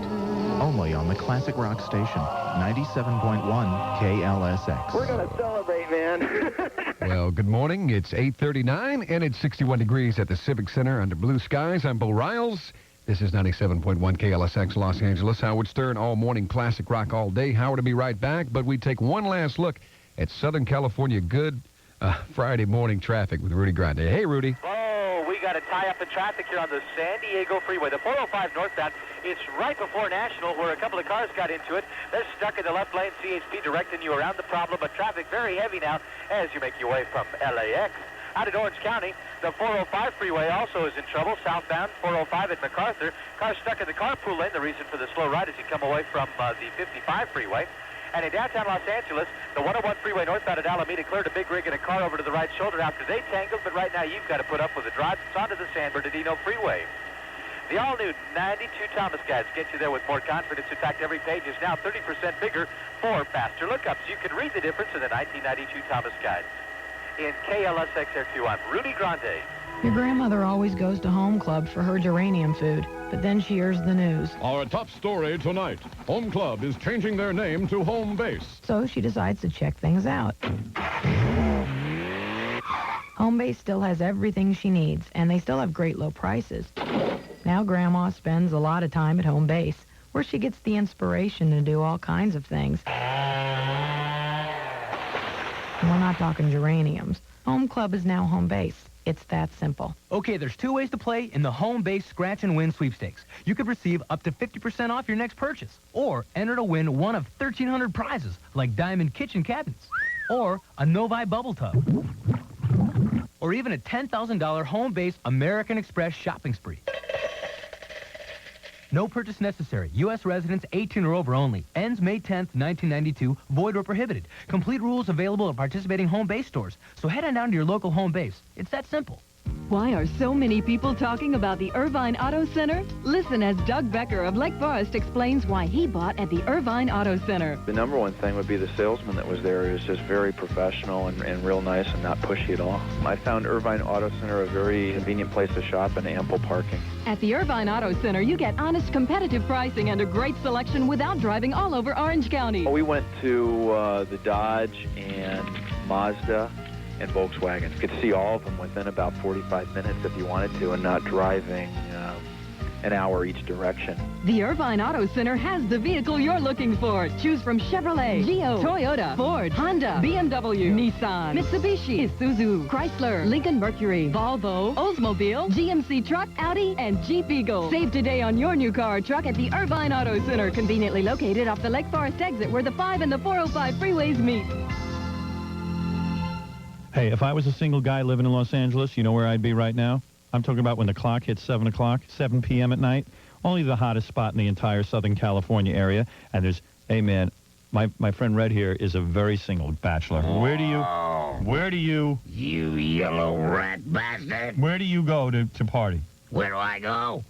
Oh, let me think. The Tropicana nightclub. Right. Open 7 days a week. The Tropicana is not just a nightclub, but the home of the most beautiful women in the world. Oh, broads. Let's talk seriously for a second. Guy to guy. Guy to guy. Are you a man? I'm a man, you... Are you man enough? Are you man enough to handle... Lousy cocker spaniel, you mother father. You know I'm a man. You are man enough to handle hot oil wrestling and mud wrestling by the most beautiful women in the world? Oh, in what fact, do you think I am, anyway? In fact, are you man enough to go to the front door of the Tropicana between 7 p.m. and 9 p.m. and mention me, Howard Stern, to get in free? I'll mention your name, Howard Stern, to get in, but I don't have to. I'd knock that door right down if they try to keep me out. That's right. That's all it takes. That's right. That's right. We're talking blondes, brunettes, and redheads. Upstairs and down. And if you need a great spot for a bachelor party, men, this is it. What are you waiting for? What are you waiting for? Get in line now. Get in line now, you god darn it. Tropicana nightclub. 1250 Northwestern Boulevard in Hollywood. Tell them Howard sent you. Wow. Howard offer good Sunday through Friday. This offer from Cerritos Isuzu, it's almost unbelievable. You know what they went and did? They bought every last new 91 Impulse XS Sports Coupe in the state of California. 150 of them, not little subcompacts, powerful high-performance models, twin-cam 16-valve, 130-horsepower engines, Lotus Racing Tune suspension. Well, we virtually stole them, and that's how we're selling them. Brand new, fully guaranteed 3 years or 36,000 miles, loaded with extras, power steering, power brakes and mirrors, tinted glass, factory air conditioning, and the good stuff. Bucket seats, airbag, four-wheel disc brakes, close ratio, 5-speed, aluminum wheels. You know what kind of real value we're talking here? Over $14,000. Every one equipped exactly as I described. It's yours for $8,990. $8,990 for one of the best handling, high-performance sport coupes you've ever seen. They're lined up and waiting for you right now at Cerritos Isuzu. Remember, $8,990 with air conditioning and Lotus Racing Tune suspension. You take the South Street exit off the 605 freeway into Cerritos Auto Square. Better yet, call Cerritos Isuzu, 865-5554. They'll confirm every word, including the $89.90 price. Do you have a laser printer? Well, if you do, you know that replacing that cartridge can cost you a ton of money. It's also a fact that once your toner is used up, you throw away about 4 pounds worth of perfectly usable hardware inside that cartridge. Makes you sick, doesn't it? Now, compound that problem by 30 million laser printer owners. What a waste. So now you can do something about it. Announcing recycled laser toner cartridges direct from the remanufacturer for only $49.99. That's right. You can call the Laser Network at 1-800-266-5273 and have them pick up that laser cartridge and recycle it. And second, you can save yourself some money by replacing that cartridge with one that's been recycled. You save yourself half the cost of purchasing a new cartridge and you save the environment. What a deal. And if your laser printer is down, your papers are jamming, or you're having problems of any kind, you can call the Laser Network's authorized repair service. Call 1-800-266-5273 for free pickup and delivery. That's 1-800-266-5273. The Laser Network. It's the KLSX Morning Show. Ladies and gentlemen, Howard Stern. I just found a couple of good tapes. Ready? Okay. No theme music? Screw the theme music, Robin. No time. I'm running out of time, and I want to get to all the good tapes. All right. All right. Here's a quick one of, okay, I was talking about this the other day on the air. Sam, I was on Letterman, and Sam came in here and started critiquing my Letterman appearance. And he was on that night. He was going to be on that night. I said, you know, you're critiquing me. Let's see how you do, Mr. Big Shot. Oh, and he was talking about how he's going to have a great appearance. He's going to be doing all these great stand-up jokes and all this stuff that he prepared. Well, basically, you told him I'll be watching. Put the whamma jamma on. Yeah, I also said I'm going to put the whamma jamma on your Letterman. You're going to really screw up bad. And sure enough, Sam went on and really screwed up bad. I mean, it was all over the place. Worse than your wildest dreams. Yeah, I mean, I really did put the whamma jamma. And this is where he sort of vowed to me he'd never doubt my Letterman appearances again. That's right. He'd never critique you. And I know I had a pretty decent Letterman appearance the night before. It wasn't something that should have been critiqued, but Sam felt that he had to get involved. You know. He was trying to help. Yeah. I said, I don't need your help. We'll see how you do. After we see how, if you have a great appearance, then you can critique mine. And I'm putting the whamma jamma. What did I do? I really actually put a hex on him. Yeah, he said, don't mess with me, man. I put the whamma jamma on you. And he You're goes, going to have a bad appearance tonight. And he goes, go ahead. I don't care. I go, okay, here's the whamma jamma on you. So we called him up the next morning. We couldn't wait to call him and tell him how his Letterman... He even knew the Letterman appearance went bad. Oh, yeah. So, here we go. Hello? Sam. Howard. Hey, how you doing? First of all, you had a better Letterman shot than I did. Okay. Right off the bat, let's just say. Right off the bat. Oh, man, what happened? Oh, man. Well, I didn't know it was, I was talking about amyl nitrate. You didn't know you were doing that? No, I didn't know that you couldn't talk about it. Oh, I see. I thought you had that They list it like it's a drug, like it's a narcotic. Didn't you clear that with the people ahead of time? You didn't talk They to Frank or me, Morty about that? They what? They just trusted me to go on and do my thing. Yeah. But they switched me, too, man. They put me up front. I got there like at 5:20. Yeah. And I was so exhausted from your show. I knew he was going to be a little wasted. Oh, man. Because you were drinking. 5:20, I got in makeup, and Mitchell and I were going to go in and figure out what bits I was going to do. And the guy goes, you're on. Oh, boy. And I went, hey, you never put the comic on first. Sam always has, but this is Sam's excuse, you know. Yeah, there's always an excuse. Yeah, we were going to plan what we were going to do, but all of a sudden they say you're on. He comes into town to do Letterman. Yeah. Still hasn't planned what he's going to do. 5:20. But notice he's not really upset that he did badly, because he really could never do badly. It was controversial, his appearance. No, tonight they're having the director of The Abyss second, and you're on. Uh-oh. And I was like, oh, man. Uh-oh. So I went out and I started talking about amyl nitrate, and they didn't. See, I figured I might as well have been talking about heroin or child porn or something, you know. That would have been better. Yeah, I told you, you can talk about Arsenio, you just can't talk about amyl nitrate. Yeah, but when I was sitting there, I went, oh, Howard's got me. Oh, he's got me. He's got me and my big mouth, me, Mr. Critique. I went, oh, he's got me. Because, you know... I jinxed myself is what I did. I jinxed myself on your show. You did. You critiqued... By critiquing the king. That's it. You know, I jinxed myself. The stern curse came on me. He had the stern curse on him. And the... oh, dear. Here, I found that tape of Whoopi Goldberg, a bad-mouthing Sam. This was in England, Yeah, wasn't right. it? This is over in London. Yeah, why'd she do that? Because... he had been really bad-mouthing her. She sort of explains it. All right. But see, I'm trying to refrain But from retorting to this Sam was upset. illiterate... Sam was upset. All right, we're starting impossible, talentless Oh, wait, yeah. Turd. Oh, yeah? Yeah, this is a man who threatened to slap me in print. This is a man who said he would slap me. Man. I liked Sam. Sam was a friend of mine. And I tell you, I'm looking at, somebody sends me the Village Voice where he talked about Robin, he talked about Bob, he talked about me. So he wanted to slap me in the face. Oh, really? Yeah. Well, that wasn't nice. Well, I think that was pretty awful since I invited him over to the Comedy Store to try it. Wow. Well, you know, there was always controversy. There was always a body left in his wake, you know. I'm kind of anxious to hear this Grammy thing when Gary was sitting next to Sam at the Grammys. Yeah. With a portable telephone. I've never heard it. So let me check that out, and then we'll take a break, and then we'll do some news for you.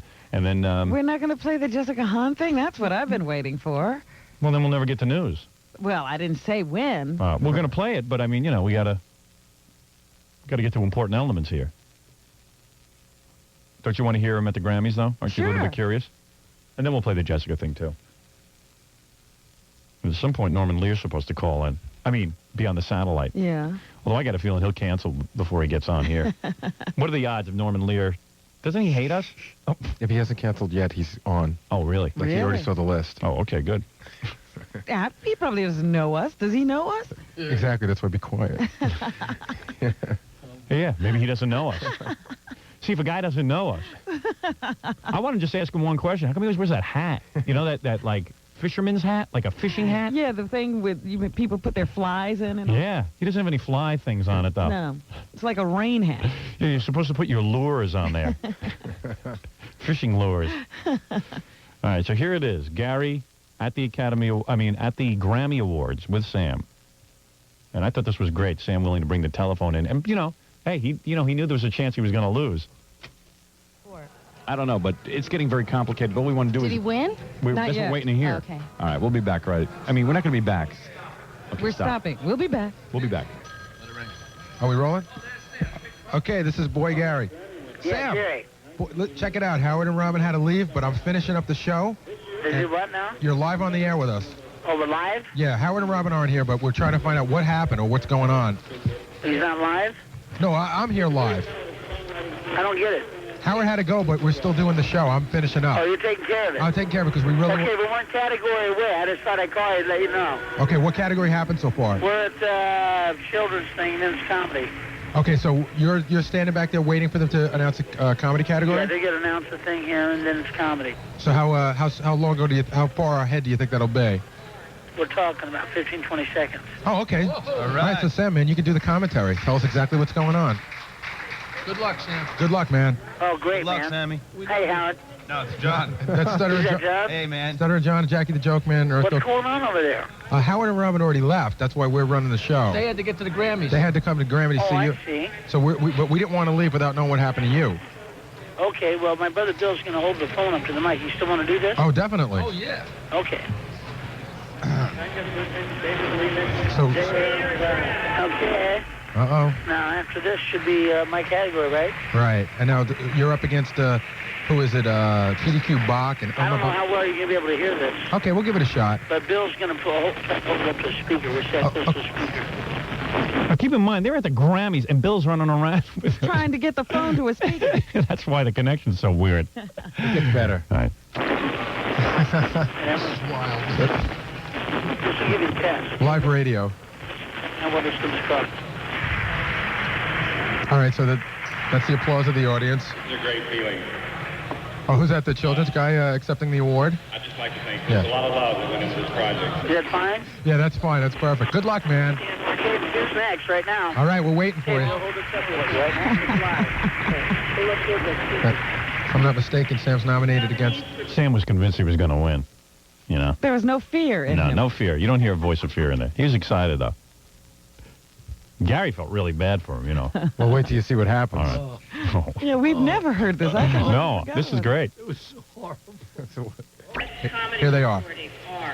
Andrew Dice Clay, Irma Bonbeck, Professor Peter Schickley, Sam Kinison, and Sandra Bernhardt. Here's the big moment. And the winner is? Uh-oh. Professor Peter Schickley. Well, you're hearing it live. Sam Kinison. And do you believe that? Sam, Sam, I'm so sorry you lost to PDQ Bach. I feel terrible. Oh, man. Oh, man, we really... It's set. It's set up. But the best part is... At least, what did he say, set up? We all thought he told me to shut up. No, he said set up. He said it was a setup. Always a conspiracy theory with Sam. She didn't lose to dice, which is great. Set up, dude. I'm sorry. All right, no problem. I apologize, man. Hopefully, no problem. Howard will see you in a little while. Yeah, okay. Okay, bye, Sam. We love you, Sam. We love you, man. A very dejected and what did he say? He just hang up the fucking PDQ. PDQ fire. Mumbling.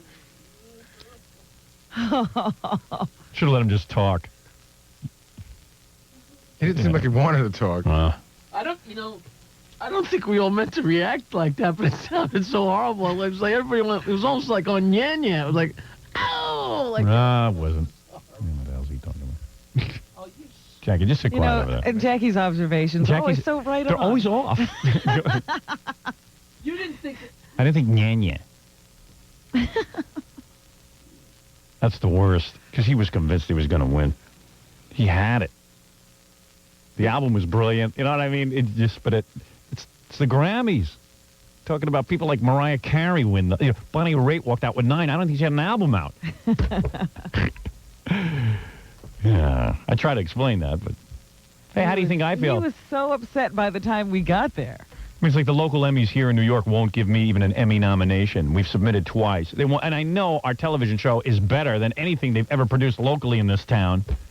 Better than, Chuck Scarborough's 9-part report on earthquakes.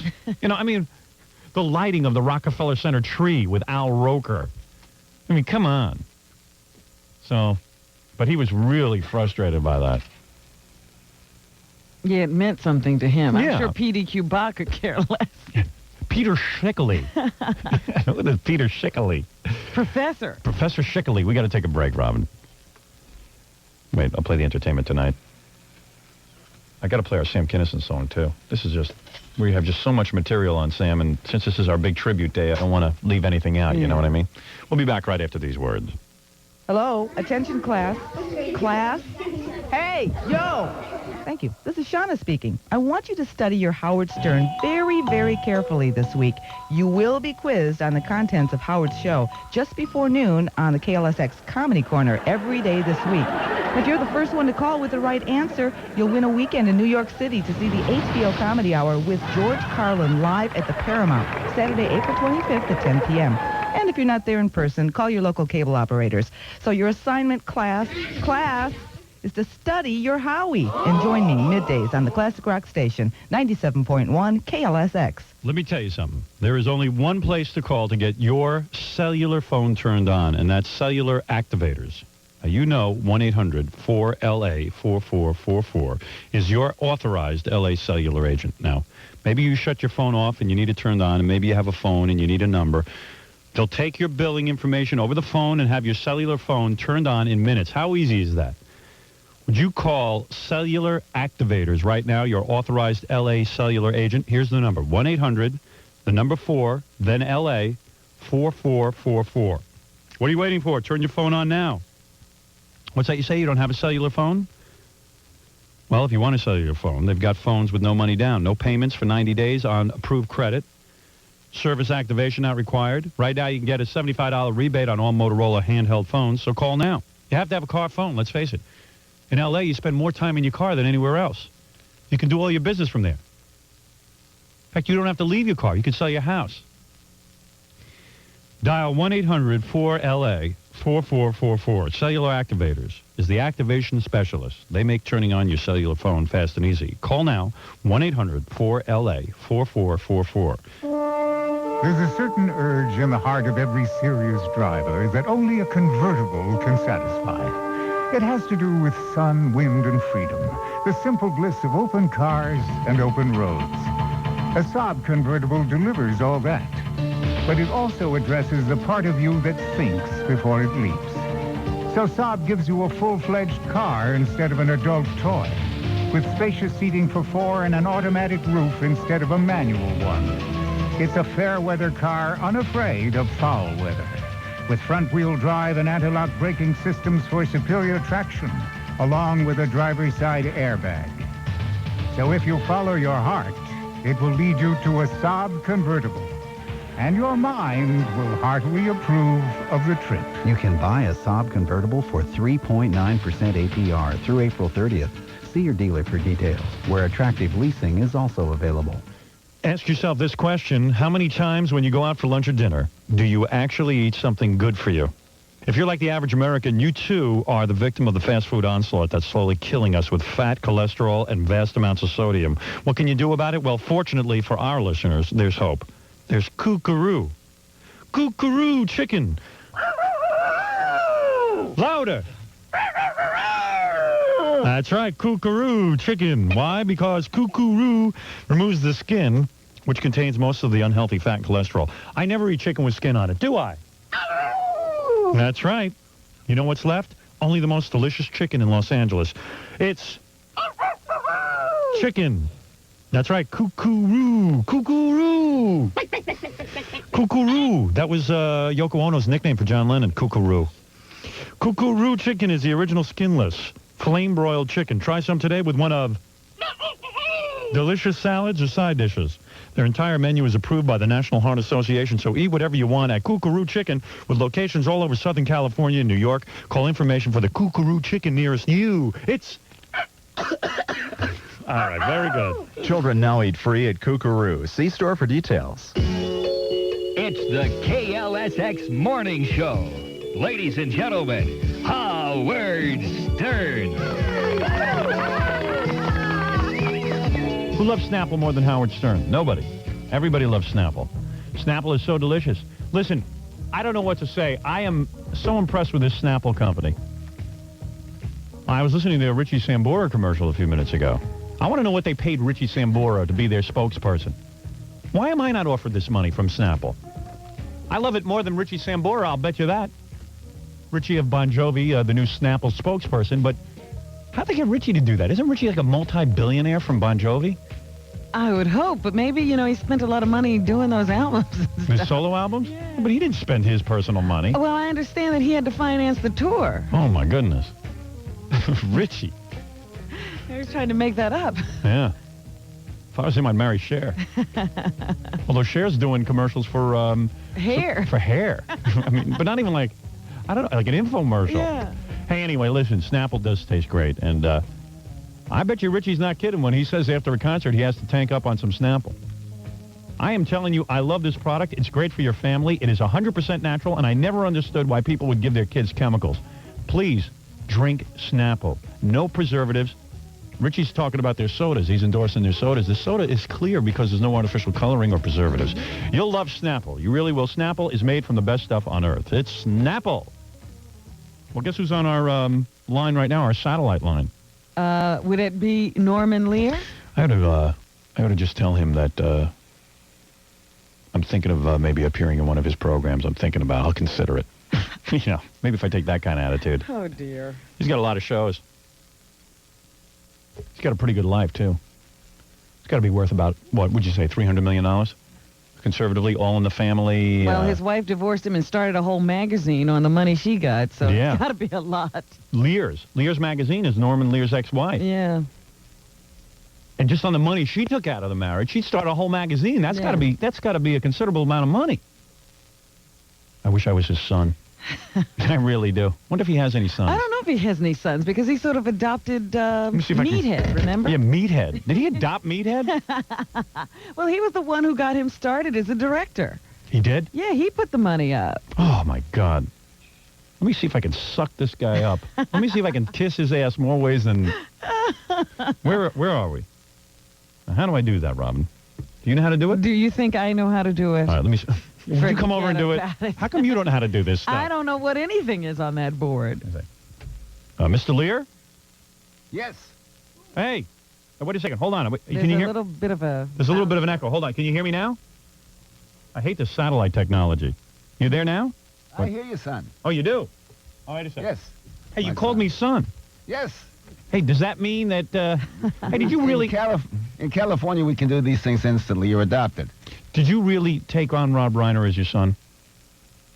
Hey, how come? Well, he's a son in my feelings. I'm a father in his feelings, I would hope. Does that make Rob Reiner my brother? No, it makes my 3.5-year-old your brother. You got a 3.5-year-old? Yes, his name is Benjamin. No kidding. And I have a new grandson. Benjamin is an uncle at 3.5. I have a new grandson. His name is Daniel. What a life you Hollywood guys have, I swear I to love God. it. I would love that. You know something? I've been with the same woman 17 years. I'm married 17 years. I don't know if you know that about me. Oh, I know that. I know everything there is to know about you, Hollywood. How aware is the Hollywood community of me? The Hollywood community thinks of little else.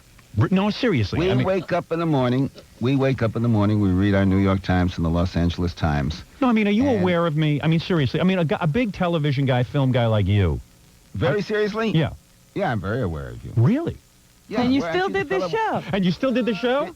Didn't you have a television show? And didn't you have a lot of hair? And And didn't you say naughty things? Yeah. That's me. Yeah, I know. That's me. But do you consider me any kind of a genius in any way? No, seriously. You don't have to. And answer honestly. Do you consider me dangerous? Do you consider me a genius? Do you consider me a guy with no talent? I mean, where do I fit in on your sort of show business scale? I mean, in the scheme of things. Like, would you ever consider me for like a sitcom or some kind of deal like that? You're my son. No, come on. Be honest. I don't even care. You can hurt my feelings. What can I say, dear, after I say I love you? You really love me. Howard, I love you. Are you serious? I do not say these things lightly. Really? Hey, I just want to say something right now, Robin, to the Hollywood community. All the people who think I'm some kind of scum. Norman Leer has been responsible for most of the major television shows, most of the innovations in television. And here's a guy endorsing me. So, you know. I'll stand up anywhere, Howard. Yeah, well, thank you. That's very nice. I was going to ask you about that fishing hat you're always wearing on TV, but I'm not even going to ask you about that. I don't want to piss you off. I don't want to piss you off in any way, man. I don't want to make you upset with me. I don't want to talk about your ex-wife. I don't want to talk about any of that stuff. How about talking about the powers that be? Oh, yeah, all right. The TV show. You love it, don't you love it? Hey, by the way, a comment on Sam Kinison. We're doing our tribute today before we get to the powers that be. Right. A comment on Sam Kinison. In the land of the walking dead, he was a very live one. Well, there you go. That's... hey, I like what it means. I don't care. I'm alive. But I think it was nice. I think it was nice, and I'm going to accept that. It was intended to be nice. Yeah, well, whatever it was fine. Sam would appreciate that. All right, so now you have the pressure on. Why are you taking on this pressure of a new TV show, Powers That Be? Why not? If I had your money, and I'm estimating you're worth $300 million easily. If I had your money, I wouldn't even bother with this crap. I would just I would buy an island. I would not take on the challenge of any more TV. I wouldn't. I would not do it. Well, see, Howard, isn't that wonderful about life? You know, it takes all kinds. I would just stay with my new wife. I would stay there with the kid. You know what I'd do? I'd buy Channel 4 and run a test pattern. That's what I would do if I was you. I can't even believe that you're even... Well, see the show. You might think it's a test pattern. Powers That Be. Now, isn't Forsythe in that? Yeah, John Forsythe, and a great cast. Great cast. And it's going to be on Saturday nights. It is not going to be. It is on Saturday nights. You got a regular slot? Tomorrow night at 8:30 following Golden Girls. So so you can't fail with that. I mean, Golden Girls is a major hit. How can you fail with that? I didn't say I was going to fail with it. You got it. It's really terrific. If you unless you think things are going smoothly and the government is just exactly what you would like, and it requires no, there's nothing to ridicule. There's no satire. Really? No. This is a political satire. This is lampooning the political situation right now. Am I right? This is a look at an extremely dysfunctional family at an extremely dysfunctional time in an extremely dysfunctional city, Washington. I don't know if I can take that. I work with Fred Norris every day. He has that. And I don't know that I could live it on TV. Hitting too close to home. It might be, you know what I mean? Now, so if this one's a hit, you're due to make about another $100 million. I'm due to make, you want it exactly? You want it in, I'm due to make $100,015.33. You know what I always dug about you? That whole organization you set up to battle all these right-wing nudniks. People for the American Way. Yeah, People for the American Way. Norman Leer gave this group a name, People for the American Way. It sounded like it was another one of those morality and media groups, except it was for people who had some sanity. I kind of dug that. I like that about you, Dad. I'm glad it's still around. It's 300,000 people strong, and I bless the fact that it's there every day in my life. You know, I'm a target of these people. I know you are. And I am really someone that you should support financially for the rest of my life. I don't know. I don't see anything wrong with you adopting me literally, financially, and just taking care of me, make sure my kind of radio continues. Have you got an 800 number like Brown? I'm going to get one. I used to have one, 1-800-52-STERN. I closed it down. Uh-huh. I really did. Hey, what about Beatrice Arthur? You two never were lovers, were you? Oh, You can't comment, right? She has made me laugh in a place so deep within me nobody else has ever touched. But you never were romantic with her, were you? I'm not answering that question. Really? I feel I have to Interesting. answer that question. I don't blame you. I'd love to know that kind of stuff. I love to know it. But, of course, everybody is entitled to their privacy. Am I correct? No. Oh, they're not? Today, hardly. Oh, I see. We don't know a politician that's entitled to their privacy, do we? What about a shot on Powers That Be for me? Maybe I'll do a cameo. I'm thinking about doing it. I talked to my agent. Talk about the show, keep it going, and then you've got a shot. Would you ever consider putting me in some kind of... You know what? I'd like to work with you. How about putting me in some kind of, like, series? What about, like, a sitcom of some kind for me? Seriously. I'm being serious. I'm so damn popular. In fact, I'm going to be doing a movie. I got a movie. Yeah, I've met with the heads of 9 major studios. Uh-huh. I'm bankable. I mean, I've proven it time and time again. I sell out Nassau Coliseum. I sell out all these 20,000 seaters. What do you do in the Coliseum? I've got what I do. I play tennis. Uh-huh. I had a tennis match and 20,000 people came to see it. Now think about if I had something actually to do. More people would come see it. And you look at the economics of this. I have 5 million listeners every day. I have countless millions of viewers on television. At $7 a seat, that's 35 million. If they bring a date, that's 70 million. Now that's just people who like me. Imagine if the movie's actually good. Well, let's do an audition now. Try this. Repeat after me. Oh, what a rogue and peasant slave am I. Oh, what a rogue and peasant slave am I. That's great. You know, but in all seriousness, think about me a lot. Seriously. Think about me and think about some kind of project that would be interesting for me. All right? Can you give me 10 minutes? No, bro, I'm being serious. What do you do all day anyway? I swear to God, I'm as serious as I can be. I am thinking about it. Do you have the best life? I mean, what do you do all day? Tell me what happens. You know something? I have I have the best life of anybody I know. I mean, what do you do? Like you just wake up and then you eat breakfast? Want to hear a terrific piece of Hasidic wisdom? Yes. I just heard last week. Okay. A person should have a garment with 2 pockets. In the first pocket, he should or she should have a piece of paper on which is written, I am but dust and ashes. In the second pocket, he should or she should have a piece of paper on which reads, for me the world was created. Robin, what does that mean? I don't want to appear stupid.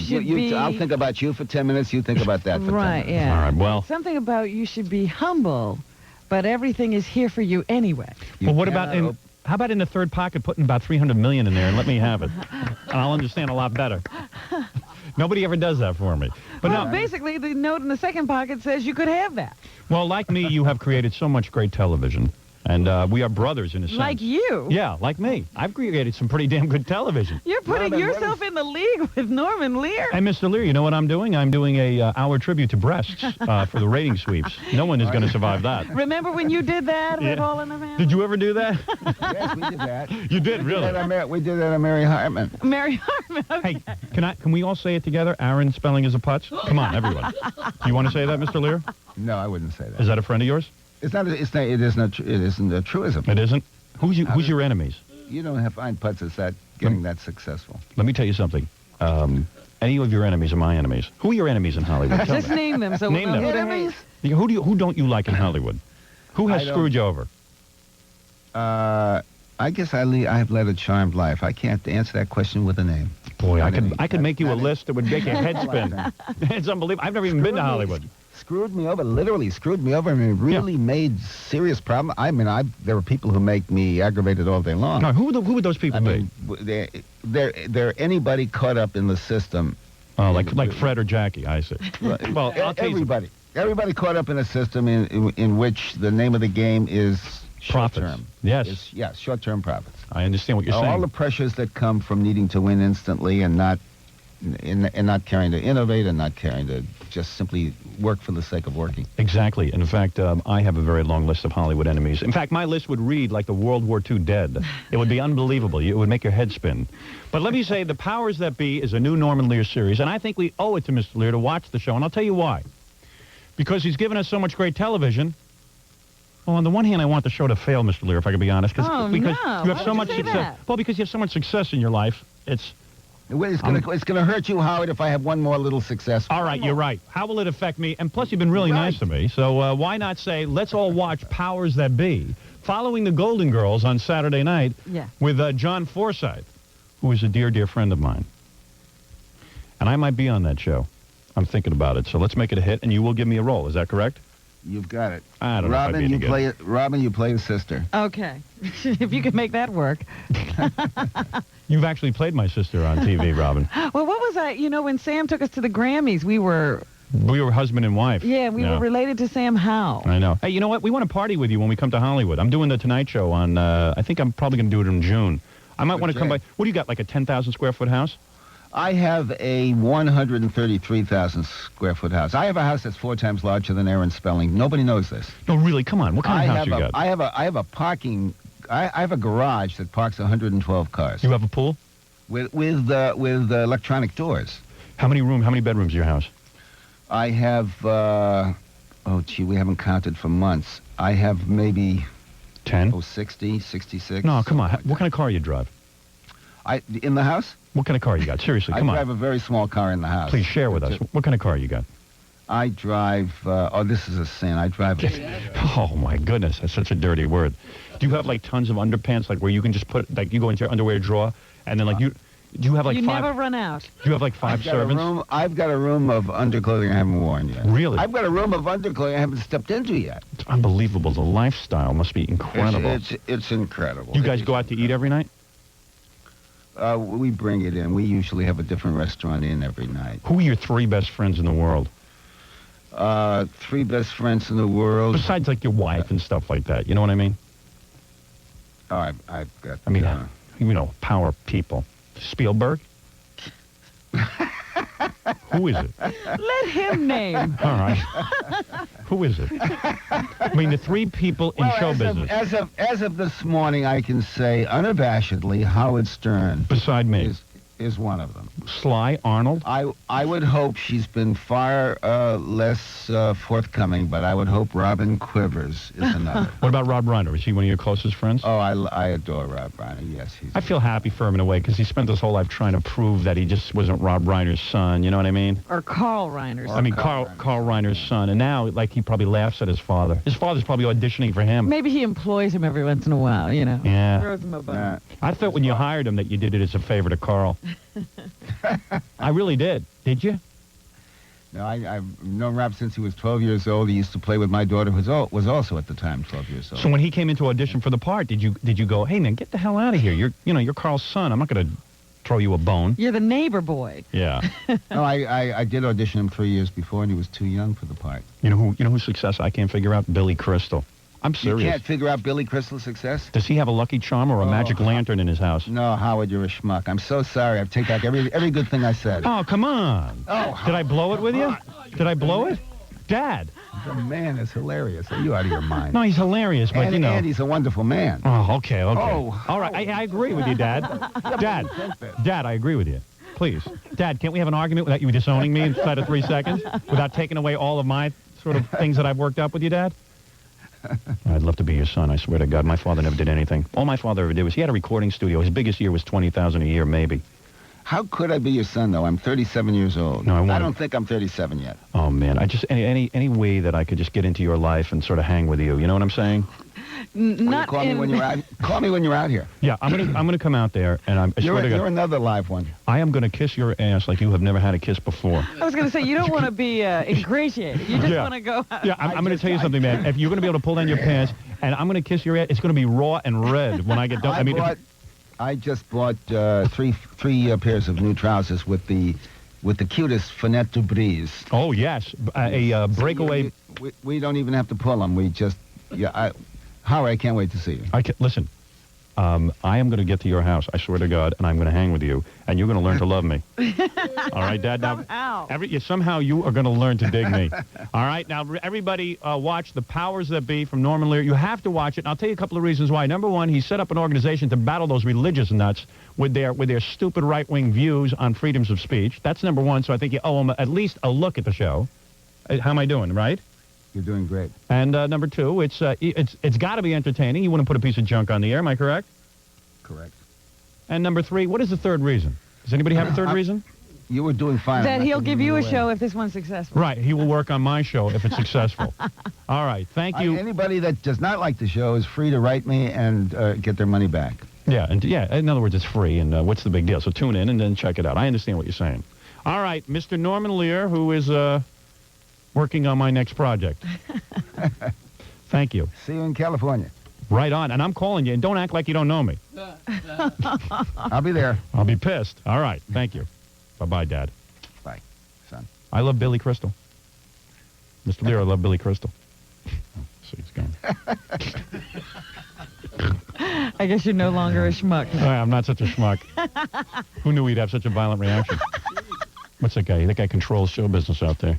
He can walk into a studio and say, I got a new show, and I'm putting it on the air. Get it on, that's right. They make space. Can't even get in with these rat bastards, none of them. You always say the wrong thing. I know. I told you to leave Billy Crystal alone. If I left it into a 5-minute interview, it would have been fine. But I told you, just leave Billy Crystal alone. Yeah, everyone's afraid of him all of a sudden. That's not the guy to knock. Little scrub. All right, let's take a break, Robin, and do the news. Yeah. Somehow Billy got everybody to love him. I don't know how. Yeah, why? You know what I mean? What happened? I should be loved by these people. I don't know. Sound like Jackie now. I should be loved. You know, hey, I started out with him. I started out with Billy Crystal. We were on equal footing. You know, I don't want to say anything, but Howard, hey, Fred, Howard didn't mention either of our names to Mr. Lear. He keeps it all for himself. Only mentions Robin. Him and Robin. We work just as hard on the show. All right, we'll take a break. When we come back, Robin, we'll do kind of a newscast, informal newscast. It's not a real newscast in the well, sense of... I was going to say, what do we do other days? You You're know. acting like this is going to be different. And then we'll go back to the Sam tribute. All right. Because we have some time left for that. We'll be back right after these words.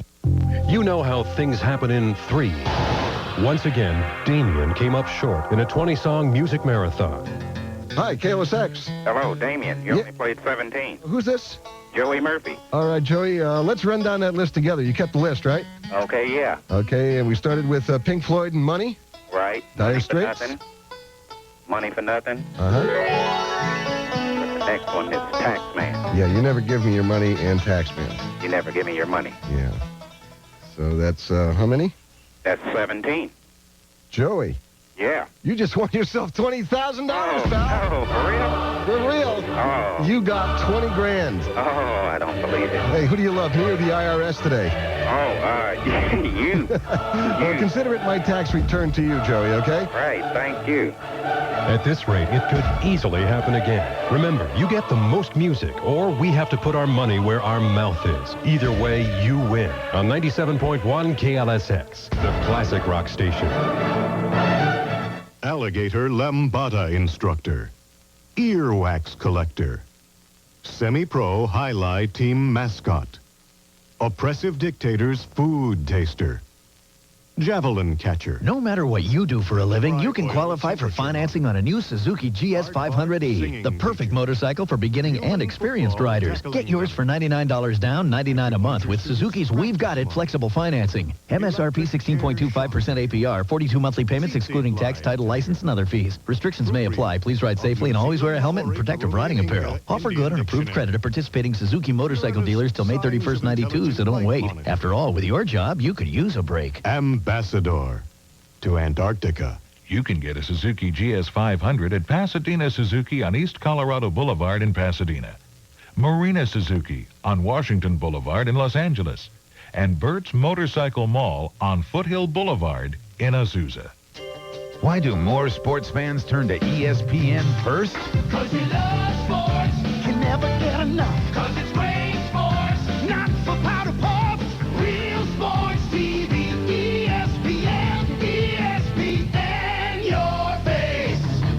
Day and night, 7 days a week, ESPN is in your face. Cause it's baseball, the NFL story. Cause it's top sports in every category. Your sports TV, ESPN, ESPN, your face.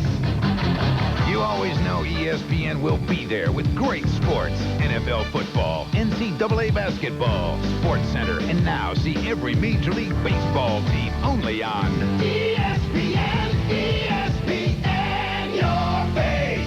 To see the big names in your favorite games, watch ESPN. And to order cable, call 1-800-CABLE-UP. ESPN keeps great sports in your face. I know where there's a great deal on the best ice cream in town, but I'm stuck behind this microphone, so I can't go. But you can, if I tell you where it is. Okay, here's a hint. The people making this deal are not only happy with it, they're basking in it. And the deal is so good, it's like robbing. So, what kind of deal are people basking and robbing in? 2 quarts of the best pre-packed ice cream for only $5. Flavors like pralines and cream, Jamocha almond fudge, chocolate chip, and your favorite light and sugar-free flavors. Well, I guess you guessed it by now. Baskin-Robbins is having a deal on pre-packed ice cream. 2 quarts for $5. 2 quarts of Baskin-Robbins ice cream for only $5, and I'm stuck behind this microphone. Hey, where you going? Was it something I said? All I said was Baskin-Robbins is having a deal on ice cream. Ooh, it was something I said. Okay, will you do me a favor? Save some for me. And while you're there, pick up a delicious Baskin-Robbins ice cream cake. Hey, you still sitting there? This deal isn't going to last forever. Move it. At participating stores. From Universal Pictures. Where'd you come from, Rook? The Babe. In a simpler time. They played for the love of the game. We play inside ball. Hit them where they ain't. Well, they ain't over the fences, so that's where I hit them. He loved it the most. Here's to you, fellas. Let's have a hell of a season. And played it the best. I don't even like baseball, but I love to watch you sacco. There were rules. Well, Prohibition has come to New York, and so has Babe Ruth. He broke them. Was that big ape out on a rampage last night? He ain't human, he's an animal. He's a god. There were records. You're making more money than the president. Why not, sis? I had a better year than him. He smashed them. Bambino has just hit the first infield home run in the history of professional baseball. There was only one. Are you Santa Claus? John Goodman. Well, no, kiddo. I'm Babe Ruth. The Babe. Rated PG, parental guidance suggested. Now playing at theaters everywhere. What's it like to drive a new Chevy Camaro? 3, 2, 1, liftoff. We have engine liftoff. You'll feel the power from the Camaro RS with its V6 multi-port fuel-injected engine all the way to the full-blown Z28. With a thunderous V8 that delivers up to 245 horsepower. And at your Chevy dealer, you can have it all in a Camaro coupe or convertible. Add a standard rear spoiler, aluminum wheels, streamlined ground effects, and driver's side airbag. And if that isn't enough, here's one more reason. $1,000 factory cash back or $500 cash back and low 6.9 financing. Use the factory cash rebate toward the down payment or put it in your pocket. The new Camaro. To feel what it's really like, test drive it at your Southern California Chevrolet and Geo dealer. 48-month GMAC financing on approved credit. See dealer for details and scheduled end date. It's the KLSX Morning Show. Ladies and gentlemen, Howard Stern. People really do seem to like our Sam tribute, Robin. Oh, I'm glad. Howard, this is a fax. Great job on Sam's song. It sucks that Hard Copy is going to do a hatchet job on the rape that haunted Sam Kinison tonight. Yeah, that is weird. Yeah. I saw that. My wife and I will not be watching. We love Sam this way. Your way is the right way to remember Sam. And P.S., even harder to believe is that Geraldo really did a sensitive piece on Sam. I was shocked, too, because I was a little nervous being a part of it. I only wish I had told people to watch it. Yeah, I don't know how you, that slipped your mind. I don't know. I just had so much going on, and I meant to tell people to watch Geraldo, and I think I was also nervous that it was going to be a hatchet piece, so I might have, forgotten. You didn't even tell me, though. Huh? Yeah, I know. I really put it out of my mind, and Geraldo did a nice piece. Unfortunately, I looked at the ratings. He was in the same place in the ratings he always was, because we didn't promote it. Dear Howard, on Monday I faxed you bitching about why you weren't going to Sam's funeral. I may have been wrong. Anyone who would dedicate a whole week and one Friday blockbuster show to Sam does him more honor than being at the service. I grew up listening to you, Robert. Here's one that says, I think the Sam tribute was great. It nearly had me in tears. Aww. I think you're the best DJ ever. See, once in a while, we win the public over. Sometimes we do something right. Listen to this one. Love the tribute song. Sam was great radio. Signed, from Fred Norris, I see. Somebody Fred liked. That's even more incredible. Don't forget Wild Thing. It says, yeah, at the end, I plan to do the Sam tribute song into Wild Thing. Great. Into Funeral for a Friend, you know, like one of those things. Ooh. Yeah. Oh, it'll be very eerie. Chilling. Yes, thank you, Rob. I got goosebumps when you said that. This one says, congrats on another great bit. Sam would be very proud. You're the best. Here's one, Howard. Sam's not dead. He's dressed in drag selling shampoo with Cher in an infomercial every night on TV. She does look a little like Sam, actually, that woman. You know, now that I think of it, she does. Sam with like a really nice head of red hair. Yeah, if he'd had that woman's hair, he'd have been a happy man. Everyone, here's one final one. Everyone in the office loves Sam. He, without a doubt, is in the top 3 comics of all time. We think he would be honored to know that you are doing a great tribute show with a great song to remember. Keep it up. Sam will always be here as long as there is laughter. Thank you, Sam, for making us laugh, and thank you, Howard, for keeping his memory going. Okay. There it is. Signed, Jackie the Joke Man Martling. And Barbara Bush. They're listening at home. Oh, Barbara's enjoying the tribute. That's wonderful. You should have licked Norman Lear's ass a little there, Robin, during... You couldn't have heard You were so busy. So busy and sucking.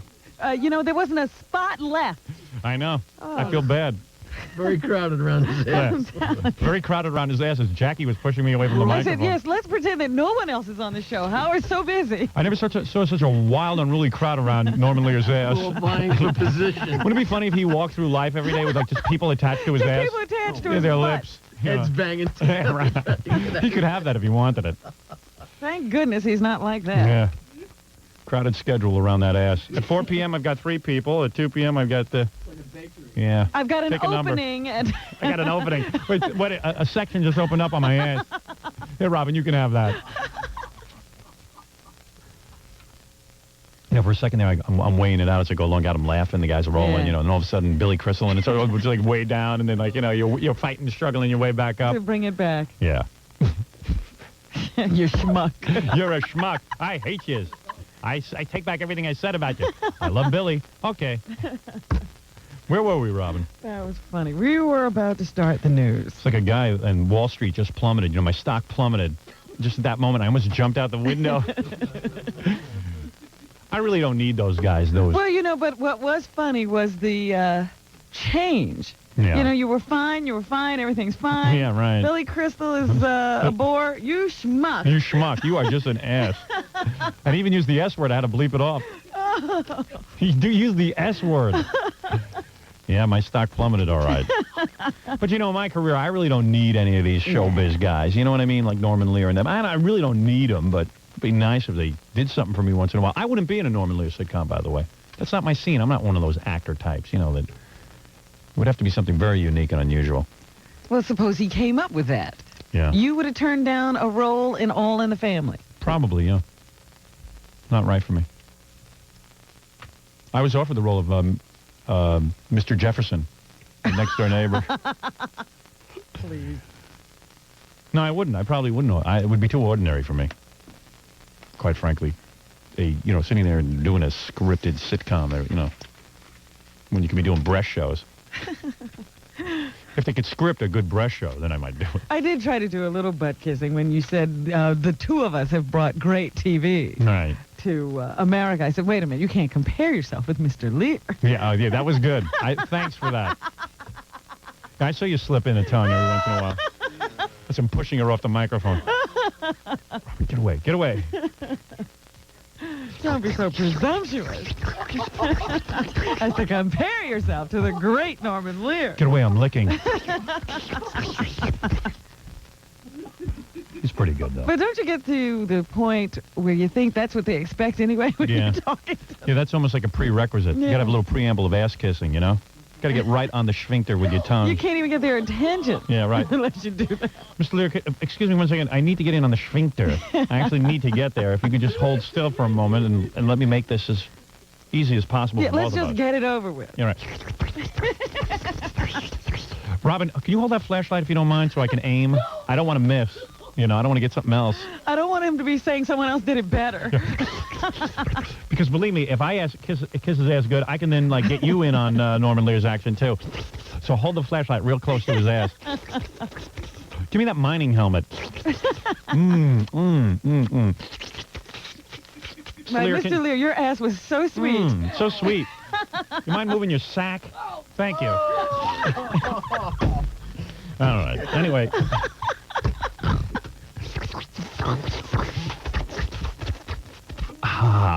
Usually I don't like ass kissing, but this is fun. Yeah, I never thought I'd like it this much.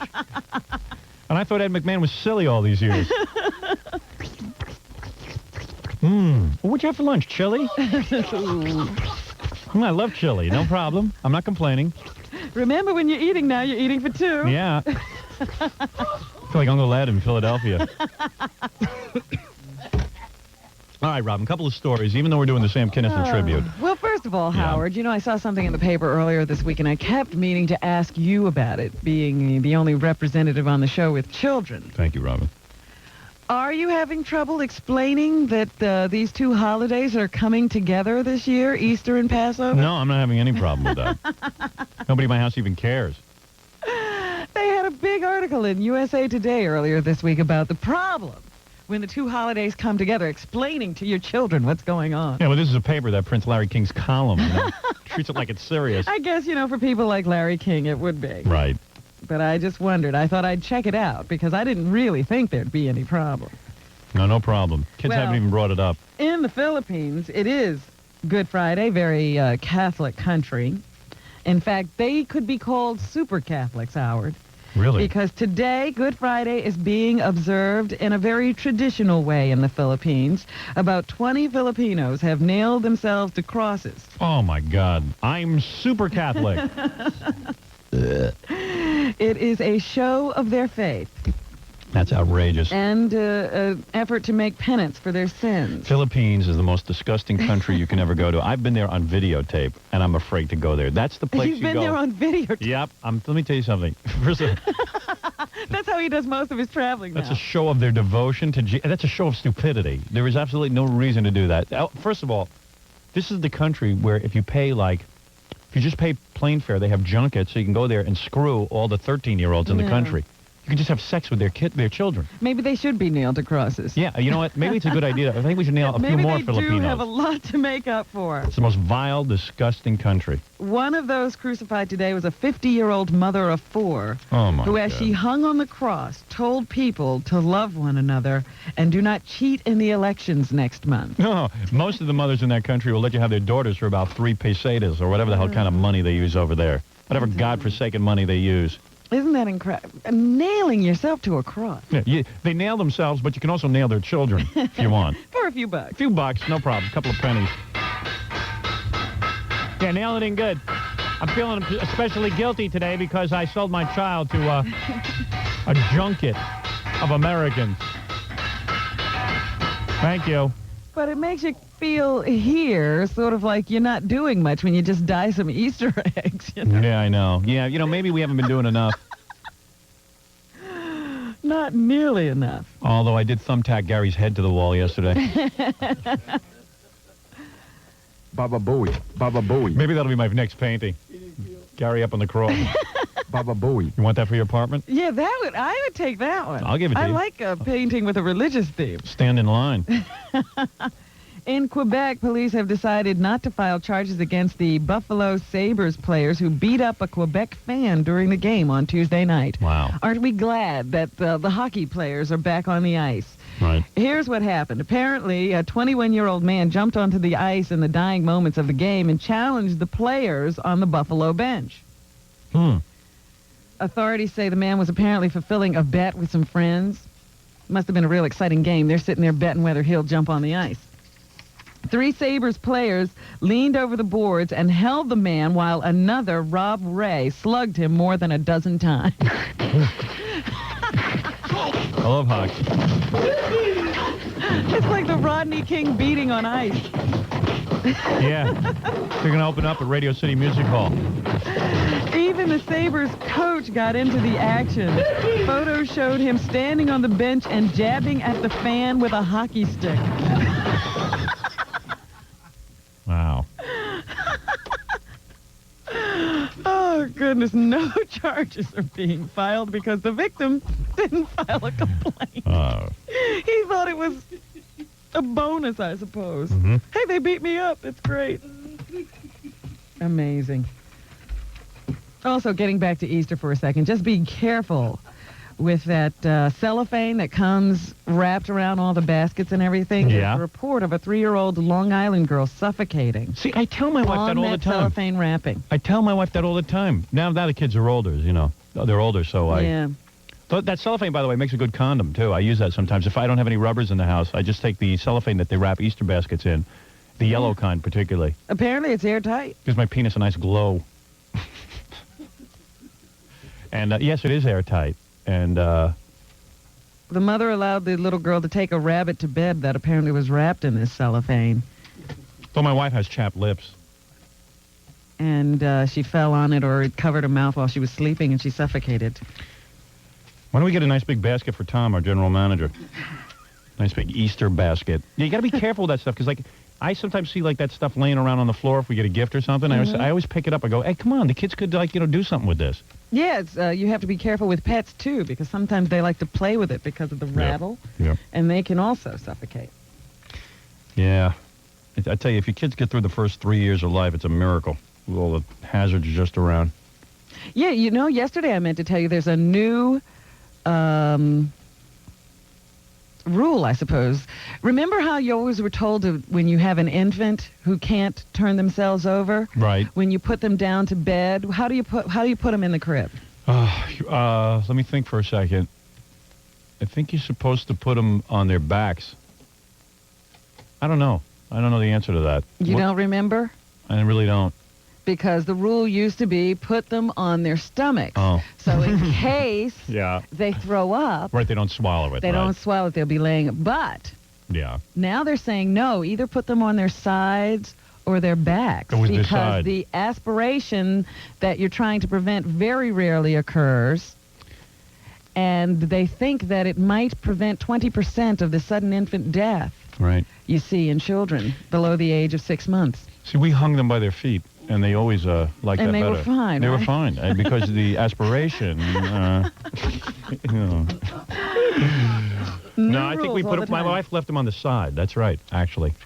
That was her big thing, on the side. Yeah? On the side. Yeah. Okay, well, don't leave them, because lots of people do the stomach thing. That used to be the old rule. And In the Philippines, they nail their children to the cross and lift them just that way. They don't lose any. Well, they nail them by the feet. There's also a doctor in Seattle, I think, who's calling for the, since we're doing baby news. Right, yes. Calling for the Consumer Affairs Commission to ban baby walkers, infant walkers. Why? Because they cause too many accidents. They can collapse. No, they don't collapse necessarily, but they don't have any real purpose. They don't teach the baby to walk sooner. Yeah, well, they do have a purpose. What's that? Well, when you're raising kids, when you sometimes they just get cranky because all they can do is lay there or sit in their high chair, and they get a little, wasted doing that. So when you put them in one of those walker things, they love it. They shut up for about an hour and a half. It's just another thing that entertains them. And then they have some movement. They feel like they can maneuver on their own. I mean, they do have a purpose. They're kind of neat. Keep the kid quiet for a while without you having to hang on to them every minute. A lot of people thought that if they had the child up and it was able to roll around in this thing, moving its feet as if it were walking, the child would learn to walk faster and strengthen those muscles. That's not the case. And a lot of kids have accidents. This doctor said that in the last several weeks, he's known of a case where a child plummeted down a flight of stairs and was killed. It's nasty. They also burn themselves, because they pull themselves over to a table with a cloth on it or something. They start pulling the cloth, and then they pull down some boiling liquid on them or some hot coffee. I hadn't thought of that. So he thinks they're dangerous. Well, he's and probably that they right. should be banned. Yeah, what are you going to do? Meanwhile, California is a little bit closer to carrying out its first execution in 25 years. The other day, I told you that Governor Pete Wilson was going to have a clemency hearing for, what was that, Fred? That was a sound effect of the execution. This guy, Robert Alton Harris. Yeah. Who was accused of killing 2 teenagers back in 1978. He kidnapped them from the Jack in the Box. And then took them somewhere, killed them, and then ate their sandwiches. Oh, that's wrong. Now, of course, yesterday they had the clemency hearing at which they pulled out all the evidence that he was an abused child and he suffered from fetal alcohol syndrome. But the governor, Pete Wilson, said this. Oh, you actually have the governor? You interviewed him? Well, this is his announcement of his ruling. So you weren't the only one there? No. Okay. As great as is my compassion for Robert Harris, the child, I cannot excuse or forgive the choice made by Robert Harris, the man. Happy days. The happy days are here again. Nee, nee, nee, nee, nee, nee, nee, nee. Go ahead, Fred. Oh, don't go in another room, Fred. Forget it. Clemency is denied. Da-na-na-na-na-na. There you go. Okay. Come on, everyone.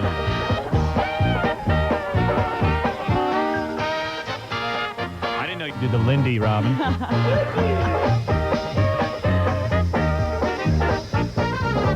Executions are back again. He'll die real soon and rot in hell. It makes us all feel so damn swell. Happy days are here again. Yes, sir. Turn that off. Well, I told you that a number of people had called in his defense, including Mother Teresa. Oh, yeah? She was pretty persuasive. And Amnesty International also had a problem with the execution. Here's what's the guy's name? A. Babasana.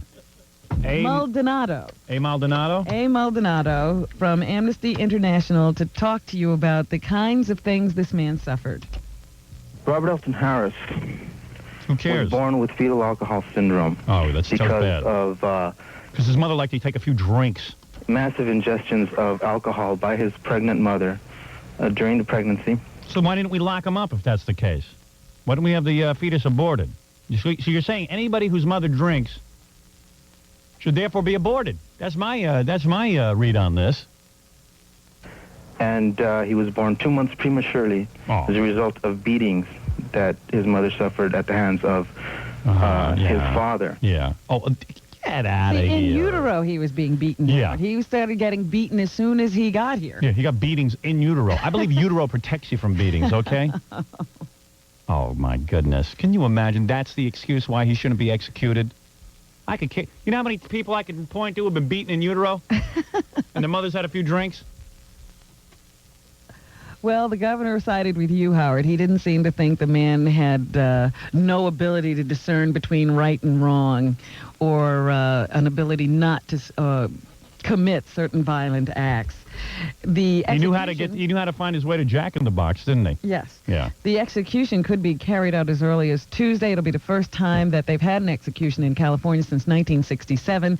Now, the other argument that people are waging at this point is that if California once again resumes executions, then it will be a show in the country that executing people for crimes is acceptable. Right now, it's basically confined to the South. It's not a nationwide phenomenon, but people fear that once California goes, so goes the whole country. Well, Jackie, don't worry, you're safe because you had fetal marijuana syndrome. Is that where your mother smokes a bong in labor, Robin? I think so. All right, we got to take a break. We'll be back. You have any more news, Robin? A few more stories. A couple more stories, and we'll get back to Sam Kinison tribute and go out on a few Sam highlights right after these words.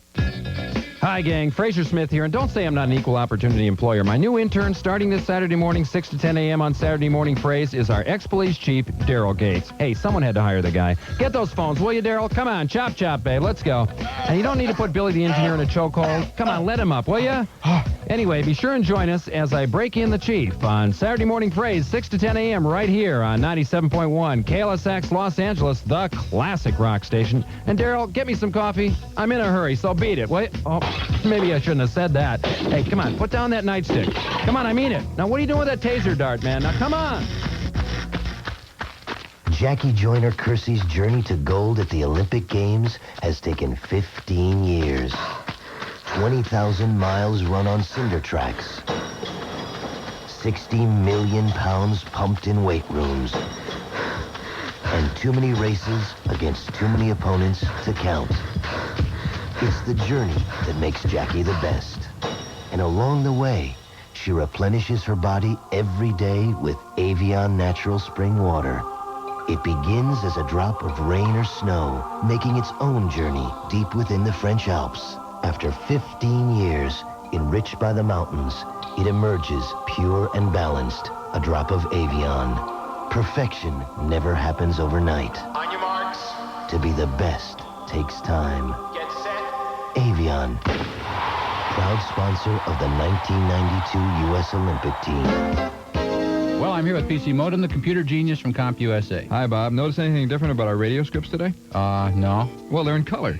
Oh, yeah. Why is mine amethyst? Because it's fun to say and it's cheaper than buying a water pick. All right, yeah. What'd you do, finally invest in a color laser printer? No, it's a new Panasonic KXP 2123 color-capable dot matrix printer. Uh-huh. The Panasonic KXP 2123 is a 24-pin machine that's quiet, and as I said before, it can print in color. It also comes with 10 fonts. You didn't read that, did you? No. Oh. And along with the new Panasonic KXP 2123 printer, CompUSA also has more than 5,000 other products at super low prices every day. CompUSA is the computer superstore. Right. You know, Panasonic came up with this great dot matrix color printer. What will they think of next? Maybe a way to turn all those colorized movies back to black and white? Yeah, not to mention the titles. Yeah, you mean like Bad Day at Pink Rock? Right. Does your office need a new printer? The Panasonic KPX 2123 is just $269.99 at CompUSA. Fountain Valley, Torrance, City of Industry, and Culver City.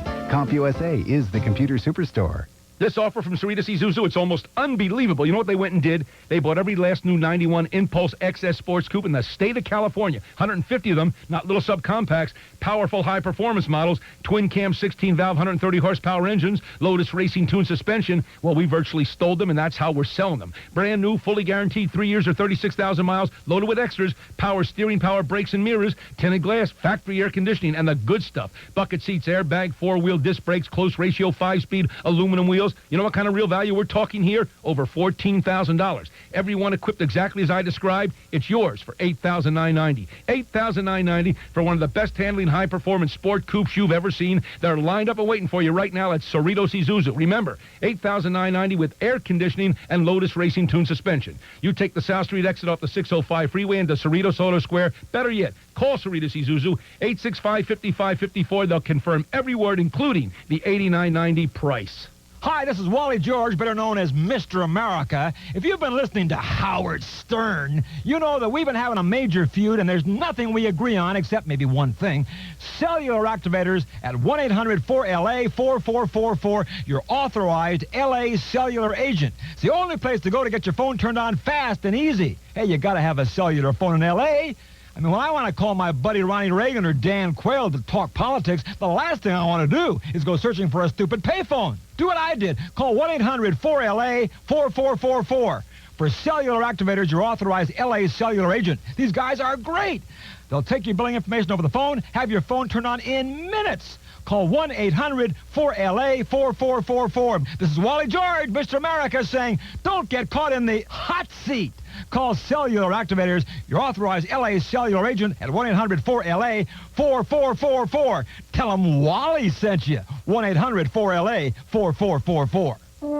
What if the people who built cars were the same people who bought them? For one thing, cars would probably be safer. They certainly wouldn't be boring. But the excitement would be confined to the road, not the repair shop, because their warranties would be longer. They'd also be more versatile. The same sedan would be able to lug home a full-sized refrigerator and then transport 5 full-sized adults in all their finery to the opera that evening. The price? Let's just say that the people who built such cars would be in no hurry to overcharge themselves. In other words, they'd build a Saab, only to find that someone else had gotten there first. Because we don't make compromises. We make Saabs. You can now buy select Saabs for under 1% APR through April 30th. Term of contract limited. See your Saab dealer for details, where attractive leasing is also available. It's the KLSX Morning Show. Ladies and gentlemen, Howard Stern. Robin? There is an article today in USA Today that says even our good students lack basic writing skills. Those rat Jap bastards always saying bad stuff about us. The rat Jap bastards. No. This is a federal study, Howard. Those rat Jap bastards. They started it. While the writing studied showed lots of creativity, Get it? they were generally underdeveloped, didn't communicate effectively, and showed little evidence of basic writing strategies. Yeah, then how come they can't make a decent movie? Planning or revising. Who? I don't know. Everyone's saying we're stupid, but we make great movies. We're saying we're stupid. Oh. That was our own federal study. And we elect these people. And why are there federal studies to evaluate how stupid we are? Why are we paying for that? I'm being serious. That's stupid. No, but seriously, why am I paying for a study to evaluate how stupid we are? You don't want to know how we're doing. No, but I really, that's something I'll find out on my own how we're doing. I don't need the government. See, I wish I was president. H. Ross Stern for president. Write me in. Just write me in. No more studies, huh? No more studies. I would eliminate every study. We will never know how stupid we are. Yeah, and so let's say we find out we're smart. All right, well, great. Let's say we find out we're stupid. How does that help us? We know where to concentrate our efforts. We have the same efforts we've always had in our public schools. No, we don't. We have the parents that are bad, who raise these monsters that can't even think straight or go to school and listen. Now, come on, let's get with it. Let me tell you something. Years ago, when there was some kind of morality, the schools, even the ghetto schools, they weren't great schools. They were just schools. The kids who went there, they saw school as their ticket out of the ghetto. That was the thing, the ticket out. The only way to get, they understood it. It was driven home every day in their households. And you say you have nothing to say.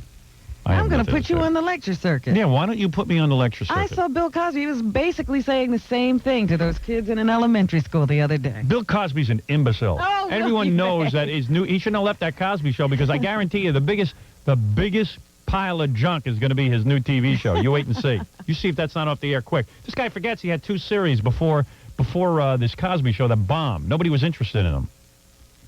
Imagine that he's going to do the Groucho show, but be nice to people. How can you be nice to people on the Groucho show? The whole point of the Groucho show was to bust balls. Somebody get him to think. Can we go on? No, you asked me for my opinion. You told me to comment on the news, and I did. Abu Hyatt, does that name ring a bell? Of course. This is the Lower East Side gynecologist. See the one who practices in high-risk births with babies with one arm? Right. Well, actually, he creates babies with one arm while trying to do abortions, illegal abortions. Didn't he do the abortion on the drummer from Def Leppard?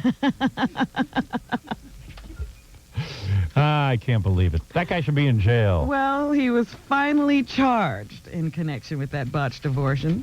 Right. He was arrested, and he pleaded innocent to the charges and was let out on $30,000 bail. He faces 20 charges that include performing an illegal abortion, assaulting and sexually abusing patients, and falsifying his medical records. So if he should be sentenced on all charges or found guilty on all charges, he faces a maximum sentence of 20 1/3 years to 61 years in jail. Plus he loses his coat hanger. Right? They take it away from him. I would say so. Well, right. I think they've already done that. His medical license was suspended after that botched abortion. I saw him on TV. He doesn't know how to do an abortion, but he sure knows how to how to handle reporters. No comment. No comment. No comment. I have been advised by my attorney. No comment. I can't do an Indian accent. I've been advised by my nose. I've been advised by the attorney. No comment. There you go. I am thanking you very much. No Please comment. be advised to contact my attorney, because I will not be talking to her right here, right now. Yeah, okay. No, but even if you had a comment, we wouldn't understand it. Why did you do that abortion on that baby and lose the arm? I don't know, but I must wash my hands. Get out of my way. All right. And speaking of abortions, you know, I told you about 200-some corpses of fetuses found in some lot in Oklahoma the other day. Yep. Well, the doctor who owned the lot acknowledges dumping 60 fetuses in a field near Shawnee, Oklahoma. So how'd the other fetuses get there? Oh, I don't know. Maybe he offered it to other people who didn't know how to dispose of their fetuses either. Right. Well, isn't it like, if you're doing abortion, don't they have a place to, what does the doctor have to worry about getting rid of the fetuses? Well, isn't he the guy who takes it? What's wrong, by the way, with the guy getting rid of the fetuses? Well, apparently nothing. They can't charge him with anything. It just looked a little gruesome, I suppose. Because somebody tried to, we're all in these little bags. Right. And somebody tried to set the whole thing on fire, I guess, to burn the fetuses and get rid of them, but only the bags burned. I see. So then the fetuses were just all laying out there, like body parts. Probably looked like Jackie's chicken yesterday. And of course, Still thinking about that.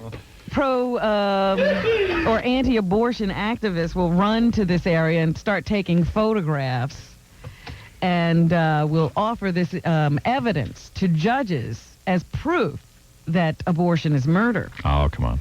You know that the Supreme Court will be considering the Pennsylvania abortion law this Wednesday. Yeah, because the guy really didn't do anything wrong. I mean, if he dumped the fetuses in the garbage man would take them to a dump site and burn them. I mean, But he shouldn't have been trying to get rid of him himself. He doesn't know how to dispose of things. Right. He's not a garbage man. He's a doctor. So, even though he can't be charged with anything, I think that they will admonish him not to dispose of fetuses in this way any further. Shouldn't waste those fetuses. You should feed them to the homeless. Meanwhile, did you hear me? They taste like chicken. We got to take a break. Oh, you didn't hear me. What? I said the Supreme Court is going to be considering that Pennsylvania abortion law that severely limits legal abortions and could challenge Roe versus Wade this Wednesday. That'll never happen. Don't worry about it. There's got to be abortions in this country. We'll be overrun with even more morons. All right, take a break. 97.1 KLSX. This is the Howard Stern Radio Network. I fear death terribly, don't you? Not as much as I fear my family. The body's almost ready for viewing. 97.1 KLSX invites you to a special screening of Hollywood Pictures' new comedy drama, Passed Away, on Thursday, April 23rd. It's the movie that everyone will be dying to see, starring Jack Warden, Maureen Stapleton, and Blair Brown. If you'd like to attend this undertaking, send a self-addressed stamped envelope to Passed Away, care of KLSX, 3580 Wilshire, Los Angeles, 90010. We'll send you a pass for two while supplies last. Please indicate Los Angeles or Orange County. It's one viewing you won't want to miss. From Hollywood Pictures and the classic rock station, 97.1 KLSX. So, you think you can get a better deal on tires? Oh, really? Well, Auto Express Montgomery Ward has the General Ameriway AS 60,000-mile steel-belted radial priced as low as $26. We challenge you to find a 60,000-mile radial with lifetime free replacement priced this low. Besides, in 59 minutes or less, you'll have your new set of tires installed free. And just try to resist our own 30,000-mile steel-belted radial for as low as $16. But remember, sale ends Saturday. Limited warranty details in store. All prices quoted on P15580R13. Once again, General Ameriway AS 60,000-mile steel radials as low as $26. 30,000-mile steel radials as low as $16. All Michelin and Pirelli tires on sale too. Sale ends April 25th. Check out our 150% price match guarantee. Details in store. Only at Auto Express Montgomery Ward. Wesco Auto Parts comes to Buena Park. It's a double grand opening. 2 days of fun, excitement, and values. Saturday and Sunday, April 25 and 26. Meet top radio personalities. Plus, Miss Valvoline, the Clipper Girls, and Penthouse Pet Julie Strain. Cokes and hot dogs for just 25 cents. Car shows, skydivers, and hourly drawings. Win a 44-inch TV. Fun starts at 11, both days. All Wesco Auto Parts stores are celebrating the Buena Park opening with super savings like Slick 50 oil treatment, the engine wear protector for gas and diesel engines. Quart size just $17.88. And Reliant 40-piece forged steel socket set with handy carrying case and a lifetime warranty. An unbelievable $377. Saturday and Sunday, April 25 and 26 from 11 a.m. Wesco Auto Parts on Lincoln Avenue at the corner of Lincoln and Valley View in Buena Park. There are some people who view driving as a way of demonstrating their wealth. For those who prefer to let the car they drive demonstrate their wisdom, we've created the Acura Luxury Lease Program. Thanks to a special program of the American Honda Finance Corporation, for a limited time you can lease an Acura Legend or an Acura Vigor for less than you thought possible, with little or no money down. And whichever car you opt for, you'll be driving home in a luxury automobile that features a high-performance engine, anti-lock brakes, a luxurious interior, and a driver's side airbag, not to mention a passenger side airbag in the Legend. Basically, the Acura Luxury Lease Program enables you to be seen behind the wheel of a Legend or a Vigor at a price significantly lower than anyone realizes. which makes driving an Acura Legend or an Acura Vigor not only a symbol of status, but a sign of intelligence. The Acura Luxury Lease Program, another example of precision-crafted performance from Acura. You're thinking of having a barbecue, so you take a look at your yard. Something has to be done. So you head for the garden department at home base. You get some nice ground cover. Don't forget the fertilizer. You talk to a home base garden expert and get everything you need without spending a lot of money. You go home and get right to work. And before you know it, you're ready for company. Home Club is now home base. It's that simple. Scott's Turf Builder Lawn Fertilizer feeds your lawn slowly and steadily to keep your grass greener for 2 full months. And a bag that covers up to 5,000 square feet is just $7.88 at home base. We also carry Scott's Turf Builder Plus 2. It kills dandelions and 50 other weeds. A bag covering up to 5,000 square feet is only $12.88. And like all Scott's products, it comes with a money-back guarantee. Guess that's one of the reasons Scott's is America's best-selling fertilizer. Home base. We have everything you need to help get your lawn or garden back in shape. It's that simple. The time is here, Dos Equis beer. What an experience. The kind of taste that's purely based on experience. Go world class, have a glass for the experience. It's your year for Dos Equis beer. And the experience, Dos Equis first, because it's worth the experience. The time is here for a world-class beer, and the experience. Dos Equis first, because it's worth the experience. Dos Equis, imported by Kinison Port Company, Stamford, Connecticut. It's the KLSX Morning Show. Ladies and gentlemen, Howard Stern. Where are we? Robin, anything else? No, that was it for now. That was it, and I'm going to wrap up with the Sam Kinison tribute. Someone just faxed us some very pertinent information. You said you were going to end with a few songs. Yes. And you said one of them would be Funeral for a Friend. Yeah. Now, do you care that Sam and Elton had a bit of a problem with each other? No, because Funeral for a Friend has nothing to do with Sam, but I always, for some reason, whenever I hear somebody dies, I start humming that. Well, I just, because the only time I know of an interaction between Sam and Elton was was calling Sam a pig. Yeah. Well, then they have a connection. I see more reason to play it. No, I don't really care. It's just that it's a very emotional song, and I'm trying to get people to feel emotional about Sam in the tribute. Well, this person seemed to not want that to happen because they but look who signed it. It's Fred Norris signed okay. it. All right? I mean, really. You going to go by him? Now, how do I wrap this, Robin? I got to... Hold on a second. This I don't need. Pete Wilson we don't need anymore. Happy Days Are Here Again. I don't think we need that anymore. D. Minidato we don't need anymore. Pat Cooper on Sam we don't need.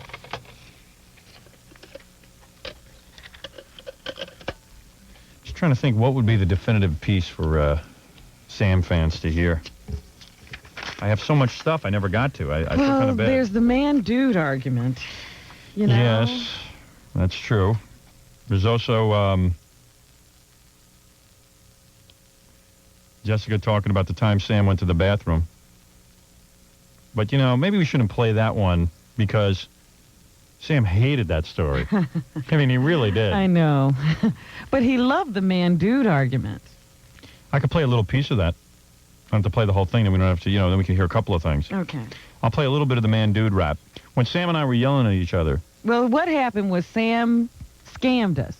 Yeah, Sam really... This is the one time in my life I had a bad falling out with Sam. Sam said he was going to bring Bon Jovi in, and then he scammed us on purpose.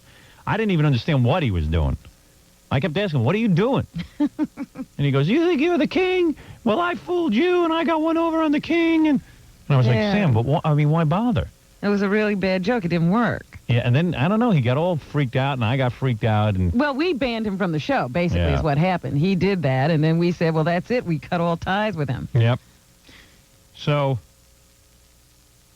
I guess the man-dude rap happened when we were having our last conversation before the falling out.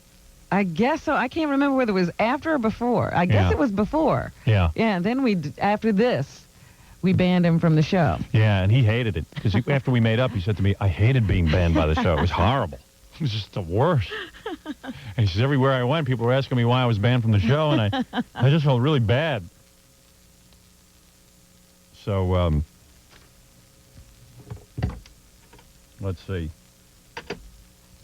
Hey, Gary, where's the man-dude? Where is Gary? All right, man-dude. Yeah, I'm just looking for the quickie. Okay, the quickie man-dude. It's where we counted man-dudes. Sam and I fighting. Number, I can't see. 14. Kind of bad I didn't get all these in, but it's just so much material. Yes. Tomorrow... Now, Gilbert, I didn't realize Gilbert was on this. He is? That's how it sort of started. Well, this is us counting man-dudes. Or you want to get Gilbert was there, and we were playing this back. Yeah, we're counting man-dudes. Okay. Yeah, what happened was you were playing it back, and Gilbert came in and did his rap. Gilbert couldn't believe when me and Sam started fighting that do I actually play some of the argument on this? A little bit, yeah. Oh. Well, I guess we wanted to hear more of that. Well, you will. All right. Wednesday and Thursday. Man. Caroline's at the seaport, man. Because, and you know, if you don't come, then that just makes me look like a jerk in front of my listeners, man. That makes me, well, I mean, I don't see what the joke is, man. This makes me look like a jerk in front of my listeners. How many man-dudes did we count? When Sam and I were yelling at each other. I don't remember what the totals were. It was either 97 or 99. 99 times we both said man. Or dude. Or dude. Man or dude. We should just play the whole damn thing. It was hysterical. It's 15 minutes and 21 seconds long. Yeah, I gotta get out of here. But can we play a little bit it's of right it? here. Let it go. It's there. Gary, you ought to pick up the people on hold and get their phone numbers in case they win, man. Because you're an idiot, man. I always have to tell him what to do. He doesn't think for himself. I love it when he says, I've been making it since 85, man. Yeah. Making what? He was making, I guess, his career. Oh, the money. I've been making it since 85, man. All right, Freddie, you ready with the bell? Okay, here we go. I'm sorry, I did not know you were going to overreact and freak. Man, you didn't even come in. It would have been funny maybe if you came in at 7:30 and said, "Hey, man, I thought it would be kind of funny as a joke." But you don't Bon call. Jovi called at midnight. The press is here, and Bon Jovi's a pussy, man. And if you want to hang around with Bon Jovi, hang around with him. Go to Russia with him. Do whatever you want with him, man. I think the guy's a jerk, but that has nothing to do with you. I sat with you, man. Some people in this area like his music, man. He's only the number one band in the world. A lot of 13-year-old girls. Opinions for everybody, Hal. Your fans don't like that kind of music, man. They dig Guns N' Roses. No, because they're listening to stuff 30 years old. Whatever, hey, man, whatever you want to do, you do with Bon Jovi, You've already man. done it, man. I can't forgive you for this crap you said about me today and yesterday. We're not asking. I'm not asking forgiveness. Nobody asked you to forgive a thing. I don't want Tell me forgiveness. exactly how you feel about me and how you feel about Alan and Mitchell. What a great argument. Come on. It was great. Oh, it was the best. That is good. That was one of the more condensed. You got like 10 mans in like 30 seconds. Mans and dudes. Mans and dudes. It turned out to be mostly mans. Yeah, I had about 35 dudes and maybe... Right, I mean, once they started throwing the dudes in, they got tired of man. Man, dude. But it was, of all the arguments Sam ever had on the show, this was the best one. It was. And the most real. Yeah, me and him going at it. I should probably play more of it. It was wonderful. It was great. Yeah, do a little more. Okay. Just a little. Freddie, you want it for old time's sake? You want to hit the bell every time you hear a man or a dude? Do my best. Okay. Because it's hard. They're coming fast and furious. It's very, very difficult. So if Fred misses one, bear with him. You double up, you start a sentence and end a sentence. Yeah. Well, when I get really heated, I always rely on man. Yeah, you should do that. But I don't even know I'm doing it. I didn't even realize you did that because it was just hysterical listening back the next day when Gilbert pointed it out that man was just flying. I think that's one of the remnants of growing up in Roosevelt. Everything was amen, amen, amen, amen. Well, Sam fell right into it. I know where he got it. Yeah. Fell right into my speech pattern. One of the other great things about Sam, too, is that laugh of his was so infectious. Sometimes I'd start laughing like that when he would go... I know. Yeah, it's like, I don't even know how to do that. You guys get right into it. Oh, we do? Good. Phone click and yelling. Okay. Phone click, yell. Sam, you're on the air. Oh, okay. How you doing? All right. First of all, Mitchell didn't threaten anybody. He called up because he was upset that you were making jokes about my brother's suicide. Which I didn't make jokes about your brother's suicide. Mine, my friend. That's I didn't make a joke about your brother's suicide. I haven't changed. It was a practical joke, and I'm sorry about that. I did not know you were going to freak out and turn on me like a rabid dog, man. Hey, man. That's all it was. I'm sorry. You made me look like a jerk. I didn't know you were going to turn on me, and all of a sudden I'm a jerk. No, you made me like a jerk. You made me look like a jerk. It was just to get you, that's all. And why get me, man? Why get me? It was just fun. I thought it was a show business kind of a gag. Yeah, I invited the press down here. You made me look like a jerk. I'm in the middle between you guys, man. I'm in the middle. No, you're not. So stay out of it, man. What did I ever do to you? Was I ever bad to you? I did not try to set you up. Was I bad to you or something? No, What did I do? It was funny if a guy came in and pulled down his pants. And nah, it's not funny. Wait a minute. That's real funny on the radio. A guy pulling down his pants. You know, it's like that didn't happen. Suicide. It was my attempt at joke. That didn't even happen.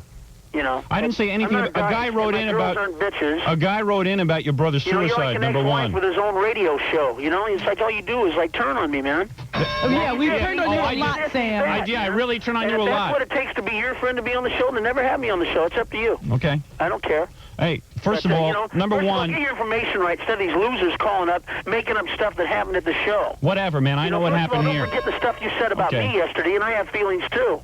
Hey, I have a lot of feelings. This started out as a joke. I didn't trash you. You did. You trashed me. You told me you were coming in. You told me you're bringing Bon Jovi, and you set me up. Everybody, for a guy who's supposed to be the master of that kind of stuff. I'm not then, I guess. I guess not, man. Yeah, I guess not. You turned on me like a, a rabid dog. There isn't a person that didn't... Both of you, man. All of a sudden, I got to find out what you really feel about me and how you feel about my friends who have accomplished a little bit in their lives. Whatever. Yeah, I found out what we found out how you feel about us, too, when a bunch... Meanwhile, didn't Sam, a little after this, broke up with Mitchell and Alan. Evidently, he felt that way about them. This was the greatest. We really went at it. Oh, it was a knockdown, drag-out. We were like two washerwomen. It's 15 minutes long, and when it ends, it just goes on and on and on, and it ends, and you guys are still angry, and Sam just hangs up. It's like, well, if you don't like it, man, well, then that's fine, man. Well, I'll miss you, man, but tough, man. And then the phone just hangs up, and it wasn't even resolved. No, we never resolved it until much later. It happened in it actually happened in a sort of weird way. You felt weird about it. And he felt weird about it. And then both of us were trying to save face during the argument. Neither of us could bring ourselves to be the guy to say, hey, let's forget about it. Well, Sam was trying to apologize, but you know what had happened? We got on the air and trashed him. Yeah. We said such awful things about him. Yeah, I know. He never got over We talked about everybody. He never got over the fact that Robin called him a snake. He repeated for years later. Yeah, you called me a snake. You started it, Robin. But you know how Sam did come back to us? It was sort of an odd way. Yeah. He always found a funny way. Yeah, coming back. Couldn't resist forgiving him. We were raising money for Regis Philbin's son Danny. Yeah. And Sam called in to donate $500. Yeah, he couldn't resist. He had to be a part of it. As mad as Sam and I were at each other, he had to be a part of the raising money for Regis Philbin's son. It was just too good an idea. That's what started the reconciliation. Yeah, Sam was like, I just got to be a part of this. Forget the hostilities. And then he came in, we made up, and boy, was I glad of that. Nobody was a better friend to me than Sam. In terms of just guys doing stuff for each other and being nice to each other and having some good conversations. And the whole war was only a really short period of time. I think it happened in June. Yeah. And you guys had made up by August. Yeah, I knew we'd make up. It just was a matter of how it was going to be done. I'm the one that's felt used, man. And we found out how you feel about us. I feel used, man. And we found out how you feel about us when Bon Jovi comes into your life. That's all. It was more than a practical joke. It embarrassed me in front of my fans. All of a sudden it's time to play a prank on Stern. I'm sorry. I did not know you were going to overreact and freak. Man, you didn't even come in. It would have been funny maybe if you came in at 7:30 and said, "Hey, man, I thought it would be kind of funny as a joke." But you don't call. Called at midnight. The press is here, and Bon Jovi's a pussy, man. And if you want to hang around with Bon Jovi, By the way, we've made up with those guys. Yeah, I hope they don't take offense all over again. These were just some old hostilities. That's been worked out, too. Once we make up, we can be very nice. That's right. And, the worst part about making up is when occasionally we need to drag out some old tapes. Right.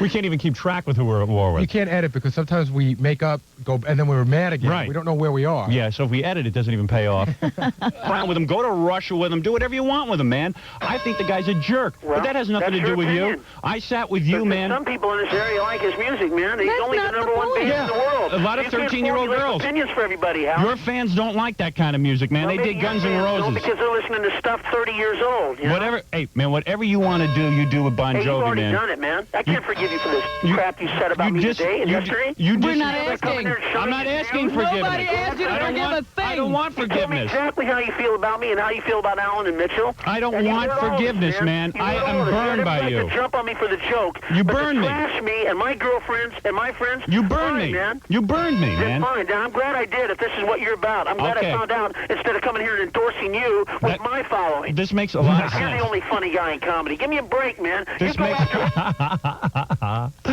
You need a breather from it. Oh, he was really hurt. How many mans are we up to? Oh. One thing, when we argue with people, we can really hurt them badly. He was And I mean, really hurt. You stung. Gary knows. Gary knows. He saw me yesterday. I was ranting and raving about someone in the studio, and Gary even said, "You're completely out of line. Completely out of line." I said, "Doesn't matter. It's war." Yeah. When somebody just crosses me, I get nuts. You know what? I get nuts, and I pull out everything. You went on to Sam's weight. Everything. You went on to who he hangs out with. Yeah. You went on to the guys that work with him. That He hang out talked to about him. his girlfriends. I mean, Right. just everything. I just ripped him a new a-hole. You know how he was. You know, you talked about. Oh man, It's relentless. And then what happens is, the worst part is, it goes on and on every day because And the beauty of this is he was sitting there listening to every I know. word. I knew it too. You know what? And if he wasn't listening to it, people were sending him tapes of it. Right. It would have been worse if people had interpreted it. One thing about my mother always says to me, "Yeah, that is worse when somebody sends it to you because your friends heard it too." He doesn't just listen to it. He gets it and then he listens to it on the tour bus and can't believe it. And he listens to it Right, over and over again. Wait, I'm not sure what he said. I got to listen to it again, get to memorize it. But one thing my mother always said about me, she said probably the most annoying aspect of being, my mother, was that if I was annoyed by something, I could whine over and over and over again and work on someone until I drove them absolutely nuts. No. And, that's my one big thing in life. I guess I was born with that ability to make people completely crazy. You never give up. No. But that's what's great about it. It never ends. It never ends. It never ends. But that's what is great about this show. It never ends. It never ends. Because Sam, I mean, this is as angry as Sam has ever been in his life. Oh, yeah. It was great radio, though. And when we made up, Sam says, "Tell me you didn't love it. Wasn't it great radio?" I go, yeah. Absolutely. There's nothing better. Oh, I'm sure he listened back Oh, 1,000 times. Yeah, we loved it. And then, in fact, one time we had him on the show, we actually played it back for him. Oh, yeah, and we went through this with him. And he started getting angry again. We had to calm him down. Yeah. Everybody. This is how you really feel, Sam. Well, This is how you really feel. I think you said that last night. Can't take a joke. That's what's about. Well, this is how you really feel, isn't it? How do you expect me to be out there 2 days listening to your mouth, man? Hey, but this is kind of interesting. You go to the Bon Jovi concert, you say, if I was any kind of man, I would show Yeah, the guy up. that did my video for free, all right? The guy that did my video for free. What'd you pay Howard for filming in here? What'd you pay me? Go around taking pictures with Dice because it's like a promo thing. What'd you pay me? Huh? What'd you pay me? What did I say you? You weren't in my video.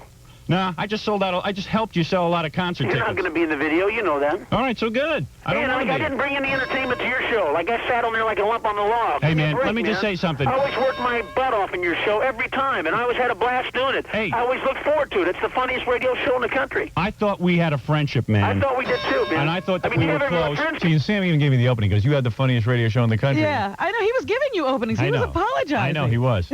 I wouldn't let him off the hook. I just wouldn't. Nobody wanted to hear it. No. You know what? And I just said to myself, there's no sense in making up now. Then we won't have any more good feuds. Actually, you know what's pretty cool? One of our earliest brushes with Sam was he came on our show like once or twice, but on an old tape, he thanked you profusely for this. You let him come out and do 10 minutes at the Felt Forum. Yeah. And he thought that would really introduced him to our audience, and he really dug you for that. Yeah. Well, nobody was a bigger fan of Sam's than me. I mean, that was just exciting to be around him. That's why it's so funny to listen to this. It's so great. Because I don't know if you remember what happened was... I still don't even know what happened. Okay, so he burnt us with Bon Jovi. Right. Yeah, that whole thing went down. And then I think what happened was he called you, and I think you guys sort of made up a little bit. Right. And he said, or somebody called and you said, he didn't mean it. It was a joke, and you let it go. And then you festered all day. Mm-hmm. And I remember you called me at night, and you go, you know what, man? I'm out of my mind. I'm not forgiving him. He screwed me. Yeah. And then you got back the next morning, and that's when you went nuts. You changed your mind about forgiving him. I know. We had made up, sort of, and then I went back on it. Well, it was never fine with me. Right. Yeah, Robin, that was part of it. Robin still hasn't forgiven him. Oh. We'll be right back. Hello, attention class. Class? Hey, yo! Thank you. This is Shauna speaking. I want you to study your Howard Stern very, very carefully this week. You will be quizzed on the contents of Howard's show just before noon on the KLSX Comedy Corner every day this week. If you're the first one to call with the right answer, you'll win a weekend in New York City to see the HBO Comedy Hour with George Carlin live at the Paramount, Saturday, April 25th at 10 p.m. And if you're not there in person, call your local cable operators. So your assignment, class, is to study your Howie. And join me middays on the Classic Rock Station, 97.1 KLSX. Today more than ever it pays to shop clever. Designer labels for less. Easter weekend's nearly here. The kids are going to be out of school. Family dinners are planned, and the bunny is on the way. But whether you'll be dressing up or dressing casually, swing by the nearest of 22 Designer Labels for Less stores for the best in designer fashions at the deepest discount prices. Lots of dresses are on sale right now. There's gorgeous lingerie from top makers at half the department store and specialty store price right now. Select stores have handsome silk and wool sports coats for men and low prices on single and double-breasted suits. No wonder the big department stores aren't doing very well. You don't shop there anymore. The prices and service are better at Designer Labels for Less. No frills, no big markup, no better deal in town. Call 1-800-4FASHION if you need directions. Today more than ever it pays to shop clever. Designer labels for less. I know where there's a great deal on the best ice cream in town, but I'm stuck behind this microphone, so I can't go. But you can, if I tell you where it is. Okay, here's a hint. The people making this deal are not only happy with it, they're basking in it. And the deal is so good, it's like robbing. So, what kind of deal are people basking and robbing in? 2 quarts of the best pre-packed ice cream for only $5. Flavors like pralines and cream, Jamocha almond fudge, chocolate chip, and your favorite light and sugar-free flavors. Well, I guess you guessed it by now. Baskin-Robbins is having a deal on pre-packed ice cream. 2 quarts for $5. 2 quarts of Baskin-Robbins ice cream for only $5, and I'm stuck behind this microphone. Hey, where you going? Was it something I said? All I said was Baskin-Robbins is having a deal on ice cream. Ooh, it was something I said. Okay, will you do me a favor? Save some for me. And while you're there, pick up a delicious Baskin-Robbins ice cream cake. Hey, you still sitting there? This deal isn't going to last forever. Move it. At participating stores. Everyone thought he was the nicest guy on the block, but police say he may have assaulted as many as 15 neighborhood kids in a 30-year reign of terror. Tonight, America's Most Wanted will reveal his true identity and give you the clues to help bring him to justice. Then, I do believe in life after death. I've been there. Sooner or later, we all have to go. But where? And I was in this dark corridor, and I suddenly came into a bright, white light. Find out as people who were declared legally dead and then miraculously came back to life share their near-death experiences. Total peace, total calm. Death is not death. On Sightings, a new series that brings you startling evidence about the world's greatest mysteries. Sightings. Series premiere right after America's Most Wanted, tonight on Fox. Don't miss America's Most Wanted, followed by the premiere of Sightings, tonight at 8 p.m. on Fox 11. Using this 500-pound barbell, champion weightlifter Brian Foreman reminds us that express mail service from the post office offers pickup service. I said pickup service. Oh, yeah. With express mail pickup service, you can greatly reduce your overhead. You know, overhead. Oh, right. That's because express mail has a pickup charge of just $4.50 per pickup, no matter how many packages you have. So why run around? But I said run around. All right. Mailing your own express mail packages when we'll come and get them for you. So just call 1-800-222-1811. That's 1-800-222-1811. We're just a hop, skip, and a jump away. Oh, no. We deliver for you. Official sponsor of the 1992 Olympic Games. For additional information and free samples, call 1-800-222-1811. If you think driving an Accord is just a far-off dream, there's something you should know about. It's called the Accord Lease Program. For a limited time, you can lease any Accord coupe, 4-door, or wagon for 2, 3, 4, 5 years, whichever you wish. By leasing an Accord right now, you won't need to make a big down payment, and the monthly payments are surprisingly small. You'll also have the option to buy at the end of your lease, except where prohibited. That's a pretty attractive option when you consider how well the Accord holds its value. The Accord lease program is available for a limited time at participating Honda dealers. Now, we wouldn't want you to stop dreaming about that Accord, but wouldn't it be nice to wake up knowing it's in your garage?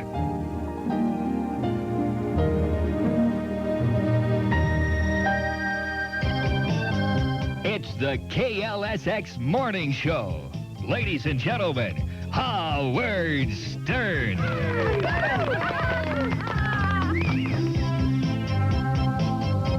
think what else we haven't played. Well, you know what's the one great tape in there? Yeah. The one that says, Sam tells you how he told Malika about Sabrina. Oh. Yeah, maybe we'll go out on this. Are we prepared to go out?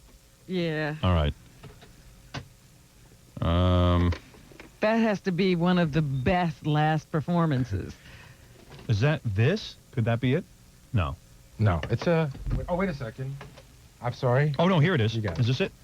About Affair with Sabrina? That's it. Okay. This really is a brilliant piece of tape, because while he's telling the story, he still is damn funny. Yeah. Even though it's not a very funny story. It's funny to us, but not to him. Nobody was better at taking real-life situations and opening up about them, because, I mean, this guy had a wild life, and most people would keep quiet. You know what? A lot of Hollywood dudes have wild lives like They're this. all having them, if you ask me. Yeah, you just don't know about it. You know what I mean? I mean, I'm sure John Tesh could do a wild rap on some of the things going on in his personal life about Connie Selica. And wasn't he married to someone who ran off with James Woods, or she? Yeah, she's with James Woods now. I don't know if she ran off or what. No, they just broke up, and Yeah. that was her James Woods, their new boyfriend. I mean, the most boring guys you see on TV could probably give you really good Hollywood stories, but nobody opens up. They all have these images. You know, it's like when Demi Moore agrees to go on Barbara Walters. There's a list of things you can't ask about and stuff. Yeah. But Sam, you know, he just said, I don't care. I'm talking about everything. And I like that, because I kind of feel like I'm that way, and Unfortunately, you're not having a wild life. I'm not having a wild life. That's the problem. I'm talking about masturbating. I'm talking about some real embarrassing stuff. He used to do a weird thing, though, where he would talk about, like, some celebrities he hung out with, and you knew they were wild because they were rock and rollers. Well, who would have imagined Magic Johnson's parties, really? I mean, before it all broke. But once in a while, Sam would come in and talk about people that he hung out with, and you knew that they didn't want, like, they wanted to hang out with him. They just didn't want him talking about it. Yeah, I'm sure Corey Feldman didn't want to be known as... Other people even besides that, like actors and actresses who, you know... Right, who would prefer not to be known as party animals. But Sam was very, very open and honest. You know what I ought to do here? Why don't I do the Sam Kinison thing? And out of this, wherever we end up, I'll go into the new song, the tribute song. What do you think? Wait a second, let me get this all lined up. You have anything you want to add before I do this? Let me see here. Take a look, because I'm going to really go out in style here. A couple of things. Deborah Norville is still upset with Bryant Gumbel for not contacting her after she had her baby.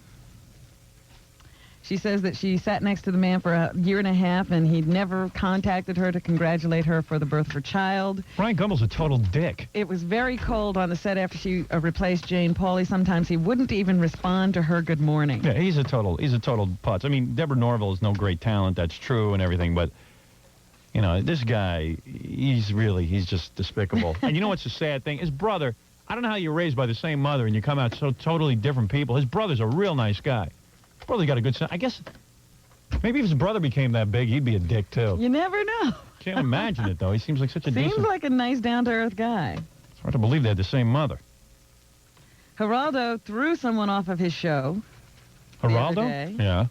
And why would he do that? Explain that to me. It's going to be aired on Tuesday. You'll be able to see it. And why did he throw them off? I don't know what the topic of the show was.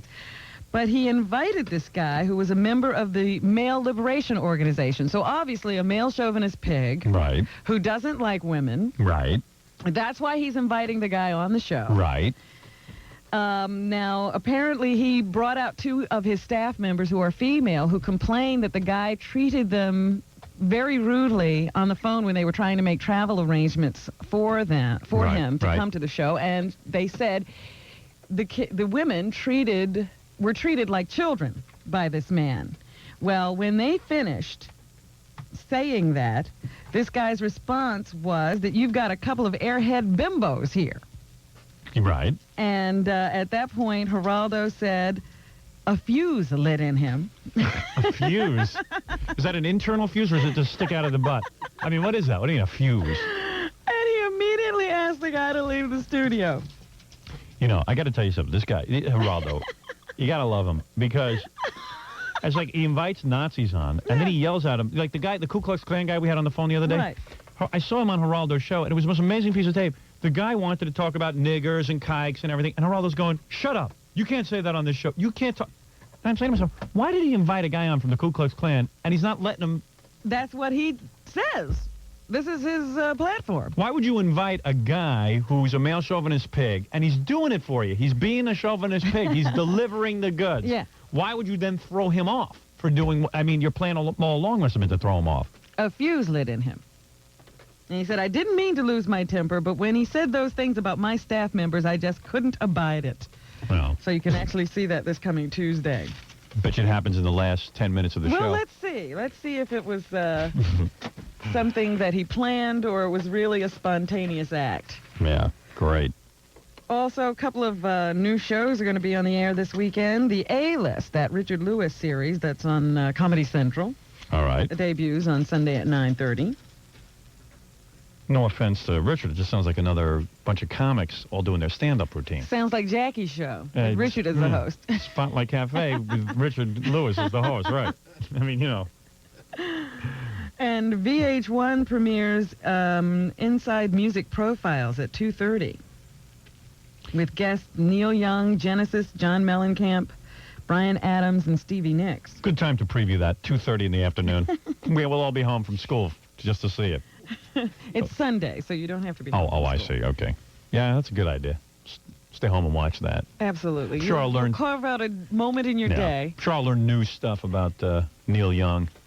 Terry Waite, the Anglican priest who was held by those Shiite groups in Lebanon, is on Barbara Walters tonight on 2020. She gets to interview him about his captivity in Beirut. He says he actually had a chance to escape, right, but didn't take it because he had been talking to these Arabs all that time that they were holding him about turning away from violence. Yeah. And one day he realized they had left him unhandcuffed, alone, and there was a gun sitting there.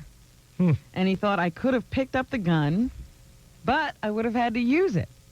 And then what would my arguments all those months have meant? I see. So he didn't. Man of his word. Yeah, he also details how he was blindfolded and laid in the fetal position with his hands and feet bound. I did that to my wife last night, Robin. I didn't even get to talk about that. We were so busy with the Sam tribute. Most of that 5 years. Right. He describes how he was beaten on the soles of his feet with cable and how he kept from suffocating when they moved him in a refrigerator. So it was a fine time. They moved him in a refrigerator. Yeah.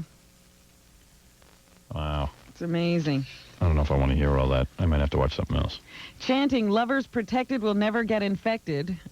It's going to be the new chant of the 90s. Dozens of teenagers marched in the rain in Newark yesterday to demand more education about AIDS in school. The marchers were from the Teen to Teen Theater Company. It's a bunch of actors. Right. Marched a half mile from the City Board of Education to City Hall, where 3 ministers there said prayers for teenagers who have died of AIDS. And finally, a couple charged with stealing film from a Merchantville drugstore left behind some incriminating evidence. Their 6-year-old son. What do you mean stole film? They stole film. They stole film? Yeah, I guess for a camera. Camera film? Yeah. Oh, they went in the drugstore, stole the film. Yeah, and left their kid. By accident or by choice? I don't know, but it was the kid who turned them in, you know. Right. The people in the store could only give a description. It was the 6-year-old who gave his parents' names. Names and numbers. He was turned over to his aunt, so... Maybe it was a trade. Maybe they were trading their kid in for film. Oh, they were paying, you think? That's right. If I was a lawyer, I mean, you know, that's my legal mind. My client left a child that's worth, a white child, considerably, I don't know, worth what, $6,000, $7,000 on the open market? It's a barter deal. So the store really made out in the deal. Store owes them change. All right. Well, there you have it. Very good, Robin. Now, Jackie. I think they ought to give up their life of crime. Give me the plugs. Jackie, Joke Man. I thought maybe Jackie and the rest of the guys want to forego their plugs today in honor of Sam. No. Hey, I love Not on your life. You love Sam, but... I love Sam, but life must go on. Jackie Penthouse Joke Page Martling, super bigot, next Tuesday, April 23rd. Jackie returns to the brokerage in Merrick on Long Island. Go try and stump the Joke Man. Tuesday, April 28th at Jimmy Reed's in Ramsey, New Jersey. For jokes and information, dial 516-922-WINE. Boy Gary this Thursday at Champion Sports Bar in the Marriott Hotel on the corner of 49th and Lex from 6 to 8 p.m. And Stuttering John will be with the Nerds at the Crocodile Cafe in Sayreville, New Jersey next Wednesday night. And John will be hosting a Hot Legs contest at Stevens Institute in Hoboken, New Jersey next Thursday night. A Hot Legs contest in an institute. Roy Eaton performing this Sunday 3:30 at Alice Tully Hall in Lincoln Center. The Sam Kinison Memorial Fund, care of the T.J. Martell Foundation, 6 West 57th Street, New York, 119. If you want to send a card to Sam or Bill Kinison, P.O. Box 103, Walnut, California, 91788. I'm sorry, that's 1003. What is that? 1003? 100. Oh, that's right. Yeah, 1003, right? You made that mistake yesterday. I'm sorry. I did. You're right. Gary is right. All right. Write it down. If you're planning a wedding, or I was like thinking 100 and then 3. Right. But it doesn't make sense. 1,000 and then 3. If you're planning a wedding or party and you need a mobile DJ, call Scott the Engineer's Rocket Entertainment at 718-BAG-5040. You really didn't need to correct me in front of the audience, Gary. Sorry. And as a matter of fact... you will pay severely for that. Yeah. I was thinking of 103 because I know that's your IQ. And that's why I thought about it. That's pretty good, though, isn't it? Yeah, 103. That's not bad. That's It's just a little bit below average.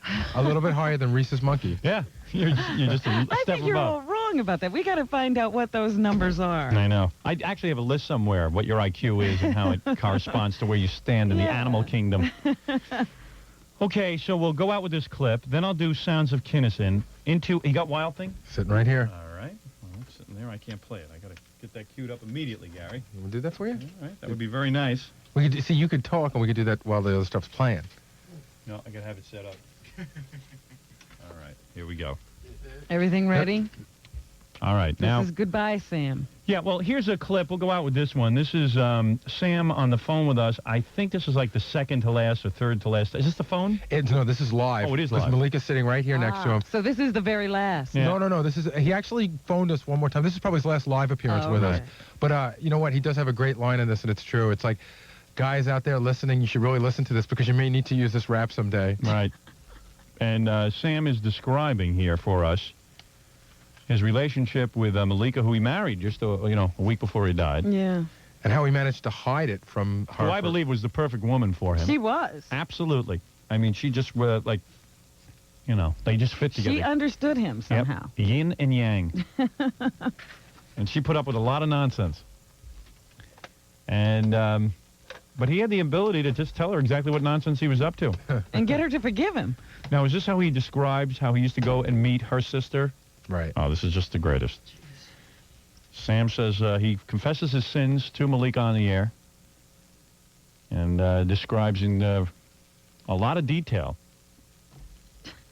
just how he would make love to Malika's sister. Yeah, well, how he carried out an affair with her sister right under her nose. Yeah. And this is truly one of the more brilliant moments. All right, honey.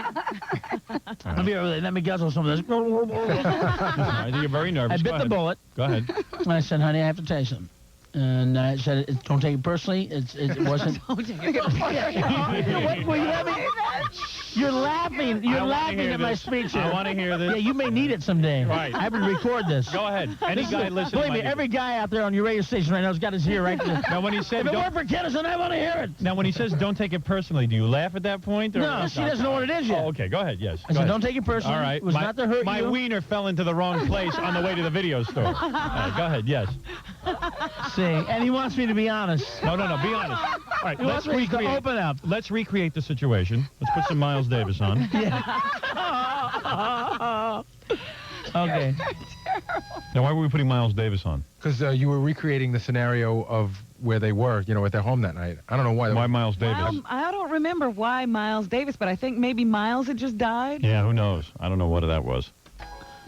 Yeah, that's about the mood, too. It's like 4 a.m. You're sitting at the bar. 4 a.m. It's in Vegas. All right, you're sitting at the bar. Recreate the scene. All right. I am Malika. All right. And I am there. And I I've just said, finished honey, making love to you. I've had champagne with you. I've been in your Yes. bed.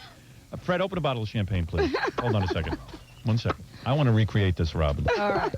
And I want you to the best of your recollection. Here, I'll pour the champagne. Are you, like, on your knees? Where are you sitting? I need to know everything. Yeah. We're at a bar. We're at this crystal, steel, aluminum. He made sure this there is was beautiful. something between us. Oh, so there he's you on go. one There side it of is. the bar and you're on the other. Okay. All right, and Malika, you are there in the trusting arms of Sam Kinison. Yes, Go ahead. with Okay. the incredible LaToya-type cleavage. Right. All right. I am there. I am Malika now. With her gleaming breasts hanging between the rows. All right, we get the picture. Now, what do you say? So I'm saying, honey, I just said, don't take this personally. It wasn't to hurt you. I'm, you know, when I met you and Sabrina, I love both of you. You guys got me through some very hard times in my life. And for the last year and a half. Your sister. For the last year and a half, yeah. Pour more champagne. For the last year and a half, yeah. I said we've had an affair. And it hasn't went on, you know, for several months. But I said I had to tell you, I don't want to live with a lie. And I said if you want to break up with me and never see me again, I understand. It's more but like I you don't. wanna kill me. I don't want to break up with you. I love you, and I've never loved you more. And I promise, and I've kept this promise. Go ahead. That I will never lie to you again, and I'll never cheat on you again. Really? Unless it's your idea, and we like the girl an awful lot. Nothing wrong with saying that. That's right. You got to put a disclaimer. I had to put a clause in there. Yeah, right. That sounds like a good clause to me. I mean, I'm not an attorney, but... It's your fault. Now, at this point, are you holding her hand so she won't stab you? I was expecting, because... Yeah, exactly. I was expecting that, man. Well, there was the thing where Because Malika, believe me, Malika has a temperament. She's Moroccan, and she has a temperament like, ah! I know I'm half And my Moroccan. brother knew about it. My brother Bill knew about it. Right. And he was freaked out. Get the guns out of the house. Hide all the silverware. And load everything. Use Colonel Sanders' plastic silverware. I You had wake no- up with scissors in your chest. Now, most of What America... are you, nuts? You're crazy? Most of America's like me. I had no idea this was going. I had no idea you had this attraction for both sisters. Well, yeah. I'm not abnormal. So, but your brother knew, and he said, Well, there's yeah. going to be trouble. Now, Malika, what went through your mind as Sam gave you that as speech? soon as you heard this. Because what my flesh and blood, I told my flesh and blood. Okay, go ahead.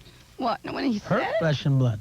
when he said it, I just, you know, because he was so honest and stuff, I thought, because I didn't want to destroy, you know, our relationship of being honest with each other, that I thought, you know, God, that takes a lot for a guy to do that. Right. You know, so I did forgive him because I wasn't going to let my sister... I mean, but immediately?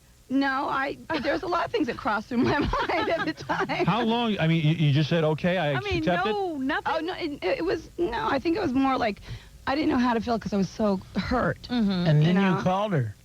Oh, yeah. That's... Ask about the phone call, Howard. And then Mr. you called, DA. and then the two sisters spoke on the phone? Oh, very briefly. Oh, boy.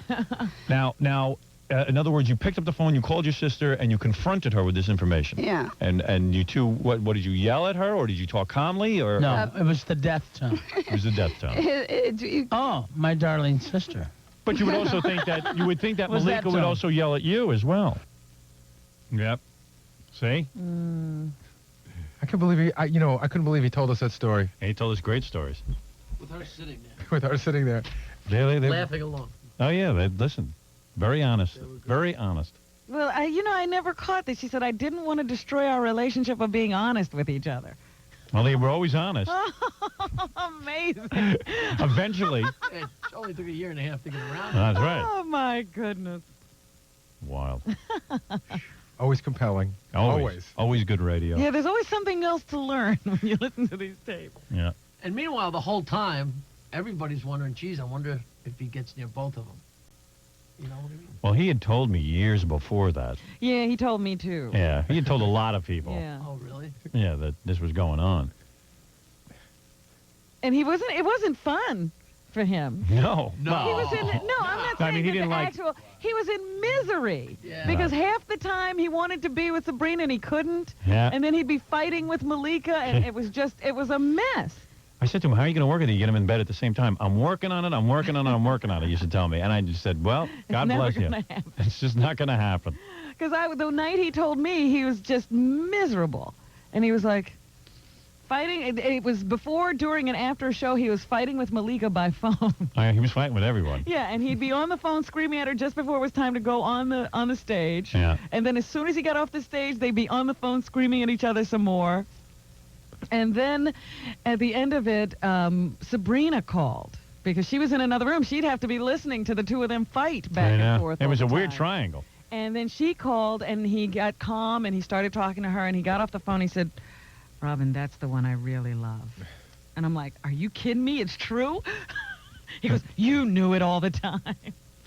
Yeah, and then he'd tell me he was really in love with the other sister. Yeah, well, it turns out he was really in love with the other sister, but That's he was right. in the throes of something with Sabrina at the time, and he just thought it was real. It was confusing to him. You know, not to belabor a point with his honesty, but his very last appearance, which we pulled a small clip from, we won't have time to get to, he is in bed in Los Angeles with Malika and one of their friends, a woman friend, who he had been trying to get this arrangement for years. I know. Malika's friend from high school. And his last words were, Howard, I can neither confirm nor deny, but I just want to say, dreams do come true. Yeah, dreams do come true. Well, anyway, we always had a lot of fun with Sam, and really, the last week of his life was probably the happiest because he had resolved everything, and here he was married, and very happy and excited about it, and we're just going to miss him a lot. And it was true that he remained faithful with that clause. With what clause? That clause that unless they both like the girl. That's right. He did. He really did. Anyway, there it is. We did a whole 4-hour show devoted to Sam. Yeah. That's our tribute. What is it, Jackie? I was just wondering if that was in their marriage vows. I don't know. To love, honor, obey. One day I'm sure Malika will tell us. Yeah. But it had to be weird for her, especially, like being in the car there with him and the whole thing, and just haven't gotten married, so. I want to give her a call, but I figured I'd wait a couple of days. You know what I mean? Because she was in the hospital. And Yeah, the funeral in Tulsa's today. yeah. We'll go out with the songs and stuff. Here's the song, The Sounds of Kinison.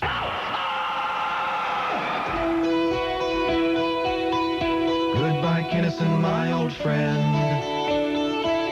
It's sad that car crash was your end.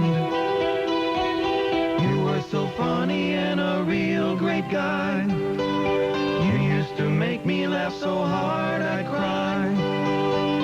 You drink and do drugs that could choke a horse without remorse. Now I miss the sounds of Kinison.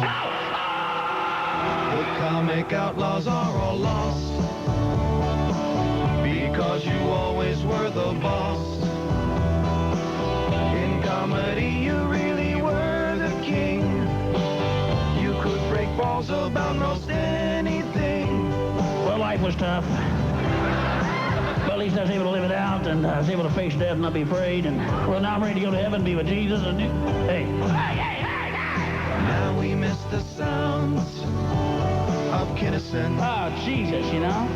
Who cares? You used profanity. You goofed on the world's insanity. You know you really led a real wild life. You were a wise ass but a real wild guy. Do we like to wear rubbers, guys? Champagne and Coke both made you nuts, but you had guts. How I miss the sounds of Kinison. I didn't come to be Jesus, the miracle caterer. You were a bright and shining star. You loved to play your rock guitar. You were so funny every time you'd snap. Compared to you, the others all were crap. I'm a nasty dope, I'm a nasty dope. Oh, because of you, I'll never joke again. We'll see you later, Jesus. And now, we'll miss the sounds of Kinison. The way you died was such a shame. The world without you's not the same. The way you screamed, those jokes could raise the dead. Yet fame and fortune never went to your head. I'm still here.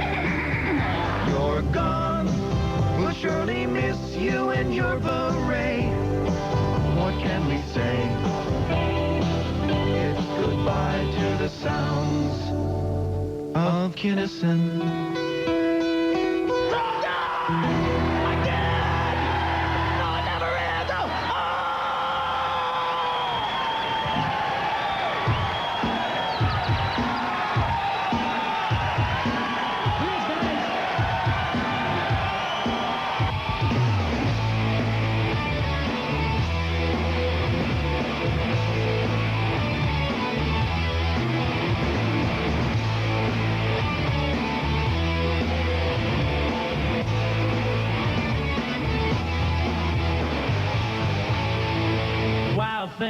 I think you move me. But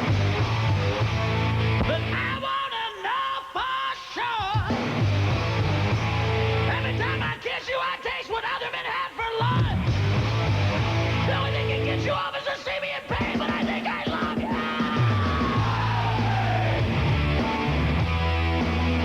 You make my heart scream. You do everything. Oh, wow, babe. One thing, I think you move me. It just came to my mind. I thought I'd say that. You made me trust you, then stuck the knife in my heart. You're a lying, unfaithful, untrustable tramp, but I think I love you. You make my heart scream. You do everything. Wow, babe.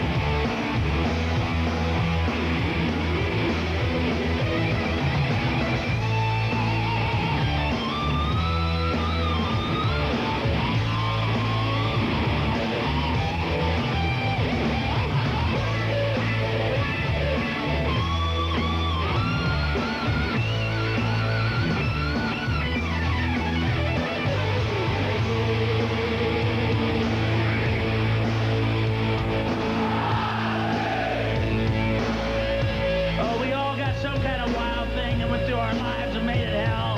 Because everybody's had one, you, me, nobody likes to lose.